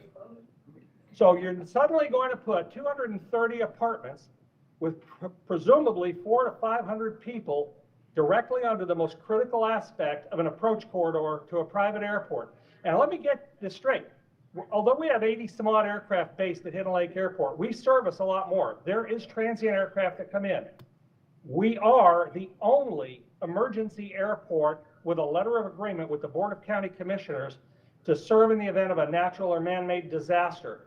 We have agreements in place that will allow the National Guard, the Coast Guard, federal emergency management personnel, and volunteers to come in to that airport in the event of an emergency. We also fly somewhere between 40 to 60 kids on Saturday mornings in a program called Young Eagles that provides an opportunity for young people to learn about aviation and see if they're interested in that career. We fly those about 8 times a year in the spring and in the fall. That starts out at 8 o'clock on Saturday mornings. Now, we've been very good neighbors, I believe, with Tanglewood and with Highlands. We've been good neighbors with Water's Edge. We do everything we can to keep our noise problems down. But remember, we're coming in over a very rural area. The houses are spread apart. You put 230 apartments directly under the landing corridor for this airport, I guarantee you your county commissioners are going to get noise complaints on a regular basis, regardless of whether they sign something that says they understand they live near an airport. They did that in Clearwater for many years. People had to sign agreements when they bought property saying they lived in an area of an airport. And guess what? It did nothing to minimize the noise complaints. If anything, it exacerbated it. So you're going to have noise problems. You're going to have safety issues. If an airplane taking off out of Hidden Lake Airport has an emergency, that area over there is one where they could possibly safely set down, or even if it was low density housing, find a street and avoid a house. But if they end up having to go in and strike an apartment complex with 400 or 500 people in it, the casualties could be very, very substantial. So there's a significant safety issue that you need to give consideration to, and which very frankly, the developer has minimized by saying, oh, well, we have FAA approval. Go look at the FAA approval, call the FAA. You're gonna find out, yeah, it has nothing to do with Hidden Lake Airport. It has to do with overflying traffic. So we have very serious concerns. I'm on the board of directors of the governing board for Hidden Lake Airport. Yesterday, we passed a resolution in opposition to this. I have the original with me and copies for each of the commissioners, which I would like to, at this point, to introduce into the record and have you review that, with your permission. Okay. And then I'm going to go. Move to receive and file. Okay, motion to receive and file. Second. Seconded. Thank you. Thank you. With all due respect to Mr. Conahay, he lived in St. Petersburg in 1969. I moved to Pasco County in 1972. There's a hell of a difference between St. Petersburg and Pasco County. When I bought in Hidden Lake Estates, I moved from Trinity for a very good reason. I don't think I have to tell you what it is. I got sick and tired of the traffic and the apartments going up everywhere. Moved out here partly because this area is deemed residential, one, and it's rural. Now, Ms. Wilhite, who I have utmost respect for as a former county attorney and for a land use planner, is the mouthpiece for this developer, and she's doing everything she can to promote this plan. But she keeps talking about that this will prevent urban sprawls, that's part of the consideration. Urban sprawl is when a subdivision, a rural area, moves out of its area and continues to spread into areas where it didn't belong. The property that they're asking to change into a high-density rural piece of property on a very small parcel of land is not urban sprawl. That is urban sprawl in itself, but the property is zoned residential. It hasn't changed in 30 some odd years. And you know, something else that was an interesting point is the land use plan was amended in 2010. The residential property did not change. The R1 designations did not change. They changed the market use for places like Water's Edge, River Ridge, but it did not change. And in 2010, you all know, and I know, and everybody in this room knows, that the Ridge Road expansion had been long planned for at least 10 or 12 years before that. So the county had every opportunity to change that zoning at that time if it was thinking that the Ridge Road extension was changing the dynamics of this area. They didn't do it. The Moffitt Cancer Center is a non-starter. Yeah, we hope that they put a facility out at the bypass, but you know what? There's plenty of apartments in high density, 4 miles south of that on 54 corridor. There's plenty of housing up on north of it by about 5 miles on State Road 52. There has been no demonstrated need for high intensity housing on Ridge Road. Zero.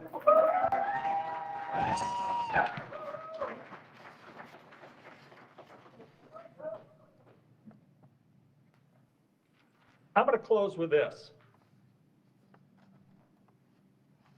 I wish Tunnels to Towers had come over here and bought this piece of land. I don't think anybody would oppose 3 houses on an acre for our veterans and our fallen heroes, and it would still be consistent with the land use plan that we have.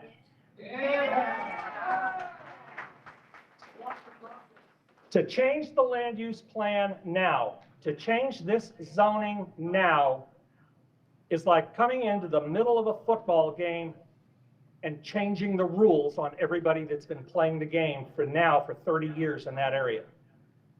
I highly respect you, but I request that you deny this application and that you deny it unanimously and send a message to this developer who, by the way, in my humble opinion, is not doing this as a service to Pasco County. This is the greed of a developer looking for the quick buck. Thank you. Thank you, Mr. Laporte. Is there anybody else out there that wants to speak? Okay, hearing none. Denise, I think you indicated you had some emails. Yes, Mr. Chair, I do have some items to be read into record, but I do want to mention before I start reading it that one of the items was from Ms. Cheryl Klein Evangelista, and she actually spoke at the kiosk, so I will not be reading her item because she read exactly what is on the sheet of paper at the kiosk. Okay, thank you. First item is Bill Plattenberg, 8354 Boyce Court, Newport Richey, Florida, 34654, regarding agenda item number CPAL 2015. The following information is to be read out loud. Spot zoning is illegal in Florida. Spot zoning, or as it is sometimes called, piecemeal zoning, may be regarded as the enemy of zoning. It runs in direct opposition to the purposes of zoning, namely, it is not according to a comprehensive plan, nor within the spirit and intent of the zoning ordinance that the same should be enacted to serve the public health, safety, and general welfare of the community. It is in disregard of the rights of others similarly situated or the effect which spot zoning or piecemeal zoning has on surrounding property in a context-sensitive manner in the district or upon the future orderly development of the municipality as a whole. Generally speaking, spot zoning or piecemeal zoning is a result of effort on the part of some individual owner to benefit himself at the expense of the general public and without regard for a unified plan.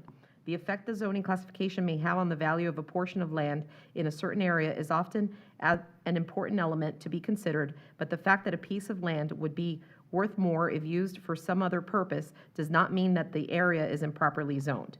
An owner of vacant lots in the center of a large section devoted to single-family homes could not justify that he should be allowed to establish commercial office space and apartments upon such lots by showing the value for such business purposes would be more than what when used for a purpose like that of other property in the area.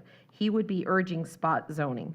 Value can only become an element when the zoning regulation works a discrimination against the owner of property by denying him the right to a reasonable use of his property as compared with the use enjoyed by others of surrounding property.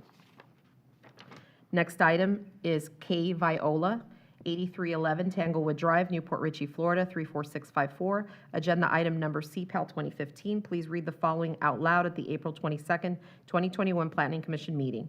The subject property of CPAL 2015 is located at the southwest corner of Ridge Road, a county-maintained 68-foot wide 4-lane paved arterial roadway, and Tanglewood Drive, a county-maintained 20-foot wide 2-lane paved residential roadway with no sidewalk. The proposed comprehensive plan amendment must take into consideration how changing the volume to capacity ratio of Tanglewood Drive will impact the health and safety of the residents of this neighborhood and the bicycle riders and walkers attending Cypress Elementary School. An increased volume of traffic already exists on this residential roadway due to students who are bus riders or car riders, and is compounded by people who use this roadway as a cut-through between Decubolis and Ridge. Personally, I would like to see this land developed for single-family homes in keeping with the rural density residential district it is located in. Following item is Carrie Lynch, 8238 Boyce Court, Newport Richey, Florida 34654. Agenda item CPAL 2015. Please read the following out loud. According to Objective FLU 1.1, Principles for Growth Management, the objective for growth management is to pursue a vision for the future growth and development of the county that both preserves and enhances the quality of its communities. This vision relies upon a solid foundation for future planning, which is reflected in its adopted future land use map. The future land use map 2-15, specifically sheet 10, Township 25, Range 16 East, shows the location of land parcel 25-25-16-0010-03400-0000 within a Res 1 classification. The land parcel is surrounded by established rural density neighborhoods that conform to R1 zoning standards. The goal to enhance and preserve the quality of these communities can only be realized by adhering to the Res 1 classification and R1 zoning standards that dictate development in a manner consistent with surrounding properties. The proposed amendment should not be recommended because it is inconsistent with the comprehensive plan as reflected in future land use map. The future land use classification should remain Res 1, and the property should be developed for single-family dwellings on individual lots. Next item is Paul Lynch, 8238 Boyce Court, Newport Richey, Florida 34654. Agenda item CPAL 2015. Please read all of the following out loud. The comprehensive plan describes each land use category's intended purpose and character and defines allowable densities and intensities of development. The applicant's proposed amendment to the comprehensive plan should not be permitted pursuant to conditions set forth in policy Future Land Use 1.6.2, location of commercial development of the Pasco County Comprehensive Plan as it is located at the intersection of one arterial road and one residential road. Policy states location shall be limited to areas adjacent to existing collector and arterial roadway intersections. The proposed use of 10,000 square feet of commercial office space and up to 230 apartments is not consistent with the character of the area, as it is adjacent to Tanglewood East residential neighborhood and Highlands of Tanglewood East residential neighborhood. The proposed amendment is not supported by policy Future Land Use 1.6.2 because the subject property is located at the southwest corner of Ridge Road and Tanglewood Drive, which are both existing collectors. The proposed amendment does not detract from or limit any nearby TC Town Center or other commercially designated areas. However, it does not align with existing residential uses to the north, south, east, and west of the subject property and adds strip commercial to the area as the subject site is adjacent to existing residential uses. This is the last one. Sally Laurenti, 9606 Paver Court, Newport Richey, Florida 34654. Agenda item CPAL 2015. Please read the following out loud. Pasco County's comprehensive plan describes each land use category's intended purpose and character and defines allowable densities and intensities of development. Under Florida law, all comprehensive plans must have a future land use map, and all land use regulations and capital improvements must be consistent with that future land use map. The comprehensive plan of unincorporated Pasco County Future Land Use Map Township 25, Range 16 East, Sheet 10, clearly indicates the future land use classification for parcel number 25-25-16-0010-03400-0000 is Res 1, rural density residential. What is the motivation behind this proposed amendment? According to Florida law, all land use regulations and capital improvements must be consistent with the existing future land use map. If the county's comprehensive plan can be amended to fulfill each landowner's wish, why have a comprehensive plan at all? I believe the petitioner can find a reasonable use for his land within the Land Development Code, Chapter 500 Zoning Standards, Section 514, Rural Density Residential District. A residential use of this land that is consistent with the surrounding properties would be for the construction of single-family detached dwellings on individual lots.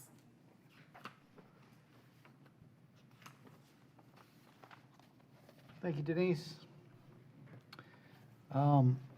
Any other comment from up here, or I guess, Barbara, do you want to go ahead and do your rebuttal now? Sure. How much time do we have left? You have 18 minutes left. 18? Yep, 18 minutes. Okay. Thank you. I'm going to start with Steve Henry to talk about some of the traffic concerns and facts that he is aware of. Sure. Steve Henry, Lincoln Associates, 5023 West Laurel, Tampa 33607, and I have been sworn.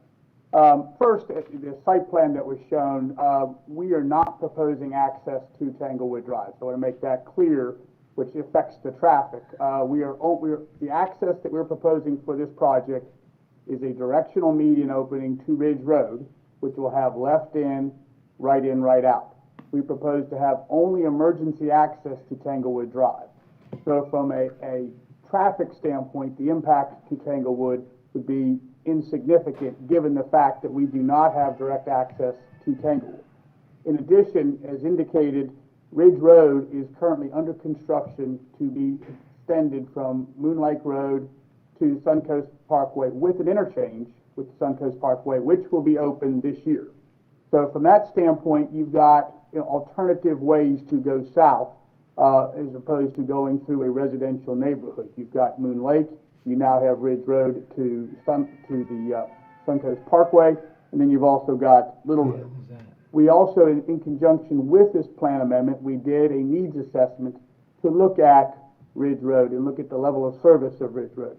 And with this project in 2045 volumes, Ridge Road will operate at a 0.7 FAR, or excuse me, 0.7 BC ratio, which means that it's operating at acceptable level of service with the 2045 volumes.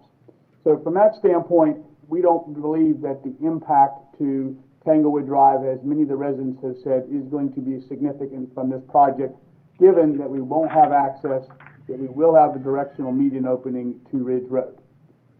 That concludes my remarks, unless you've got any specific questions on traffic. Okay, you guys have any traffic-related questions?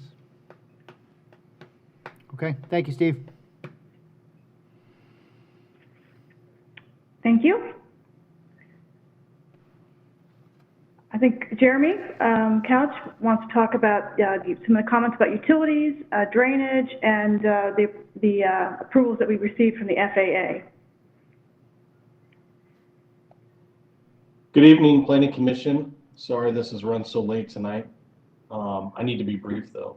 In 2020, our team had multiple meetings with Mike Carballa and multiple Pasco County utility staff to talk about water and wastewater capacity. At that time, we did discuss different options for connection, and they informed us that there were no capacity issues in the system.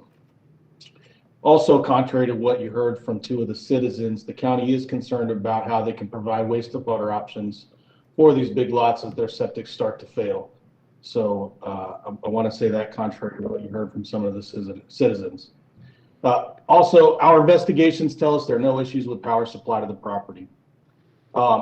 Many of the surrounding properties were constructed without adequate stormwater infrastructure. They were constructed at a time when infrastructure was not required like it is now.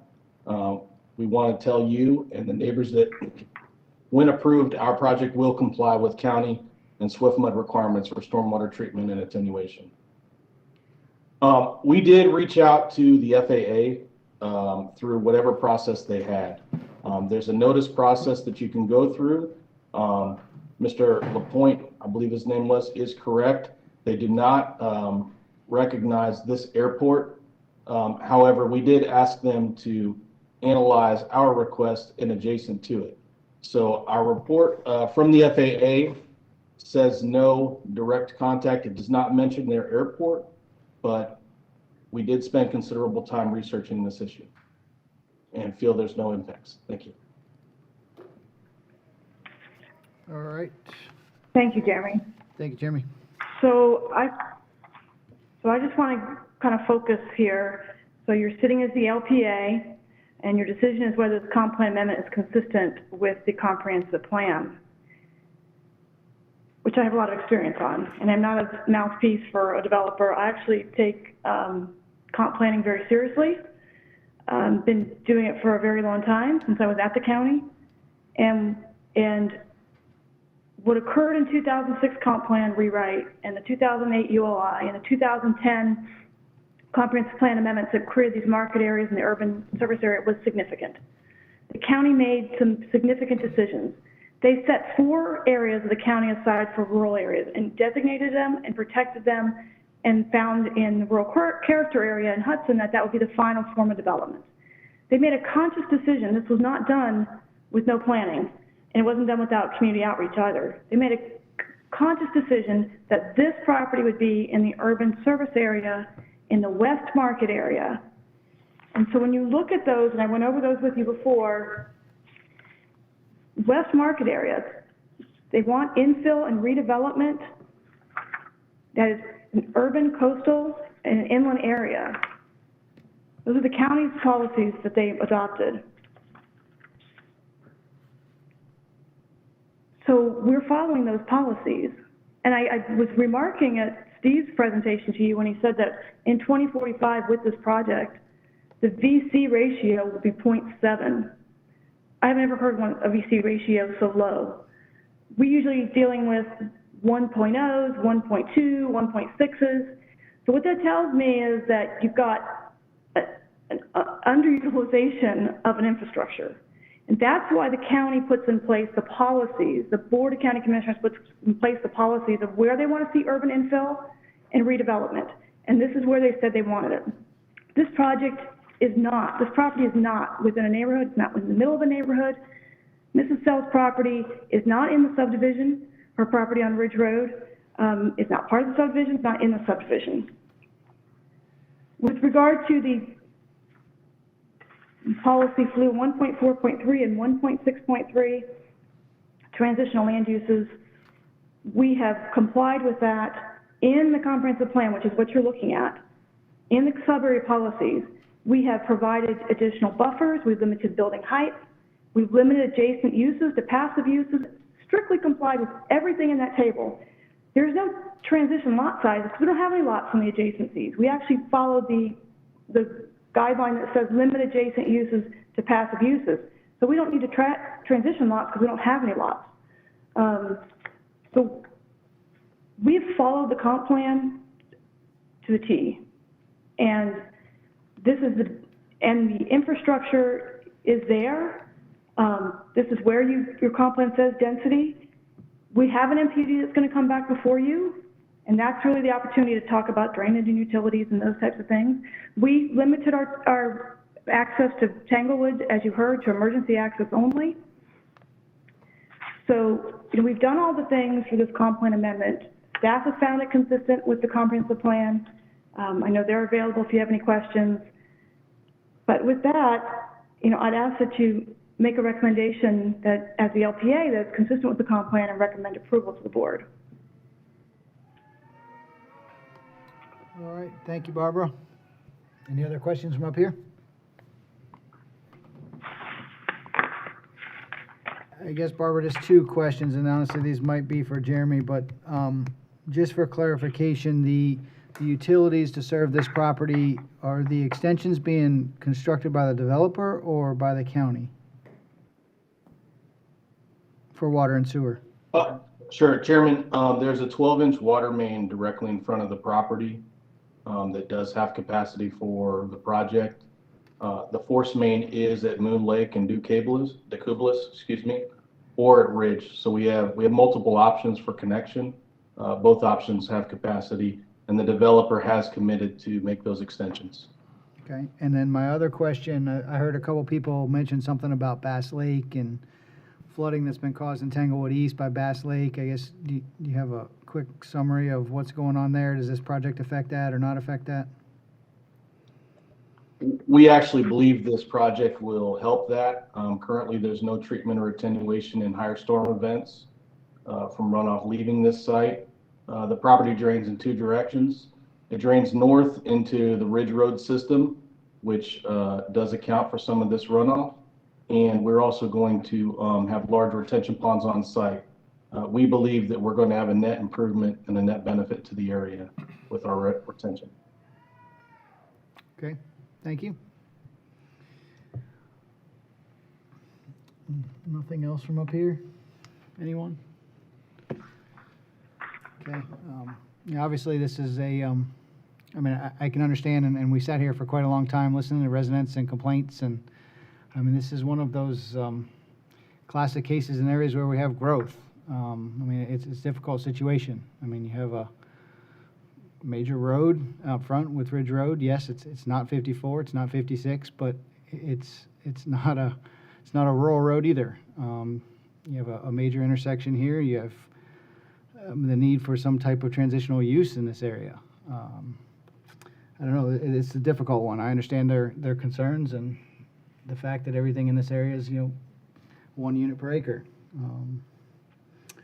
But that's, it's difficult. I said at some point I need to get a motion from somebody. I'll make the motion to deny this request. Okay, a motion for denial by Mr. Hansel. Is there a second? I'll second. Seconded by Chris Williams. Any other discussion? My biggest concern was, and again, don't really have all the facts, is, first of all, is that airport issue really bothers me a lot. I think it's not as if an airplane can't fall from the sky. We know it has happened, and it has caused damage, even death. But having an airport that close to this particular project really weighs on me the most. So that's, I think Ms. Whitley did a fantastic job. In fact, when I first saw the picture of this facility here, I thought, that's beautiful. I'm not in favor of the apartments, I want to go on record about that too. But she did, this was it truly looked like a resort. I thought, this is fantastic for that part of area of town, but then this airport issue really has gotten to me, so that's where I stand on it. So that's. And for me, I mean, I agree. I think it looks great, but I just struggle with the compatibility issue with I mean, if it was a denser area, I'd be for it. But, I mean, yes, it's on a main road, but you got estate residential all around it. Sure. Yeah, I agree with what Chris said. I think, compatibility issue is definitely, I appreciate what Barb and her team have done with, with the site plan and the like. I think they've done a great job with that, but it's just the fact that compatibility button up to ER1 lots, it's not a compatible use. I understand. Just the danger, and I obviously have this with any undeveloped parcel. You always have the danger of what's coming next. I think a lot of thought's been given to the apartment complex, the layout. There was some concessions that were included in this amendment that, limited the height adjacent to the neighborhoods. They centralized and had all their 4-story units in the middle of their parcel. So they did make a lot of concessions along the way. So it's just, you just get to walking on a slippery slope. So that being said, motion and a second. All in favor? Aye. Aye. Opposed? Nay. Motion carries 3-1. All right, with that, I will hand the gavel back. Can I vote now?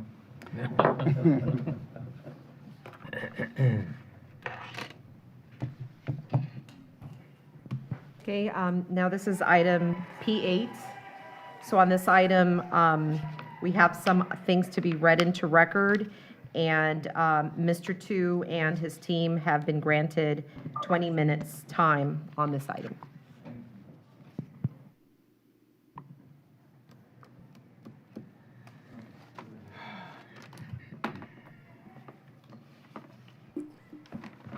Mr. Chairman, would there be an opportunity for a 5-minute break?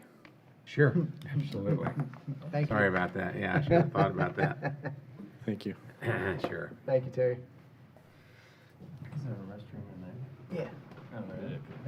that way, that's for sure. Denise. Oh, wow, look at that. Yeah, she's got the key, all right, the real key. The troll under the bridge gets paid.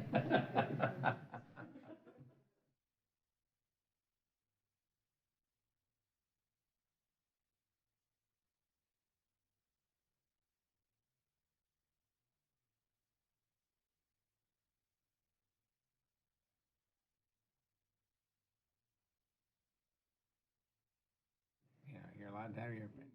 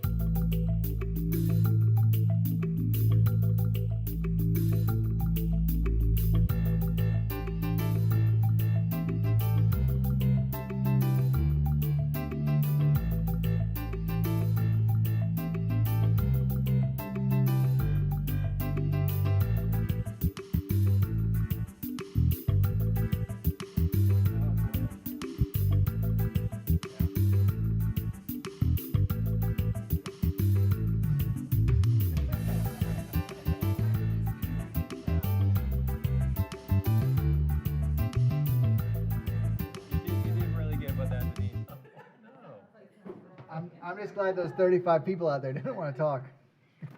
Yeah, right. I thought they were gonna come through the door there for a while, so. Yeah. That always annoys me when they're out there yelling and stuff. Oh, yeah. You know, it's like, Yeah, we've got Bill so Cronin, crude. we've got, Yeah, Sheriff's Yeah. Office is speaking, we've Maybe a got little bit more professional on the whole thing, so. a couple of other people out there as well. Like gang Yes. mentality, you know, it's just. And then I Yeah. have 3 items to read into record on this one.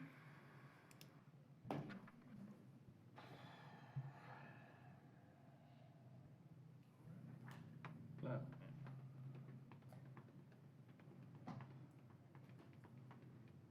Well, you see Barbara Tosh, she did a fantastic job. I did that like 3 times in one day, and I went around, I asked a screwdriver, and I unscrewed the drawer, and I put it, it's still sitting on the side of my desk. Leaving it open as well. Yeah, John. Yes, I did. Well, we'll have to tell me we haven't started yet, because we need the presenter to be here. Yeah, that's right. Yeah. And the presenters. Yeah. I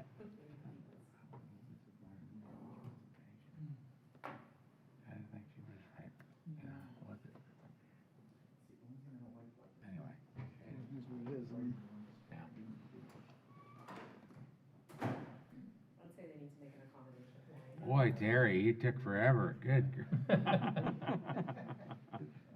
didn't realize you were stepping up to present right now. And then turn the microphones back on. Test, test. Yeah. I'm gonna go back to my hiding place. Okay, Brad, be that way.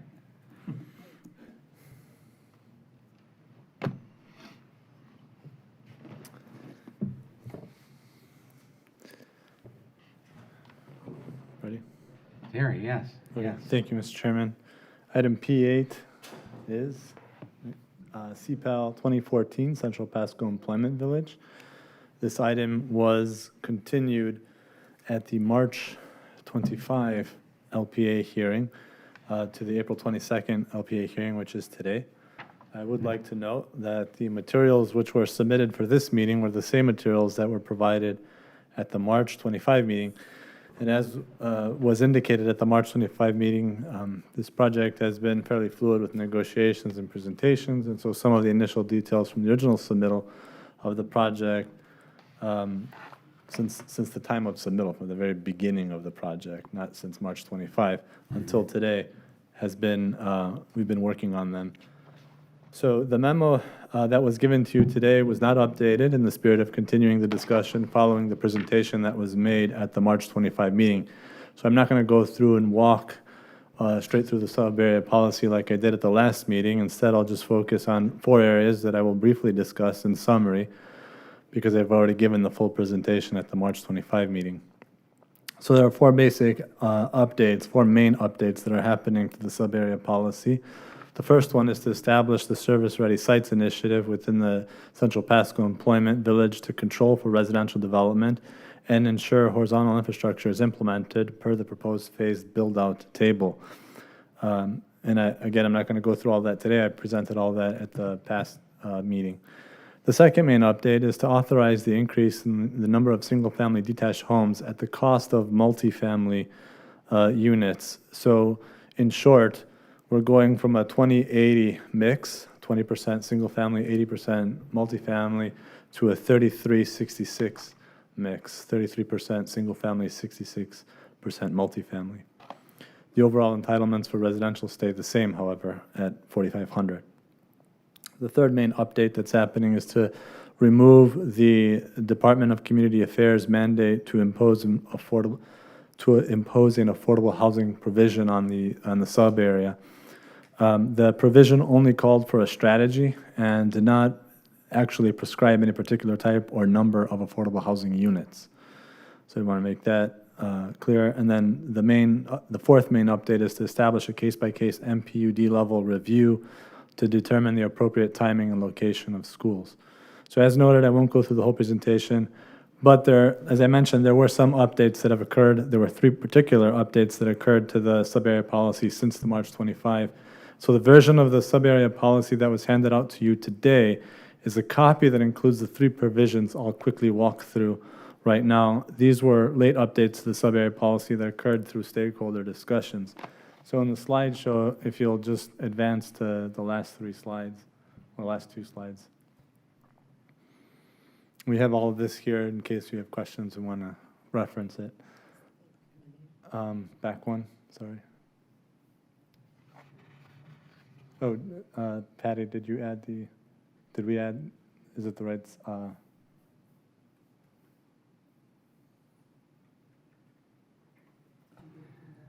yeah.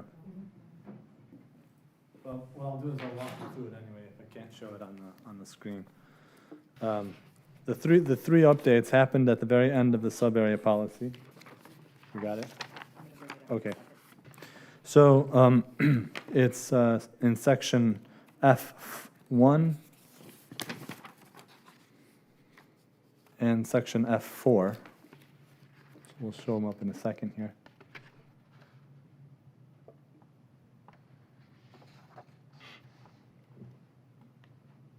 There we are. So in section F1, in section F, we're talking about service-ready sites and what the MPUDs need to establish within the CPEV planning area. And the first bullet in F1, we mentioned that these were imported out of the Connected City Comprehensive Plan and imported into the, exported from Connected City and imported into CPEV. A late arrival to this provision is what I've underlined on the screen there. It says, however, a mix shall not be mandated for sites dedicated to target business, corporate business park, light manufacturing, which may be developed as a single use. And that makes sense, since the corporate business or the target industry would generally encompass the entire service-ready site. That's why you're setting them up.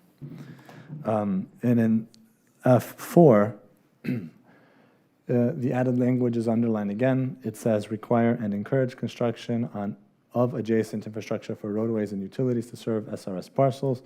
For target business, corporate business, park, light manufacturing, this may include county and or state economic incentives to promote employment generating uses.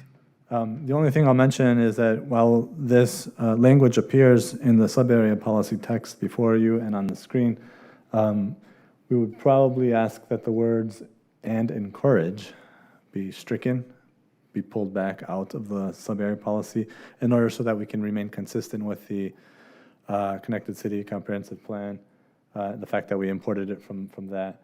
But then also, when you require something, you generally encourage it. It's required. It's a little bit of an oxymoron. Yeah, because you could say, if you said require or encourage, that'd be different. Right. But here, it's implied that you're going to require it. Right. And then the last edit, which I think is on the next slide, is in section G, which is on page 2-10 in the copy that was sent to you. Again, basically it remains the same with the addition of the last part of the paragraph G, where it says, I'll read the whole sentence, nothing in the phasing requirement shall prohibit non-residential development from proceeding prior to residential development where applicable, nor shall any non-residential development area be required to provide infrastructure to support any residential use area in order for the non-residential development to proceed. So those are the 3 add-ons or updates that occurred since the March 25. Everything else has remained the same. And that will, I believe, conclude my brief presentation for today. That was brief. Yeah, I did the big one last time. So. Okay, so we have someone here to speak. Denise? Yes, we have several folks to speak, but I have been asked by one of the speakers to actually read one of the letters into record first before the speakers, if that's okay with the Planning Commission. Yes, whatever you think, that's fine. Okay. And in that light, may I read everything? I have 3 letters to read into record. May I do that? Sure. Okay. 3 minutes. The first one is from Sheriff Chris Naco. I hope this email finds you well. I was made aware of the concerns of Mr. Cronin noted in the email below and wanted to also share the concerns of the Pasco Sheriff's Office. As discussed, when it comes to the pre-app review process, the Sheriff's Office is concerned about the continued growth, especially among key corridors in Pasco County, and this project raises those concerns even more. This is in regards to the fast growth and the inability to provide public safety services to the level that our citizens expect. The Pasco Sheriff's Office supports job creation efforts in Pasco County and believes this amendment would harm those efforts, as noted by Mr. Cronin. Thank you again for including the Pasco Sheriff's Office in the pre-app review process. We look forward to the opportunity to raise concerns such as this earlier in the process. Chris Naco, Pasco Sheriff's Office. The next one is a letter from, just a moment, Rick Narkowitz, and that's Narkiewicz, from Newmark. And it says, ladies and gentlemen, my name is Rick Narkowitz. I grew up in Pasco County, returned here to raise my children 15 years ago, and have over 25 years of experience in the marketing of employment centers, specifically the sale of land and buildings suitable for distribution centers and high-tech manufacturing facilities throughout West Central Florida. Currently, I am marketing over 3 million square feet of space in various stages of development, and I am representing end users seeking over 1.5 million square feet of space in the region.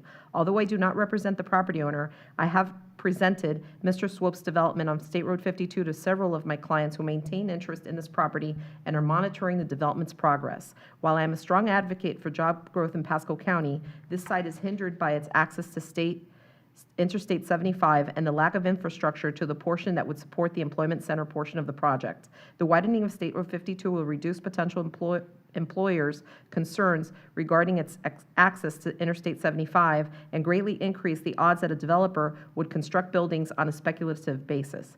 As you may already know, in most cases, companies are seeking existing facilities to establish operations rather than construct their own or wait for a build-to-suit.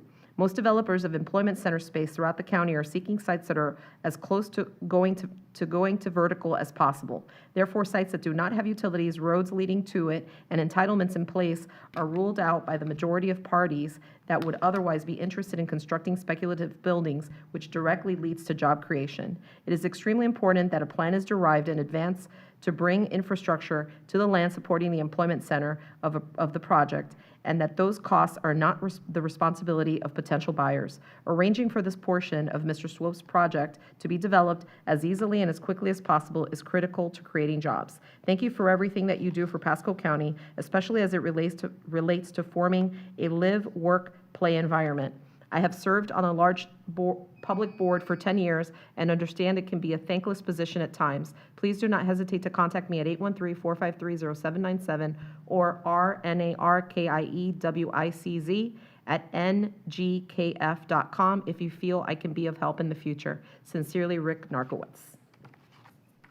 Last letter is from Clay Witherspoon, it appears. It's signed. Yes, Clay Witherspoon, who's the managing director and principal for Avison Young. Ladies and gentlemen, my name is Clay Witherspoon. I represent Avison Young and have 25 years of experience in the marketing of employment-generating sites and the procurement of industrial, corporate, office, warehouse distribution, and other employment-generating end users for sites such as your CPEV master plan area on State Road 52. I have looked specifically at CPEV on behalf of interested industrial users. The proximity of CPEV location to I-75 and the state FDOT's pending improvements to the State Road 52 corridor position the CPEV land as an excellent location for job growth in Pasco County, provided the terms and conditions for development of such employment-generating uses are favorable to the marketplace. In the case of CPEV, the primary obstacle to its short-term job creation is the absence of infrastructure to support pad-ready sites and primary access roadways and utilities in place. The state's prior mandate for construction of employment-generating buildings ahead of any other development when there is no infrastructure in place and no end users to occupy them is unrealistic and an absolute impediment to any job creation within CPEV under the current regulatory structure. As the marketplace clearly has demonstrated for the last dozen years, CPEV will not develop under the current regulatory structure. The solution now proposed by the applicant and supported by the county's Planning and Development Department, which eliminates the precondition to construct empty speculative office or industrial buildings when there is no infrastructure and therefore no end users to support them, is an excellent first step. In addition, the opportunity to allow residential development to commence on the residential portion of CPEV so that the residential developers can be incentivized to bring roadway and utility infrastructure, which will also support pad-ready sites for employment users, is a market-friendly approach which will immediately propel CPEV into a premier industrial office employment opportunity. I have personally marketed CPEV to employment use developers who have serious interest in CPEV, provided infrastructure can first be constructed for pad-ready employment sites. However, none of the users are interested in CPEV under the current regulatory scenario. I understand the county's Economic Development Council Director has taken a contrary position on this application, which is very confusing to those of us in the employment industry. A modification which maintains a substantial reservation of land for employment-generating uses and provides a practical market mechanism for the residential developers to provide the critical infrastructure for pad-ready employment sites is exactly the type of regulatory solution that should be favored and endorsed by the Economic Development Council. I urge the local planning agency and the Board of County Commissioners to support the CPEV text amendment so that working together we can continue the path forward to generate more jobs in Pasco County. Sincerely, Clay Witherspoon.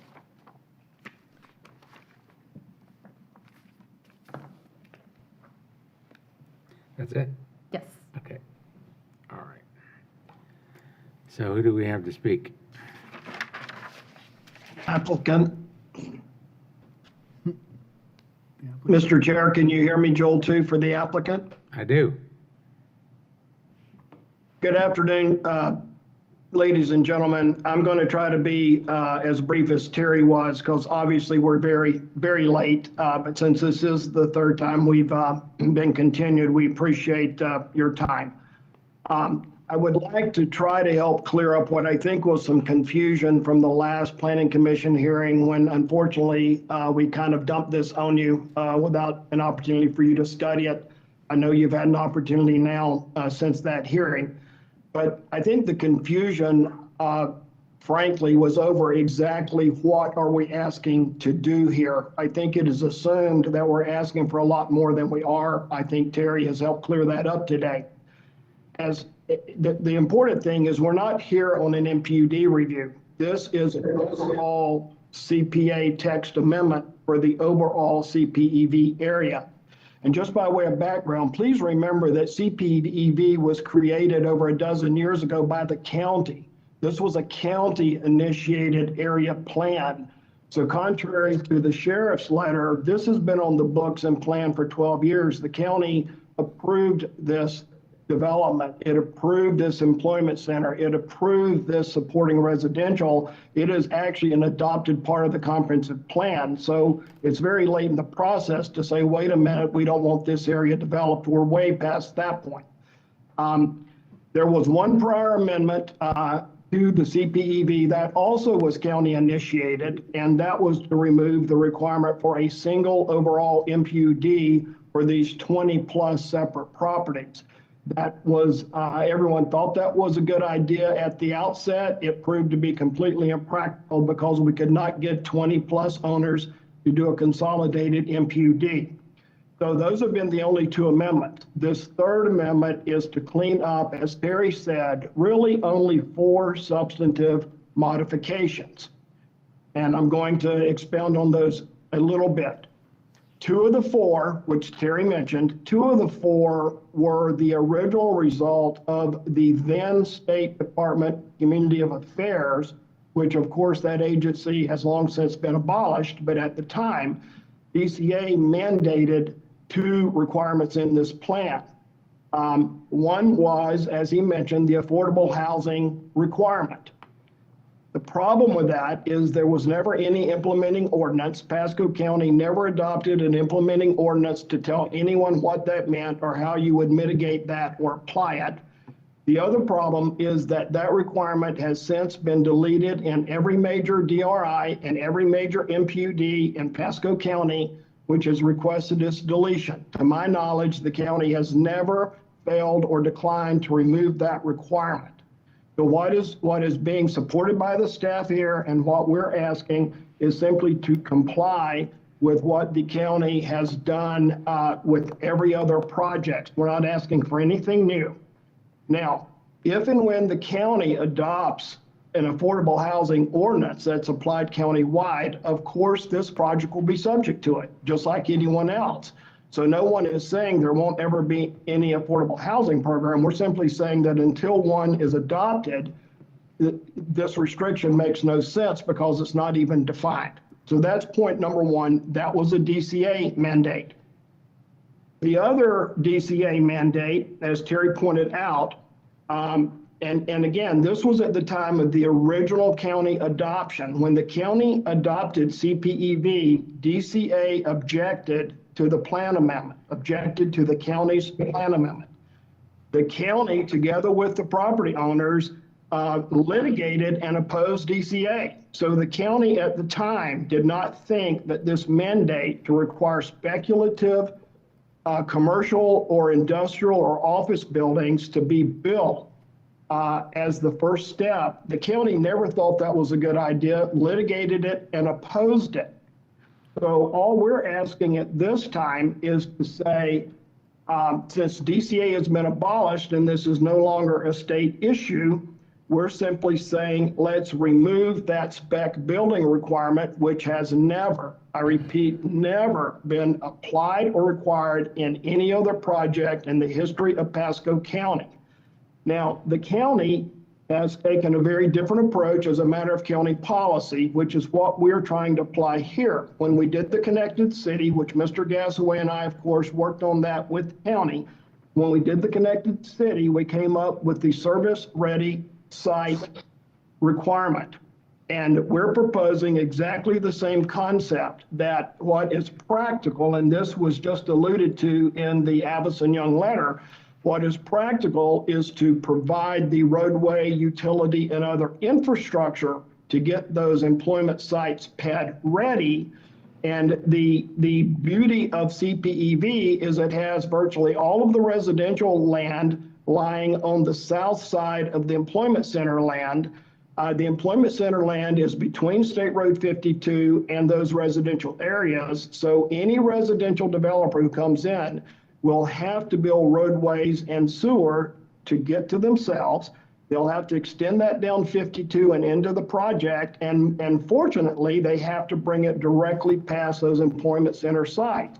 So asking that residential developer to upsize those lines and those roadways to take into account the future square footage in those employment areas is a very practical solution that will get us the pad-ready sites that really are necessary to bring these employers there. So again, we're not eliminating any of the requirements. In fact, if you look at the very last section of the text amendment, which Terry has provided, there was originally a chart that was required by DCA that had the specific square foot phasing requirements of how much employment would have to be provided for in order for each phase of residential to proceed. Please look at that chart and note that we are not changing that chart at all in terms of what that square footage threshold is. The only change is where the chart said building square feet for the threshold. Terry has inserted, PDD staff has inserted infrastructure to support building square feet. So in other words, all we're doing is taking away the vertical spec building requirement that never made any sense and has never been required in Pasco County, and changing it to the infrastructure to support that quantity of square feet. In other words, those sewer lines will have to be sized to accommodate that, and the roadways will have to be sized to accommodate that. So those are the first two items. Those were state mandated requirements that Pasco County itself, as to the vertical building requirement, Pasco County itself had opposed originally. The other two items, one of those is a cleanup item. The school siting process, as I said, the prior amendment that was done to eliminate the overall MPUD requirement, that was a county initiated amendment. Unfortunately, it created an issue for the school district because when there was going to be a single MPUD, the policy required that in that single MPUD, an appropriate school site be designated if the school district determined that it needed one. Well, that single MPUD was deleted without really addressing a concern, a legitimate concern of the school district of, okay, what do we do now? So to address this, I met right out the door. I met right away with Mr. Williams and Mr. Tonello. We discussed it.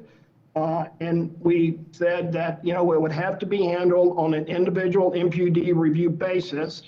And what they asked me to do, and which I did, is I drafted a sub-area policy for the school district that put as much teeth in it as we could to make it very clear that you won't get an individual MPUD reviewed and processed without arriving at a satisfactory solution with the school district.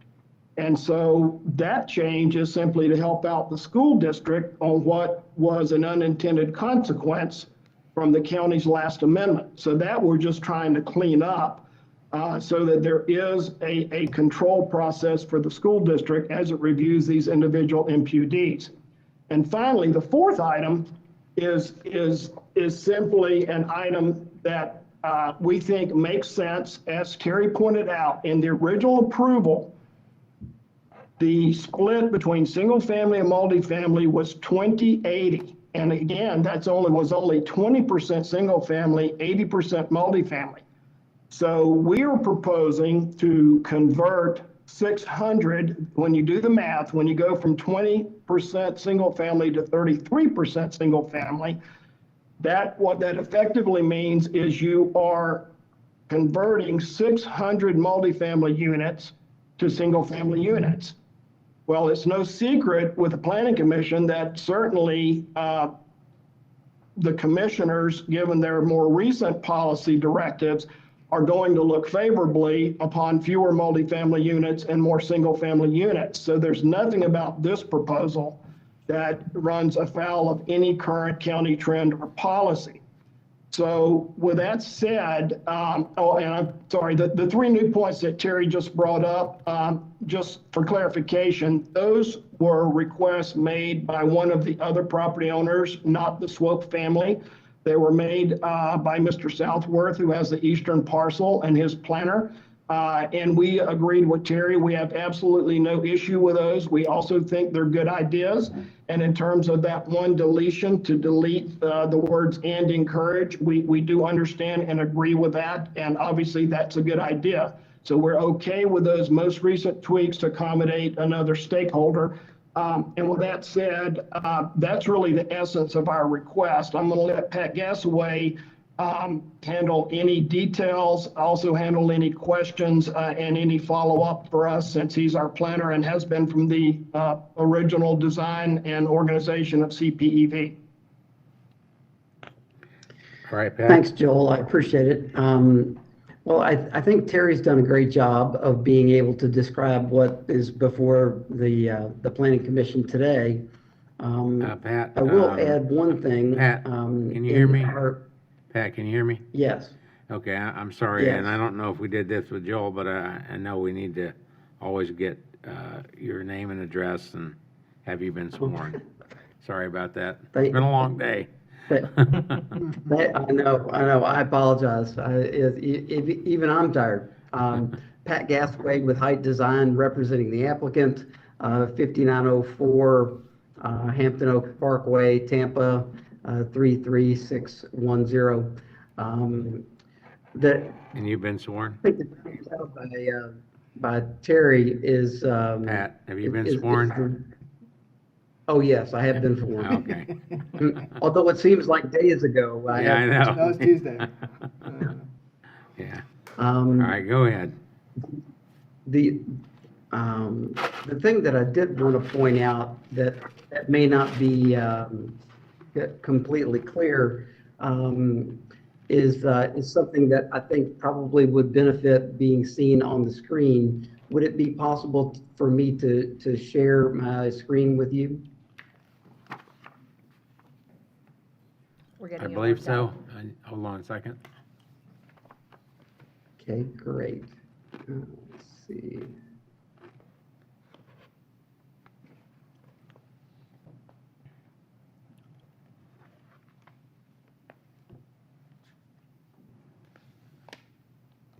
go.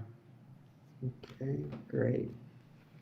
See if I can, is everyone seeing my screen currently? Yes. Yes, sir.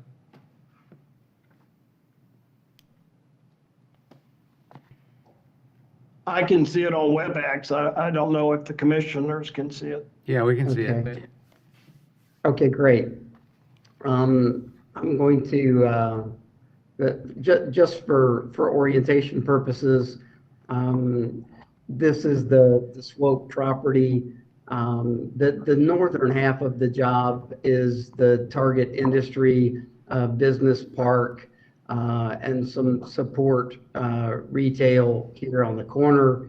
Everything south of the east-west Vision Road is high-density residential. When we look at this overall plan, outlined in yellow is the limits of the Swope property. Again, here on this particular piece, the purple is the target industry and the dark brown is the residential. The thing that I wanted to point out, here's something that you'll see soon with the as this goes forward in the MPD process. This is an illustrative plan that reflects the development concept. These red roads here are the portions of the Vision roadway network that actually are within this portion of the CPEV master plan. Again, all of these uses on the north side are the target industry or support retail. Everything south of this red Vision road here is the residential components that we're talking about. This intersection of this Vision Road and State Road 52 is where the community infrastructure will begin. These red roads that will be necessary to construct immediately to gain access to the residential components are over $11 million worth of infrastructure that Mr. Swope's buyer is committing to be able to construct in order to access and utilize the residential initial development. In addition to that, utilities will be constructed in these red roadways, along with about 1.8 miles of extension of utilities down State Road 52 to the east in order to get to their point of connection. When you add those dollars together, we add another $2.4 million worth of utility infrastructure that will be necessary in order to be able to begin development in the residential portions of this community. So when you think about, over $13 million of investment in infrastructure is going to be created here. And you can see with its location in this particular portion of the site plan, we'll not only have vehicular access along the north side in 52, but we'll be creating collector road access along the east and along the south for all of the utilization in the future of these target industry uses. That is what I believe the letters were speaking about directly, in that those missing infrastructure dollars are the things that are missing currently for the rapid absorption of those target industry uses. Those things are going to be things that will be fleshed out and detailed in the conditions of approval of an MPUD zoning if we can ever get there. If anyone has any questions about those items, I'll be happy to answer them. But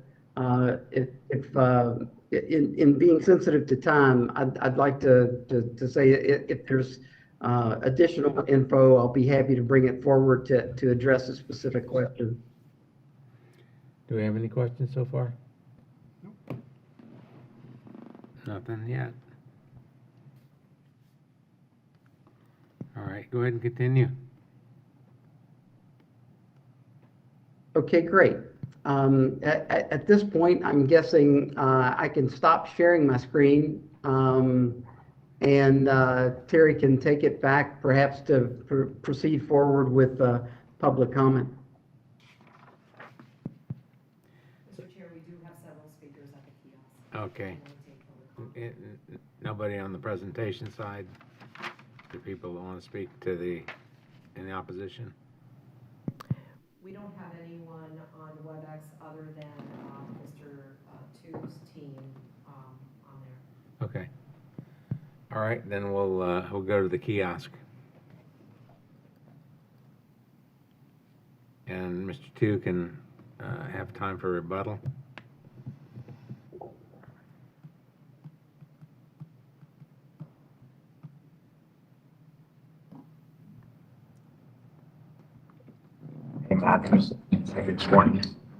Good afternoon, Mr. Chairman and Planning Commission. I'm Alexander Alt, Intergovernmental Affairs Officer for the Pasco Sheriff's Office, and I have been sworn. So unfortunately, the sheriff was not able to be here today, but he did ask for me to attend in his absence. As it is pretty late, I will be brief. So I just want to echo the concerns conveyed by the sheriff in his letter to all of you as it relates to this item. As the sheriff mentioned, we are concerned about continued growth in key corridors in Pasco County. With the fast growth in the county, it is becoming increasingly more difficult to provide public safety and services to our citizens at the level that they expect. And that said, with the recent inclusion of the sheriff's office in the pre-app review process, it is a positive step that would allow us to raise these concerns earlier. But I did just want to share these concerns that we have and that we think that this plan amendment could harm potential job creation in Pasco County. Thank you. Excuse me, let me ask you a question. Yes, sir. I'm trying to crystallize in my mind why you think this is going to harm job creation. It's my understanding, and I will defer to some other speakers on this, that I believe that they're going to elaborate further on this. But it is my understanding with this particular project, the goal was to have businesses come in first to allow development in the area before residents come in. And by doing it this way and going in the opposite direction, it's our concern is that it would negatively impact growth in that for this project and harm potential future growth for business coming into this area. And again, as I said, I will defer to other speakers on this. I believe they have some more details in that regard. Okay, anybody else have any questions? Nope. Okay. Thank you. Thank you. Good evening, it's Bill Cronin from the Pasco ADC. I've been sworn. Members of the Planning Commission, thank you for taking the extra time to listen to all the considerations about this important piece of property. It means so much that a lot of people have been sitting here for well over 5 hours to make sure that you hear these sentiments. There's a couple of facts and points that I want to mention. First of all of the property owners of the CPEB agreed to the conditions of having phased development to ensure that residential development did not outpace the employment center component of that property. I've heard mentioned that the county was against this. The county was also wanting more employment center in the CPEB and settled for the amount of entitlements that are currently in that agreement. Also, another fact, and I've mentioned this several times in previous correspondence, this particular piece of property is part of that larger footprint of CPEB, and CPEB was our #1 site out of 67 sites that we surveyed in the county as part of our Ready Sites program for industrial development and growth. My intention has always been to make sure that we put forward this site in the best light possible so that we can recruit companies to create quality jobs in that area. The lawyers for this property would like you to believe that the employment center requirement requires them to build a shell building or a spec building, which is not the case. The DCA requirement to go vertical isn't limited to shell buildings alone. But even if it was a requirement, it wouldn't be a bad idea. The county's already made significant investments in speculative building market and already created numerous jobs in this county. If you look at Aristida, at Astoria at 54, we're on our third spec building there. It already has a tenant, and even the expert. Go on, keep going. Okay, even the expert that Mr. Two had right in, Rick Narkowitz, is working with the county on 400 to 900,000 square feet of spec space going on county land at I-75. These are not bad ideas, and the market out there needs it. We are turning away projects because we don't have buildings. Another fact is that employment center entitlements are not created to build shell buildings. They're created to attract actual employers, creating actual jobs. Unlike residential development, industrial development requires us that we actually go after projects and not simply wait for them to come to us. The experts are correct. Infrastructure is really important. However, one of the landowners in this CPEV that I mentioned earlier broke out, has their own MPUD, and I'm happy to say we already have a project that is committed to putting 500,000 square feet there. I think that's your time, Bill, but let me ask you a question. If they're not going to put the residential in first, where's the sewer and water coming from? Who's going to put that in to get to the industrial builders? Developers often put in that sewer and water. As a matter of fact, the project I was just getting ready to tell you about will have part of that water already running to CPEV, and all the property owners now will be able to take advantage of that, because that's a huge complex going in there, 500,000 square feet. It also means that that triggers, under the current agreement, the ability for Mr. Two's client to build up to 2,000 units, far more than what he's asking for right now. So realistically, this portion of the agreement, the text amendment, isn't needed. The other things that he's asking for are not necessarily in our area of emphasis for economic development. However, if you do make a text amendment and grant the text amendment, I would strongly encourage you to look at our Ready Sites program as an alternative to the service-ready sites. The service-ready sites have not worked to date. There's not a single company that has looked at the service-ready sites. If you go to the county's website and look at service-ready sites, you will see coming soon. Nothing there. Those sites are small. Our sites are 50 acres or more, and we're going after big users. And the users that we have right now is proof that the Ready Sites program works. We don't need to plant this and cobble it up into small pieces for startup companies in the Service Ready Sites program. Connected City doesn't have a single industrial user there and hasn't been marketed yet, nor has this property been marketed. If we market this for industrial, we'll get you a user. Okay, we've known it's coming, Bill. I mean, why aren't we marketing it? The landowner has to agree to market it as well too. You take a look at the realtor that's currently listing this property, all you see is the residential mentioned on their website. Okay, any other questions for? Yeah, Bill.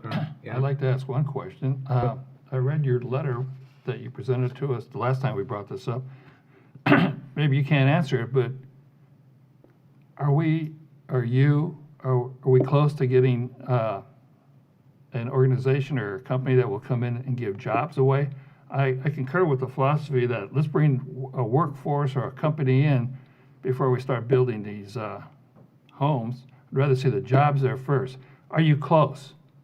Are you close to having anything come in? Maybe I wasn't strong enough in my comments. We have a user that is committing to 500,000 square feet in a confidential project within CPEV right now. And they will provide their own, and excuse me for interrupting, I apologize for that, but that or company that's coming in or will put in its infrastructure in as opposed to having houses put the infrastructure in, is what you're saying? Is that what I hear? Yes, yes, that's absolutely correct. That is absolutely correct. And that particular user is showing us that without having the encroachment of residential, these are very attractive sites. My concern is putting that residential in first makes any of these sites less attractive and more difficult for us. You've been here today and saw over 70 people were here for public comment and with concerns about changes in their community.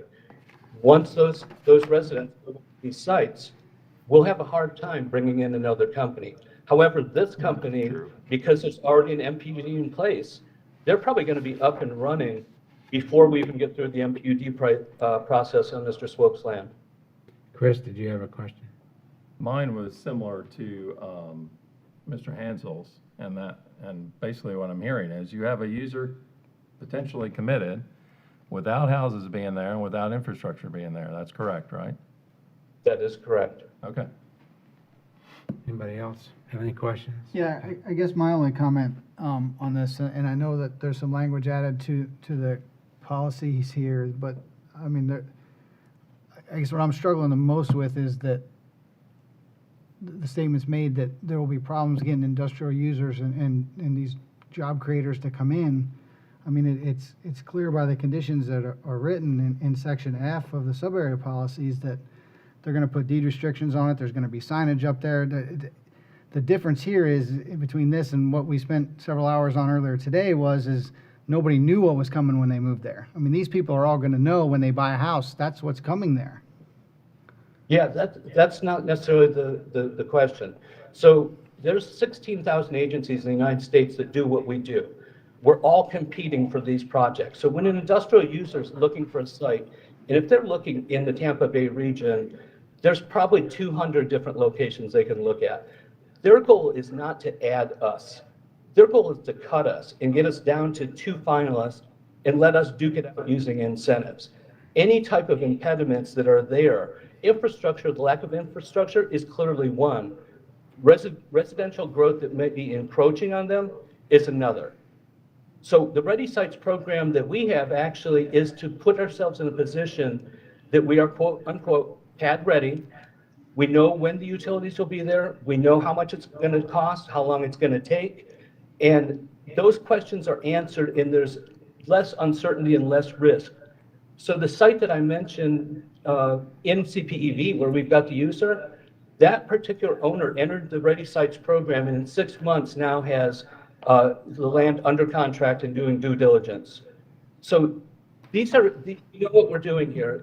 If we end up just putting people there because we can or allowed to in terms of residential, it might be legal, it might be fair, but a user that we're trying to attract is just going to say, you know what, we're not going to take a chance of sitting for 5 hours at the county commission meeting with protesters. Instead, we're just going to move to the next site. I understand that. Great I guess, question, though. is there a quick explanation of the difference between your Ready Sites program and the Service Ready Sites program that's? Oh, yeah. Service Ready Sites is nothing more than laying infrastructure next to the pads that are out there. If you go to it's very difficult to find in the county website their description of Service Ready Sites, but they came in at 4 acres. And look at the connected city footprint, it's a total of 50. Ours start at 50. So another component of that is that with Ready Sites program, with the Ready Sites for program of Pasco EDC, you no longer have the non-res platting requirement. I'm sorry, the non-res commercial platting requirement. So these big users don't have to chop up that piece of property and then try to market it. The developer doesn't have to go through that extra headache that sometimes is a year long to do platting, and then only to have a big user site. That's not what we had in mind. So these are big sites. We have a total of well over 2,000 acres of Ready Sites that we've been marketing in the last 5 years. We started this program using the penny because we knew that we didn't have what the industrial was looking for. We're one of the only places in all of Florida that has land and people, and we can go after these big industrial projects. My friends in Hillsborough cannot. My friends in Pinellas cannot. That's why we're able to get the big ones. And if this goes through with these amendments, that eliminates this property from being able to enter the Ready Sites program? No, it does not, but I would urge you not to use the Service Ready Sites program, and I would urge you not to change the requirement to go vertical and create jobs. Employment Center is not about putting in the infrastructure in exchange for buildings. Nobody says they have to be spec buildings, but we already have users out there that are willing to come and build factories. As we know right now, we've got one at 500,000 square feet just down the road. It works. It's nice to see that that infrastructure will go through that property, but I don't think that's the whole meaning of why CPEV was required. It is the Central Pasco Employment Village. It is not the Central Pasco Residential Village. Yeah, I agree with that one. Can I ask one more question? Sure. Absolutely. Something was brought up about State Road 52. I thought Wilton Simpson a number of years ago, he's the, it slipped my mind what his position is. President. He's the what? He's the president of the Senate. Yeah, Senate President. I was under the impression that he acquired sufficient funding to widen 52 from I-75 to Veterans or Suncoast. Is that not correct? Because I don't think, yeah, I don't think it is is. 52 going to be widened? I thought there was funding for that. Okay. Yeah, that's a crystal ball that's not in my, Okay. that's not in my shop. Okay. Okay. Anything, Chris? Bill, just to drive the point home again, so you're saying that that new user that's coming online, that's under due diligence right now, is willing to extend utilities 1.6 miles. I think Mr. Gasway mentioned it's 1.6 miles from the point of interconnect to bring those utilities to his location. Not uncertain where his location is, but you're saying they've committed to bringing those utilities to their property. Yeah, I can't disclose details of a negotiation of a project Understood. right now, because there's job commitments, there's capital investment, things like that to consider. But yes, that is the plan, is that that they will be extending utilities. They are actually further east than the Swope property, but it does get you halfway there. Thank you, sir. All right, so who's next? Oh, thank you, Pat. I mean, Okay, thank you, very much. Bill. Thank you. Who's next? Have anybody They're coming. My name is Joe Capello. I'm from Tampa, Florida. I've owned the property out right on Cypress Creek for 32 years. Joe, I'm sorry, what's your address and have you been sworn? 671 South Bill Mabry in Tampa. And you've been sworn? 33609. I have not been sworn in, so. Okay, let's get him sworn. If you raise your right hand. Go ahead and raise your right hand. Do you swear or affirm the testimony you're about to give is the truth, so help you God? Absolutely, yes. Thank you.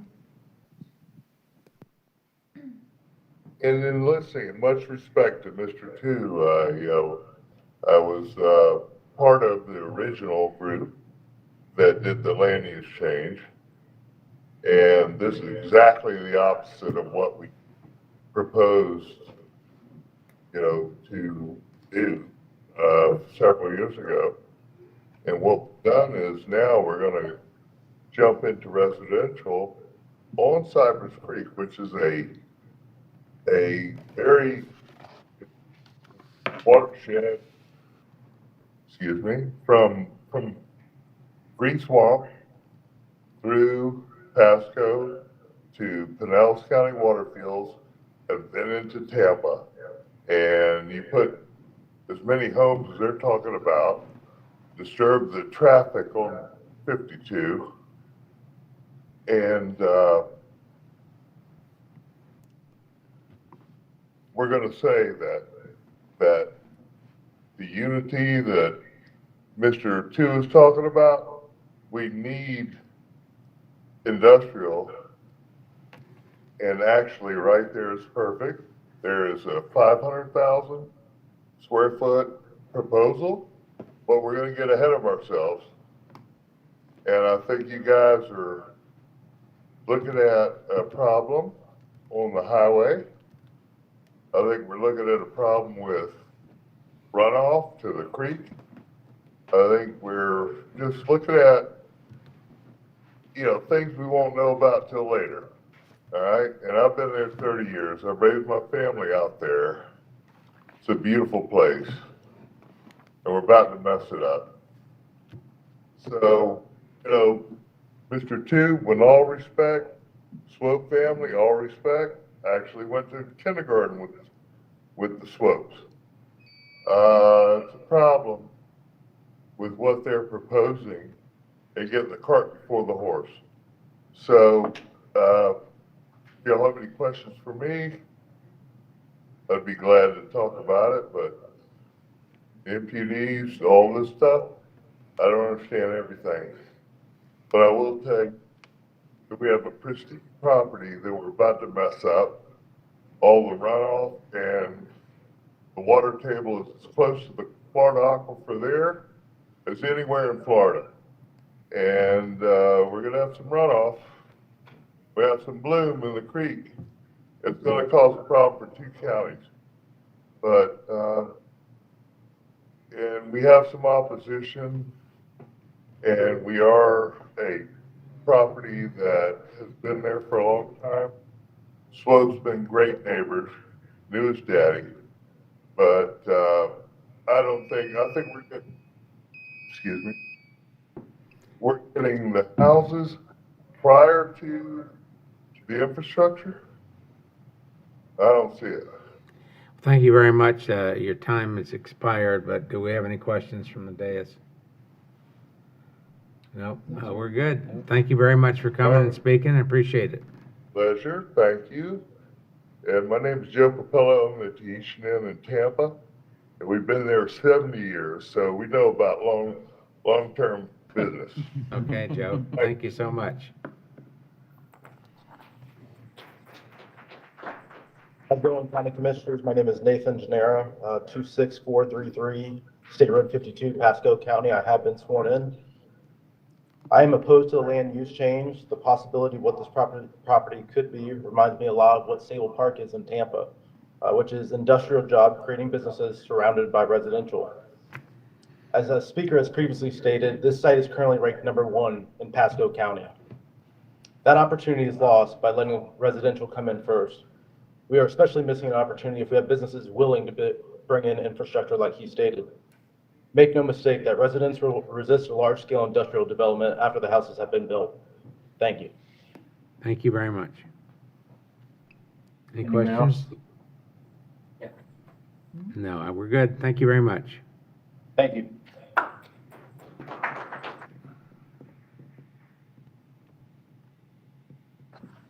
Hello, my name is Dennis Valdez. I live at 26034 State Road 52. I live right there at the creek. My property adjoins Mr. Bordello's, and it'll be right next to this place. I was part of the original plan that they were going to do here. I would like to see that go forward. I don't think that the plan you're putting forward to now is what we discussed many years ago. The infrastructure needs to come first. The industry needs to come first. Too many people there.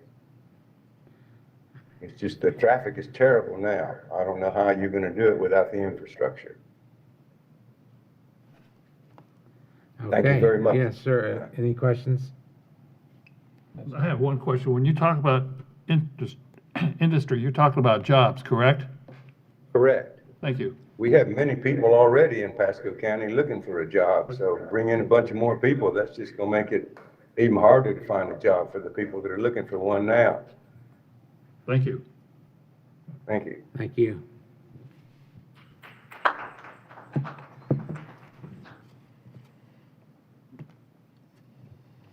Good afternoon. Andy Joe Scaglione. I've owned the 211 acres abutting this property. I purchased it in 2009, and I read in detail the Central Pasco Employment Village, in detail wrote the sub-area policies, the SAP, and I was very comfortable with what had been approved. To deviate from this would be a not good for Pasco County. I think it's working. The triggers that are in place will, with this 500,000 square feet, will trigger close to 2,000 homes that can be built. So there's no reason, I don't even see why we're even discussing this today. If it was me, I would have withdrawn it based on the information that we got since the last meeting and the great job that Bill Cronin and the EDC team have done. So in addition to that, the entitlements, the two options are not acceptable at all to me, especially because I'm in the wellhead protection zone. But the bottom line is approving this today would be a short-term decision with long-term consequences. And I thank you for all the time you spend away from your job and your family, and I really, really appreciate it. And Pasco County, I'm sure, appreciates it. Thank you. Can I? Want to ask a quick question? Yeah, we have a question? Yeah. I'd like to know, are you in favor of the homes, or are you in favor of the industry coming in? You lost me. Oh, I'm sorry. Absolutely in favor of the industry coming in first. Okay, thank you. No, I mean, no doubt about that. Okay, thank you. Thank you, Andy. Okay, anybody else? There we go. Hi, how are you this Hi. evening? Thank you so much for being here so late in the day. My name is Rachel Rodriguez, address 23846 State Road 52. I'm here on behalf of my parents, the owners of the property. We are absolutely opposed to the land use change to the single-family home residence to be built there. This area was originally zoned for commercial. That's why they bought this property almost 30 years ago, to keep it as a commercial property.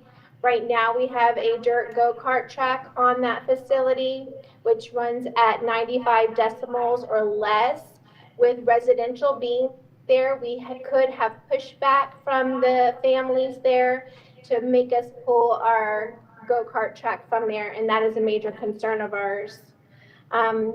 We would like at this time to say that we don't think that the timing mechanism of the residential before commercial property is great for our property value. We would like to keep it as commercial and hopefully leave a legacy for our children. Thank you for your time. Oh, thank you. Any questions? Thank you for coming on behalf of your parents. Thank you.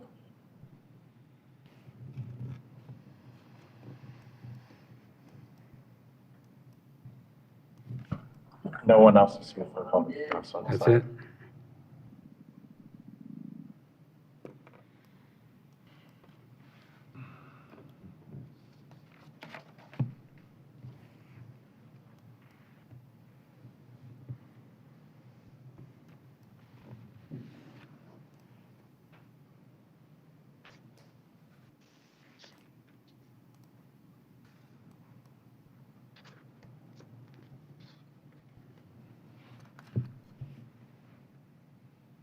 You ready for Joel?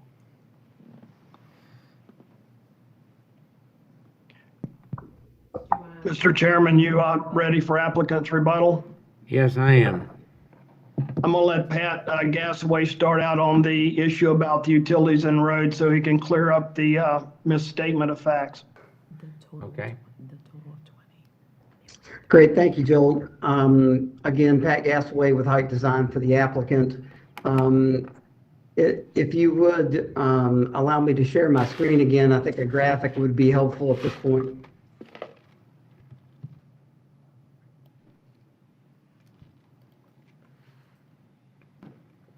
Great.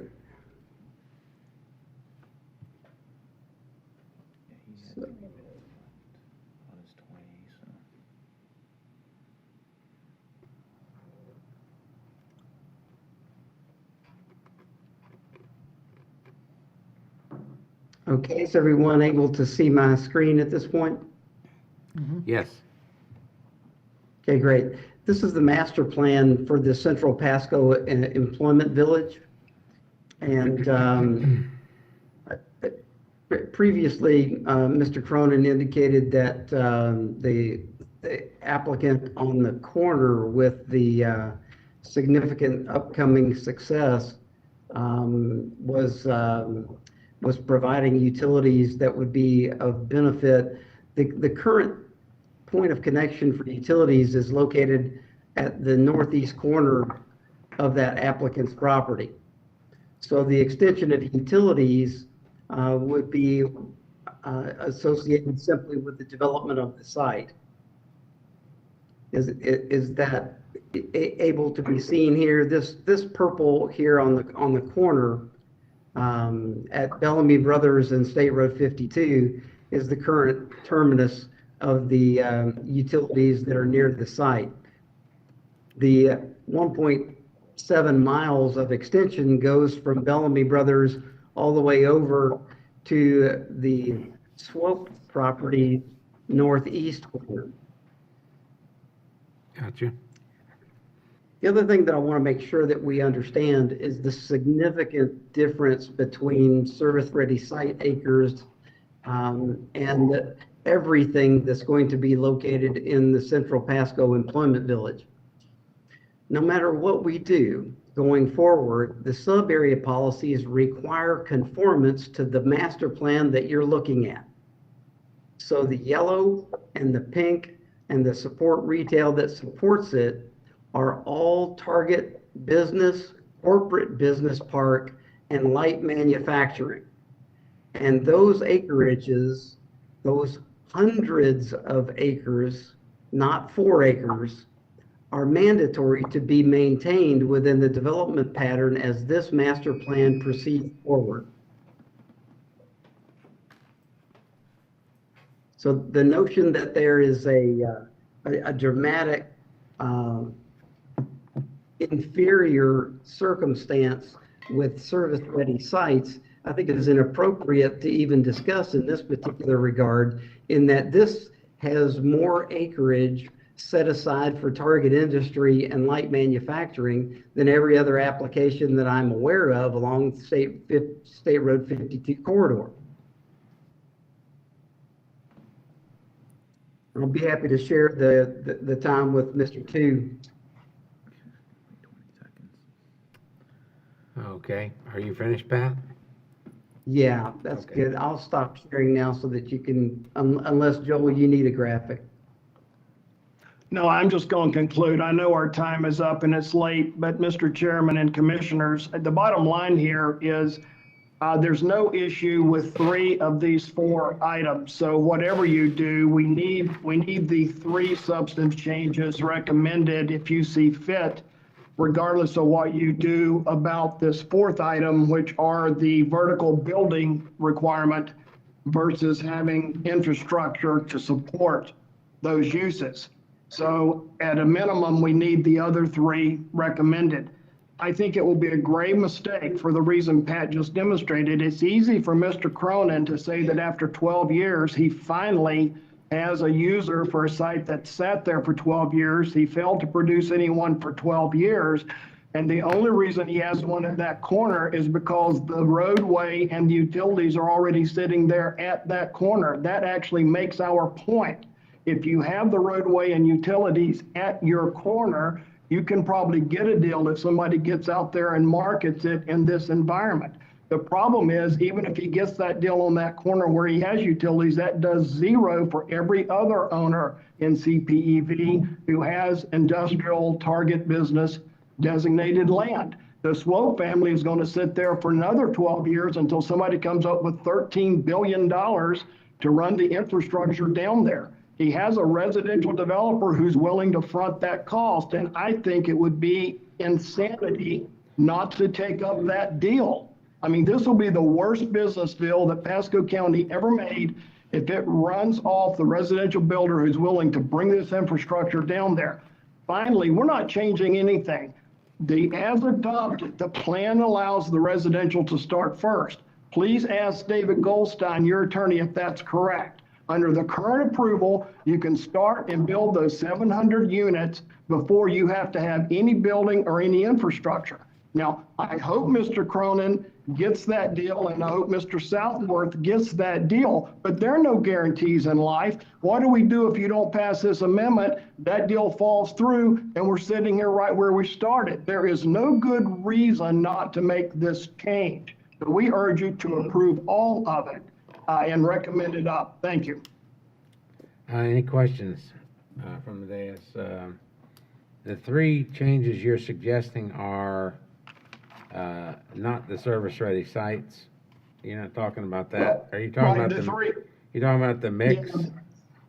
Yeah, the three that I think are no-brainers because there's no one disputing them is getting rid of the affordable housing mandate that the county doesn't have, correcting for the school district, correcting that school siting condition so that Chris and his team have control over that with individual MPDs, and allowing the additional single-family units so that up to 600 of the multifamily can become single-family units, which clearly the BCC will favor. To me, those three are no-brainers. No one has questioned that. Staff recommended it. We've asked for it, and none of these people have said don't do that.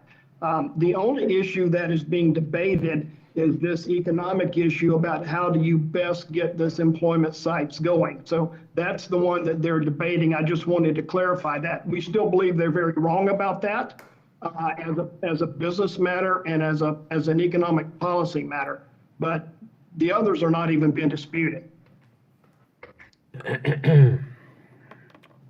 Any other questions? Mr. Chairman, you want to just get those three out of the way first? I mean, can we do well- those with a separate motion? I just want to make sure that we all understand what we're trying to do. I think one of the things that's obvious to me is that when this was originally laid out and agreed to, it was always identified as an employment center. You know, the residential was a secondary issue. And what I don't want to do is I don't want to change that focus. Absolutely.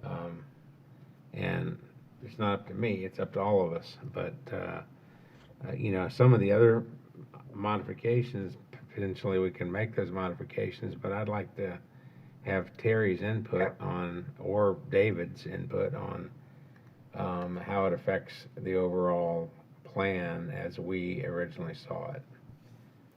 Terry? Thank you, Mr. Chairman. With regard to the actual master plan, there is no land use change that's being proposed. It's mere text amendments at this stage. The master plan will stay the same. All the colors that you saw on the map that was on the overhead will remain in place. And as was noted at the previous public hearing, the thresholds that were initially in the jobs to housing ratio table and that are now listed out in the what's called the name was edited to be changed to the proposed phased build out table. All those thresholds remain the same, and it said in there that you're authorized to do up to 700 single family or multifamily, just any residential dwelling units in phase one. And then in order to graduate from phase one into phase two, you've got to provide the 315,000 square feet. So that was original to the CPEV. So they can sub-area start those policy. residential units at any moment, as long as they get their utilities there. Yes, following the master plan. Okay. And what about the 33 to 66 mix, or the of the 4,500 units? Is that something that we need to change, incorporate in our change, or is that something that's already in there? Well, what's in the current sub-area policy is a 20/80 mix. So you have 20% of the residential entitlements are to be single-family detached product, and 80% are to be multifamily product. The proposed sub-area policy indicates or suggesting and increasing the single-family entitlement to 33% at the cost of decreasing the multifamily entitlement down to 66%. So it's a reduction in multifamily entitlement. So you don't see that as a conflict? No, I don't, it's an overall decrease in density. And what about the affordable housing aspect? As I mentioned previously, the affordable housing provision, it's in there. It's on the books currently. We've noted that it has been removed consistently from other projects. Right. The provision itself does not mandate affordable housing for CPEV, nor does it prescribe a particular amount of affordable housing for CPEV.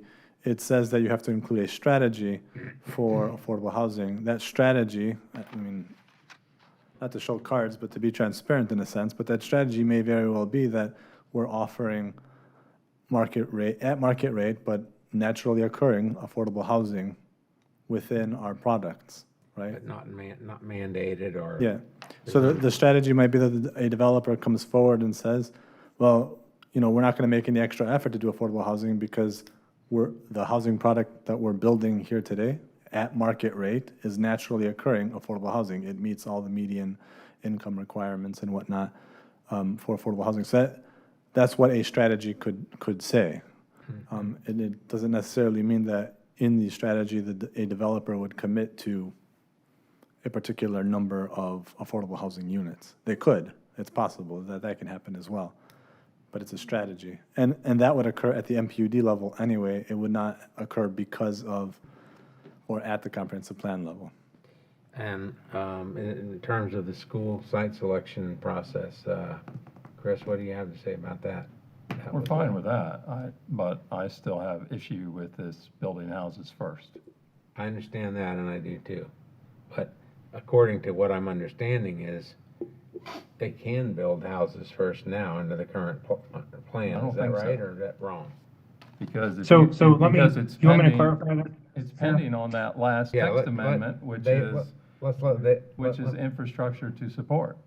Yeah, let's let David. Okay. So, Mr. Chair, they currently could build 700 units without building any buildings. So really the change that you need to evaluate is, are you going to let them go beyond 700 units without having employment buildings up? That's the real issue here. Okay. There's no issue. It's clear that they get some residential units without having employment buildings currently. But right now, it would be capped at 700 units unless they also have employment buildings going up. So if you're asking sort of in English, what's changing, there is the potential now that you could have a lot of residential out there without employment if the change occurs. You'd have service-ready sites for employment, but there is a potential you would have more residential out there before you get employment buildings if you allow this change, and more of it could be single-family residential. I mean, if I had to sort of summarize the change in English, that's pretty much it. But Joel is right that they do get residential today. I mean, that's undisputed that there's some allowed today, but it's capped at 700 until you have buildings for employment. In order to get those 700, they'll have to put the infrastructure in. Well, No, that's not actually, no. The 700 that's allowed now is really sort of a freebie. They could go out and build 700 units now without doing any infrastructure, now, there may be the practical problem that they can't build 700 units without extending some utilities and roadway infrastructure. But in terms of the text requirements, they could build 700 units without building any employment buildings today. But the major change is if you agree to the change, they could exceed 700 without building any building for employment. If I had to summarize it in a nutshell, that's the issue. Okay. So are there any items that on this list that I was going through that we need to address? Like for the schools, you don't think there's a problem with that? And the affordable housing section, you think we should leave it? I mean, it's deleted in every other thing, but I don't really, not sure I understand why that's even in there. But Mr. Chair, can I make one more comment? Yes, Because I think please. it's relevant to your decision on the employment issue, because I do think it is worth pointing out that Terry did try to mitigate some of the impact of the change, because currently, if they built 700 homes, there would be no requirement for them to put signage up there that says future employment or future light industrial. So they could build 700 homes now, and there'd be no real requirement to put up big signs saying future industrial or future employment. Mhm. So that is one positive change about the amendment, is that now they have to put that signage out there. Well, whether that's enough to put the residential on notice about the future employment is, I guess, up to the planning commission to decide. I'm just pointing out that's a new requirement that Terry imposed that doesn't exist today. But with that comes the ability to build more than 700 units. Correct. Gotcha. Okay. All right. Did anybody have anybody else? Pat or Joel, one of you will probably answer this, but under what you guys are proposing to construct the infrastructure to get to the Swope property, how much of this building square footage would that support? Is there a way to quantify that? Yeah, Pat can address that, but our intention is to be able to support all of the Swope Employment Center land, I believe, right, Pat? Yeah, that's correct. And, as a practical matter, it depends on what the additional uses would be to the east or west. Our infrastructure may support that as well. Depends on the requirements of those users.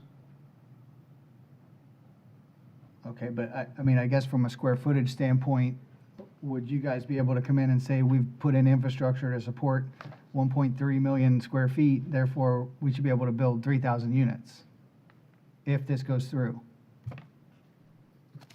We'd be able to quantify what we are providing above and beyond the 800,000 that we're going to certainly accommodate within our property. Okay.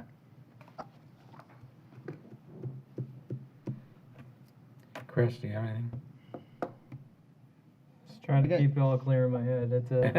I guess the biggest thing that I'm struggling with, if I can just continue, is that I'm just having trouble in my mind coming up with why it's a bad thing to have utilities and roads brought to the site to make them more ready than they are today. I mean, the way I understand the way this is written today, residential can go in up to 700 units, and then it's up to somebody else to try to market and get buildings in there, and the buildings have to be built before they can build additional residential units. I don't know. I mean, to me, there's a benefit to providing the infrastructure of the roads, the utilities, to make these things more marketable. I just don't understand how it makes them less marketable. So to me, I have a couple things. One, I find it interesting that here I guess, they can build 700 units, but if you look at the memo, or if you look at section on page 2.8, they've added language to say initial development of residential uses and/or support commercial office uses may occur within any individual EC prior to development of corporate business park. So why are we adding that language if they can already do 700 units? If you look at the agenda memo, number 1 says this is petitioner's request, enable residential land uses to proceed the development of employment generating land uses. So why is that a request if they can already do that? I think the problem. Chris, And then is Joel. Excuse me a minute, Joel. Also, I'm concerned about this addition to the table, where it's 700 units, and then it's building square feet. But now they're adding infrastructure to support. So that, to me, is a big difference. I'm not in favor of that, adding that change. Yeah. So, the school district, we want jobs, and I'm concerned with what Mr. Cronin's saying about they can market it, and I got a graphic if we want to see it. There's plenty of homes out there. that businesses can come and take advantage of. And so I get the fact that the struggle of infrastructure, but I'm very concerned with potentially impacting this site for future jobs with any changes we might make today. All right. Mr. Chairman. Yes. Since the comment is related to the agenda memo, if I may sort of help explain Sure. the situation a little bit. So when the project was initially submitted, the original proposal was to delete the entire last section of the sub-area policy, including elimination of the thresholds that we've been talking about here today. So coming at it from a deletion standpoint, it had to be a discussion about enabling the residential. However, as we mentioned at the previous meeting, right, because if you were deleting the table, let me take one step back here. If you were deleting the table, then the table is what was already enabling the initial construction of 700. By deleting it, you were not able to get this going in the way that it was set up originally. So we pushed back, and in the negotiation, the table came back. The memo itself, the language, it didn't get updated in the fluidity of those negotiations. But we did say that that particular section that talks about initial development may take place. In the March 25 hearing, I noted it as an affirmation that residential can indeed occur prior to the development of those 315,000 square feet of, in the existing sub-area policy, vertical infrastructure, in the proposed sub-area policy of the horizontal infrastructure. In any event, I did want to point out that the petitioner did work with the county to establish a system for the service-ready sites using the existing thresholds through the phased build-out table, which would ensure the horizontal infrastructure is established for the employment-generating land uses. So I just wanted to clarify that, because I know that was a bit confusing in the agenda memo, and it probably should have been updated even for this meeting, but I opted not to change anything, not to add further confusion. Okay. Thank you. All right. Mr. Chair, can I ask the applicant a question? Oh, sure, Dave. Yeah. Because I never really heard their response about Mr. Cronin offered, well, I don't know if it's a compromise or not, but he did say if it were approved, that it should be certified sites rather than service-ready sites. And I never really heard whether that's something the applicants would agree to or not. So I'd like to hear their answer to that. Yeah, I'll respond to that because I'm going to be honest with you. I'm very upset about what's happened today. I had this discussion with Mr. Biles, the county administrator, who spoke with Bill Cronin. And I had been told that as long as we agreed to review with him the possibility of joining his Ready Site program as we went through the MPUD level, that I would not hear this vigorous objection and argument today. So I had agreed to have my client look at that with him during the MPUD level, but based upon Mr. Cronin's failure to abide by that today, I don't know the answer to that. So we're always willing to look at it. If it makes sense, we will do it. But I'll tell you right now, if this amendment doesn't get passed, what you're going to get is you're going to get 700 residential units under the threshold, not oversized to handle anything else. And you're going to have one building possibly down at the southwest corner where the utilities already exist. We've always known that one would get built, and thank God it is. And you're going to get nothing else. And the rest of this land in CPEV is going to sit here for another 12 years. But we will look at the Ready Sites program. We're happy to do that. But the understanding through the administrator is that that was the direction we would go rather than what we've had to do today. And I'm not happy about that.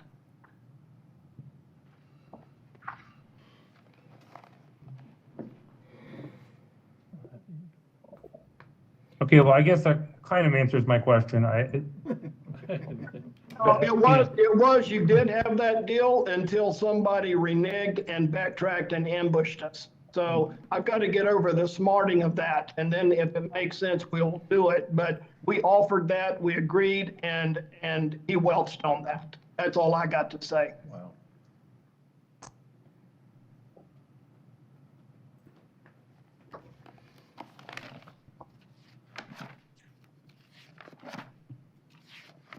Any other questions?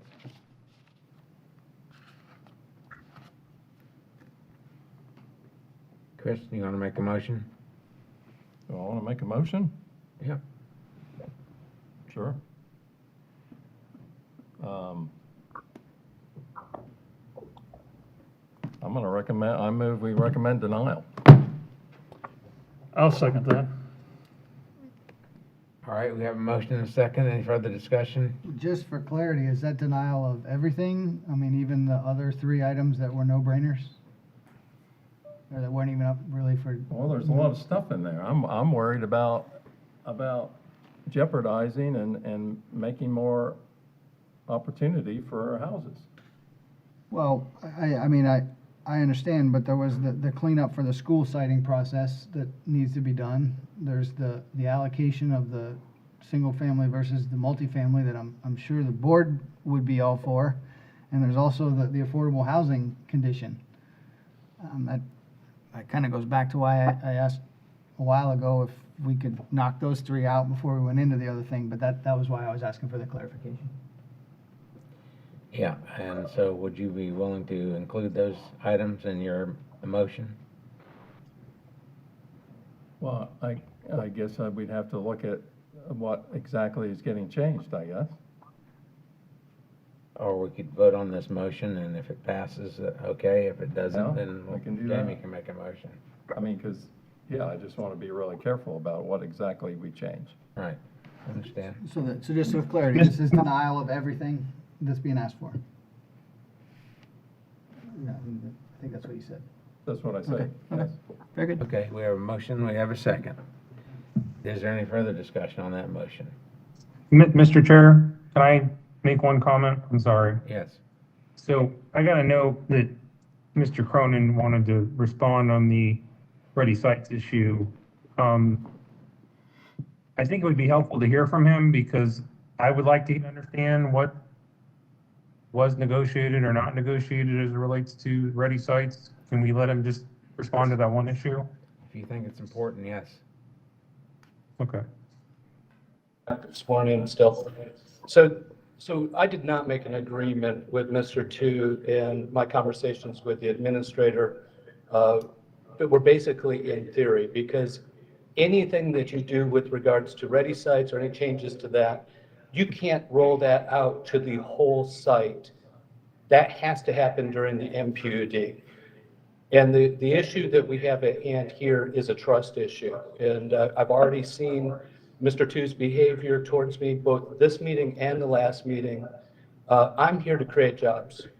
This is about whether or not we keep that site attractive under the intention that it was made. This is not a behind-the-scenes horse trading type of maneuver. We are looking at how do we make sure that this stays attractive. I would love to have the infrastructure to that site. I don't think anybody doubts that the infrastructure to that site is a good move. But infrastructure is still not a substitute for buildings and employment center. The buildings and employment center requirement will be satisfied by the project that we're bringing. So everything else at this point should be a moot point. Now, he has to have faith and trust that we're going to deliver on this project. Just like I would have to have faith and trust that he says he's going to talk about the Ready Sites program with the owner during the MPUD process. I've seen this behavior many, many times where he'll come back and say, well, no, we decided not to. So what you do today, the most critical part of it for me is that we do not allow for residential to outpace the employment center. And if you take a look at the infrastructure deal that was done out at the connected city at Epperson, there is not a single industrial user that is going there to look at those sites or those service-ready sites, and the infrastructure is not drawing people in there. I'd urge you to take a hard look at what's been done previously in his comments that this is county accepted policy is absolutely incorrect. It's So- lazy so for Mr. county yeah. staff to consider using this as a blueprint for future development when you don't have a single user going there. And also, So- while I've got you, I've only worked at this job for 5 years. And if you look at what I've brought in the last 5 years, it's pretty darn significant. And it came with the Ready Sites program that came with me. I've not been marketing this piece for 12 years, as Mr. Tu says. I don't welch on deals. I live by my word. And I've actually worked in several areas around the Southeast. All have been successful. And you can talk to any of them and look at the results, whether it's Boeing 787 facility, Google, Porsche's headquarters. We know what we're doing there. And just having the infrastructure to that site is not going to make it sellable. I would love to see you have more MPDs that required an employment center creation before the residential, or at least a phasing in to 700 units by themselves. No one's going to build that because they're not going to run the infrastructure out there. I'm not worried about 700 units. I am worried about 1,500 units and then no businesses there to support it, and then scare away any future businesses. So Mr. Crone, so can I just clarify my question? My question is, if there's currently a service-ready site requirement in sub-area policies as recommended by staff, if that was changed to a ready site requirement instead of service-ready, well, the connected city type requirement was changed to match your ready sites program, would you still be an objection to the amendment? If you have 50 acres or more of upland that can be used for industrial, that would be a satisfactory substitution. But not all the landowners in the CPEV have that footprint. And I think it also is important to point out too that footprint that's drawn in that current plan is not mandated to stay the same. We can come back and make changes with those, and you know it as well too during their permitting that they can do as long as they're not substantial changes. But I think if you rolled that out as policy for the whole CPEV, for those landowners that didn't have 50 acres of upland that was usable for ready sites, then how do we address them? Well, yeah, my specific question though is if there was enough acreage of ready sites, would you be okay with that unlocking the residential, or are you still saying there needs to be buildings? That's really what my question is. No, so that's the same thing. So ready sites is putting in the infrastructure and getting the pad ready. It does not substitute having the employer there in the job creation. Okay, that answers my question. Thank you. Okay, thank you. Mr. Chairman, it's Joel. May I make one 30-second response to that? Sure. Since he accused me of mistrust, for the record, I want to point out that I'm not the person who, under oath in his first presentation, misled you to believe that his deal on the corner parcel was going to somehow provide utility and roadway infrastructure for the slope parcel in the center of the project. He's the one that created that implication, which we all know is not correct. I didn't do that. All right, thank you. I think we're done with comment now, unless there's somebody up here that has a question. So, we want to move forward with your motion, Chris? After what I just heard, yes, sir. Okay. Okay, we have a motion, and I think, Peter, you're the second? Yes, sir. Okay, any further discussion on the motion? All in favor of the motion signify by saying aye. Aye. Aye. Opposed? Nay. Nay. Okay, so let's do roll call.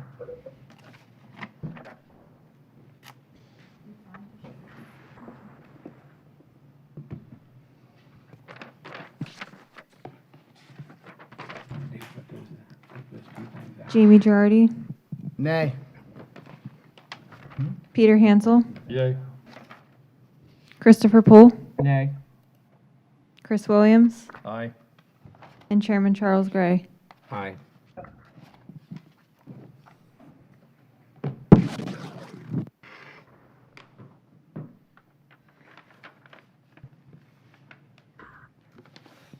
Okay, so here's my announcement, since that's already done. You got dinner? Yeah. We had any breakfast. So I would love to congratulate Jamie Girardi and Peter Hansel for being reappointed to the Planning Commission. So congratulations. And also you will have a new member, Mr. Don Anderson, who is the CEO of the Pasco County Homeless Coalition. I've worked with Don Anderson throughout the years, and he has a great personality. I think he'll be a good fit in this group. Very steady. I was mentioning that he reminds me a lot of the soft-spokenness of Chris, how Chris is. Oh, thank So, you. Thank you. Not you, Chris Poole, Mr. Chris Williams. That's what happened to you have There's two the Chris's mean one on and the me. nice one. I think this is a great planning commission, so I'm very excited to continue to work with Mr. Girardi and Mr. Hansel and have a new addition to the team who I think will jive really well or gel really well with you. David, did you want to So- say something? I think we're going to talk about also some changes. Okay. Well, I was also going to mention that the Board of County Commissioners is looking to amend their hybrid virtual meeting rules to start allowing the public back into the boardrooms. Now, I want to be clear, though, we'd still be operating under a hybrid virtual environment, so we'd still be allowing public comment by email, WebEx, et cetera, but there would be some limited attendance allowed in the boardrooms. There will be some social distancing requirements. There'll be maximum capacity within the boardrooms. The kiosks may still be utilized for overflow, for somebody that really wants to be at the kiosk. So we're not necessarily removing the participation options that you're using now, but I don't want you to be shocked after May 18th when we're going to start allowing the public to the boardrooms. So that's currently the plan, and that's likely on May 4th. Any questions about that? None from up here. David, did you want to cover a little bit how things may be different in Dade City, in the historic courthouse? So Dade City is going to have a smaller capacity. Obviously, it's a smaller room. So the maximum capacity in that room, I don't remember what facilities recommend, but it's, I think, only like 18 people. It's not very many people. So when we get over 18 people, other people are likely going to be directed to the kiosk to do their participation. So you're still going to have to be asking, when it's a large group, you're still going to have to be asking the kiosk if there's anybody at it, but there will be some limited amount of people that are allowed in the Dade City boardroom as well. So for non-controversial items, maybe everybody can fit in the boardroom. If we have an item like we did today, you're probably still going to have multiple people at the kiosk, because especially in Dade City, because it's going to be limited, very limited capacity. And the reason for that is just to maintain social distancing in the audience. Okay, David, does that mean you're gonna be joining us again? I'm going to try, yes. It's getting lonesome here without you, you know. I figure if the public's allowed in, maybe I should be allowed in too, so. But I will say the maximum capacity that we're talking about does not include the planning commission members or staff. So we're talking about members of the public. Okay. All right, anything else, Denise? That's all I've got. Gary? One thing, Mr. Chairman, just as a point of clarification, if it could be the case that if the Planning Commission has any questions for staff following public comments, there may be a few things that staff can provide in terms of some of the representations that were made to help clarify. Yeah.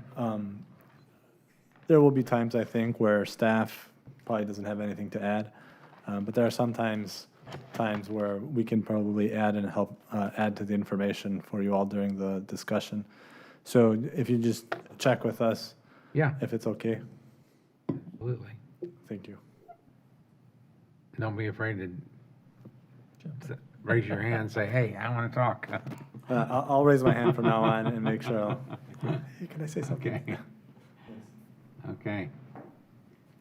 Anything else? If not, Can I make one comment that, and not sure it's the appropriate time to do, but I've been noticing that the agendas have been coming out later.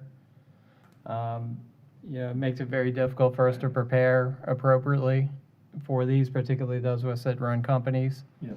And have other obligations. So I understand that, this week I'm sure there was a lot of back and forth that extenuating circumstances that didn't do it, but I think it's unfair to us as volunteers. So I'd appreciate consideration of that.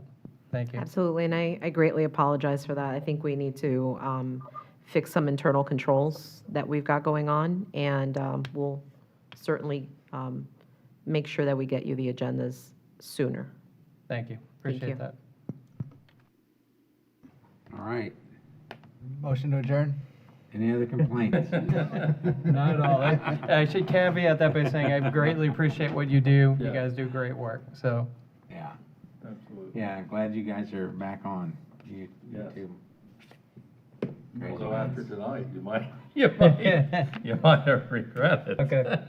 Motion to adjourn. Okay. Second. All right, we're out of here.